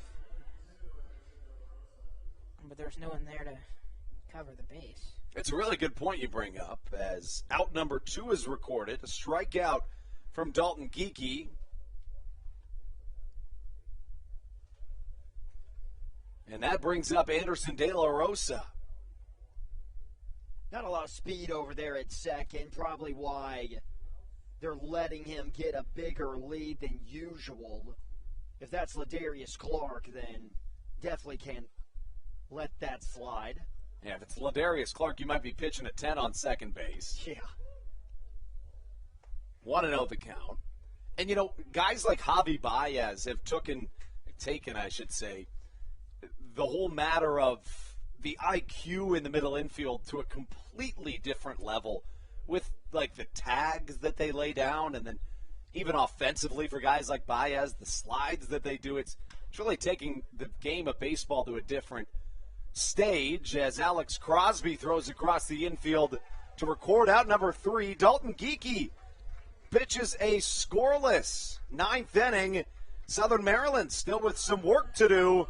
When we come back, it's the top of the order right here on the Hometown Real Estate Broadcast Network. I beg your pardon, I should say the 3-4-5. We'll be right back. You're listening to Blue Crabs Baseball.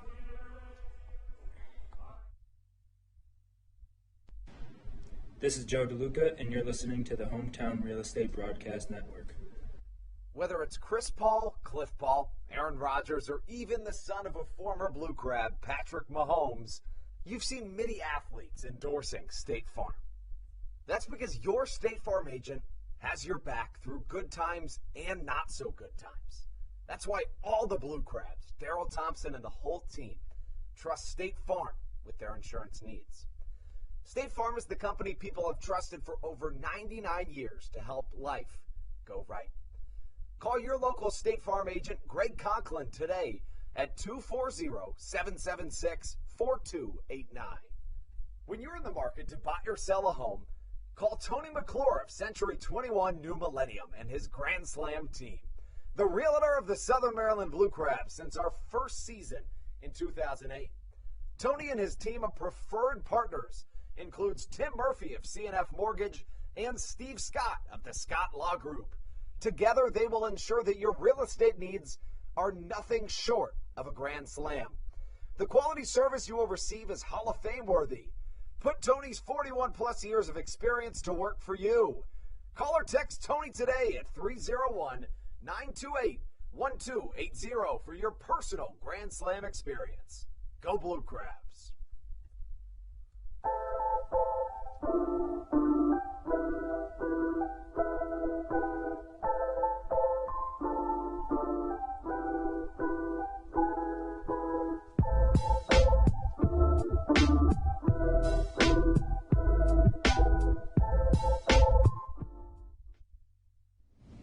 This is Patrick Baker, and you're listening to the Hometown Real Estate Broadcast Network. Well, if you're going to come into a game in the bottom of the ninth, looking to come back to look to increase your playoff odds, can't think of a better guy to start it than Zach Collier, who's reached base in his past 3 plate appearances, a triple and a double this evening. On the series, Collier finds himself 7 for 11. Zach Collier, a dynamic threat, but he faces Scott Schumann, one of the better arms across this Atlantic League in 2021. Schumann with a minuscule 1.37 ERA on the 2021 season. The right-hander, a longtime Atlantic Leaguer, has struck out 69 batters in 46 innings pitched this season. Let's see if he can have better command with the fastball 2 nights ago in that almost save for the dominant righty. It was the off-speed stuff that got him out of a jam. Blue Crabs got runners on second and first with nobody out, and then Schumann started to find his fastball command a little better, but it wasn't like we've grown accustomed to. All right, let's go. Come on. Can the Blue Crabs get this done here? It's going to be tough, but because they've come so close these last few innings. Just waiting for that seal to break through. Right. I think it's got to at this point, right? I mean, like, I'd be surprised if they don't get at least one run here. If they do, it'll start with Zach Collier, who comes up to the plate. Yeah, Collier's good.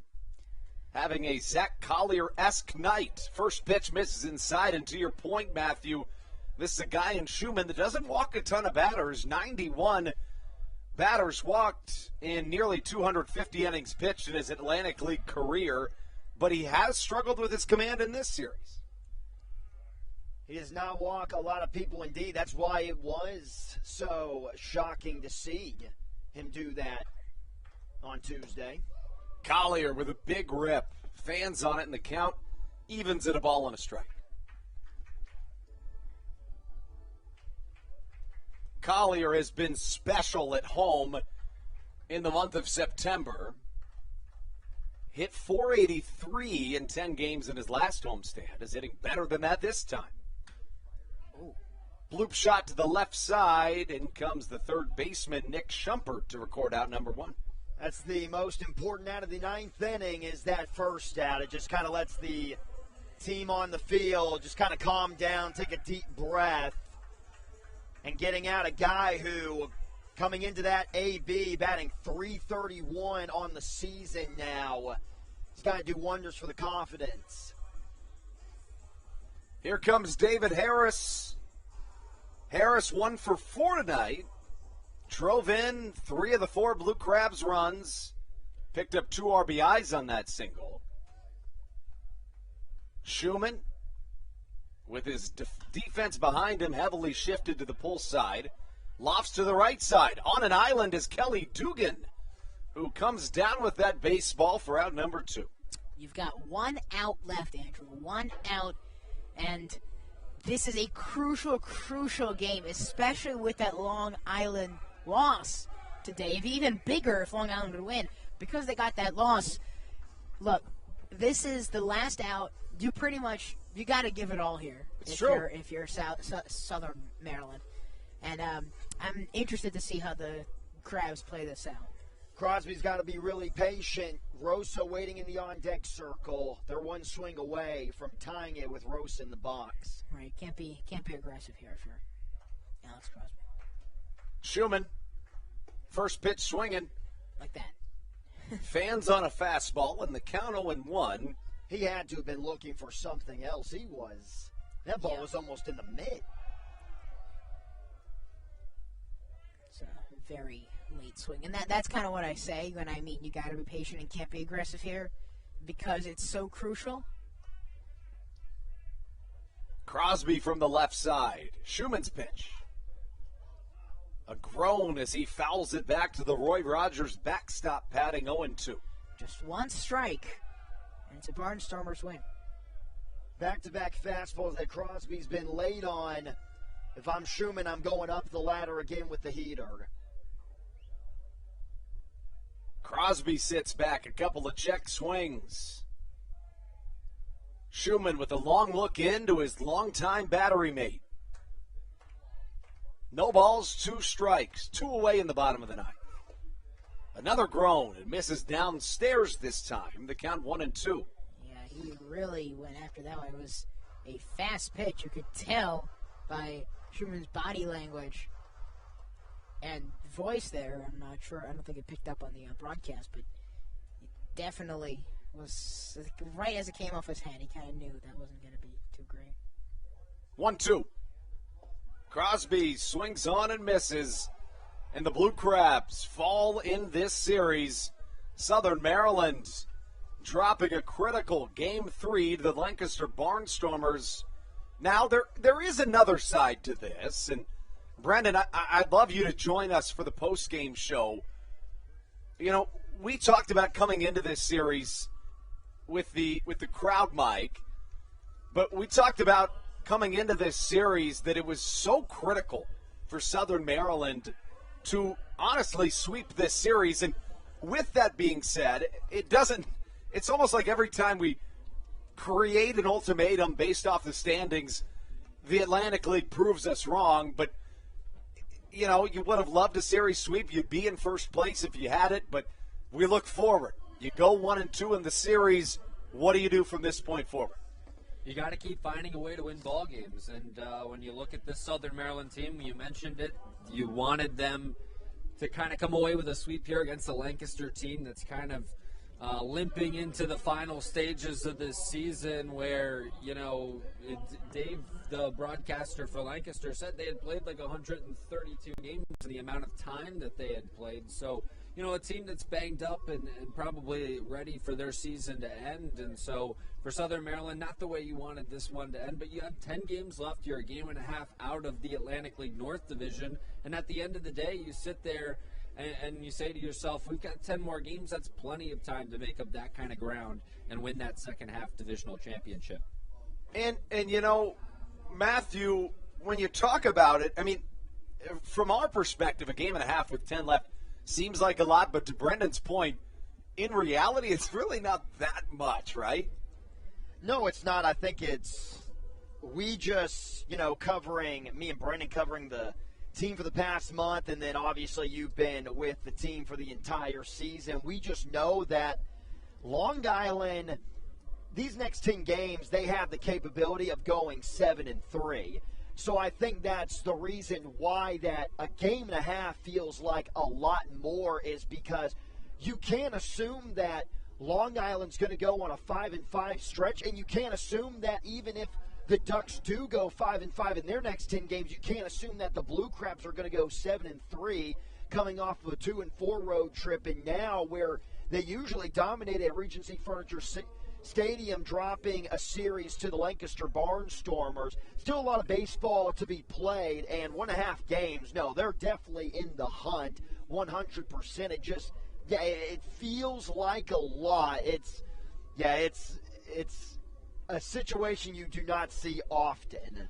And just real quick, too, it feels like more than anything, you know, Southern Maryland not playing some of the rest baseball this week against Lancaster really kind of puts them more out of the wild card scenario than the division, you know, championship situation. So it'll be tough to win a wild card spot with the way things are set up down there. Obviously, High Point for 6 coming up with Southern Maryland, though. But I really think that, you know, at the end of this, the division looks like the best route to win it and to get into the postseason. And, you know, a Long Island loss tonight goes a long way. It is, because when you want to talk about the wild card now, especially with this series loss to Lancaster, these next 6 games against High Point, you get the feeling that if there is going to be a pretty good wild card chance, that Southern Maryland would have to go almost 5-1 or maybe sweep them. And it's definitely possible, but the chances of doing so very slim.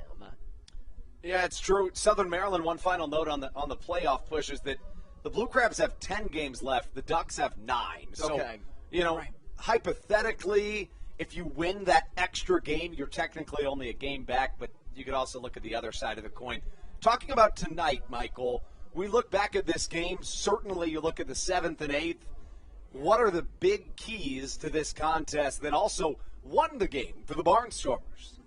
Well, we brought it up a lot of times all night. It's the way that the Barnstormers offensively handled things, with how they were aggressive or not aggressive. They kind of didn't come out like firing right away. They were patient, and they made their opposing pitchers tired. Did you see the amount of pitchers that the Blue Crabs came out with compared to the amount that the Barnstormers came out with? I mean, the Blue Crabs had to go through a lot more of the bullpen than they have wanted to tonight. And I think the key for the Barnstormers, their win, was was their game plan tonight, and I think they played a really good baseball game. To that point, Southern Maryland, you're right, they burned through more of it they wanted to. 6 innings pitched by the pen as opposed to 3 innings pitched by the Barnstormers bullpen tonight. We can put a pin on this one, but first, Michael, an absolute pleasure having you join us. Thank you for having me. It was great to be here. Really loved it. Enjoyed it a lot. The Blue Crabs dropped to 25-25 in the second half, 56-54 overall. The Barnstormers with the win, 20-30 in the second half, 50-60 overall. This is the end of the season series between these two teams. Southern Maryland drops the season series at 11-13, going 7-7 in the second half. A tough one tonight for Southern Maryland. They'll head on the road for 3, but before returning back tomorrow for the remainder, next Tuesday for the remainder of the season.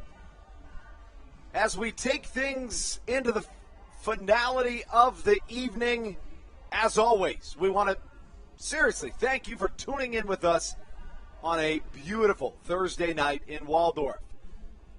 For Brennan Casera, Matthew Hargrove, and Michael Mursky, signing off. Andrew Banster on a Blue Crabs defeat, 6-4, the final score right here at Regency Furniture Stadium. And as always, we leave you with one final note. Let's go Blue Crabs.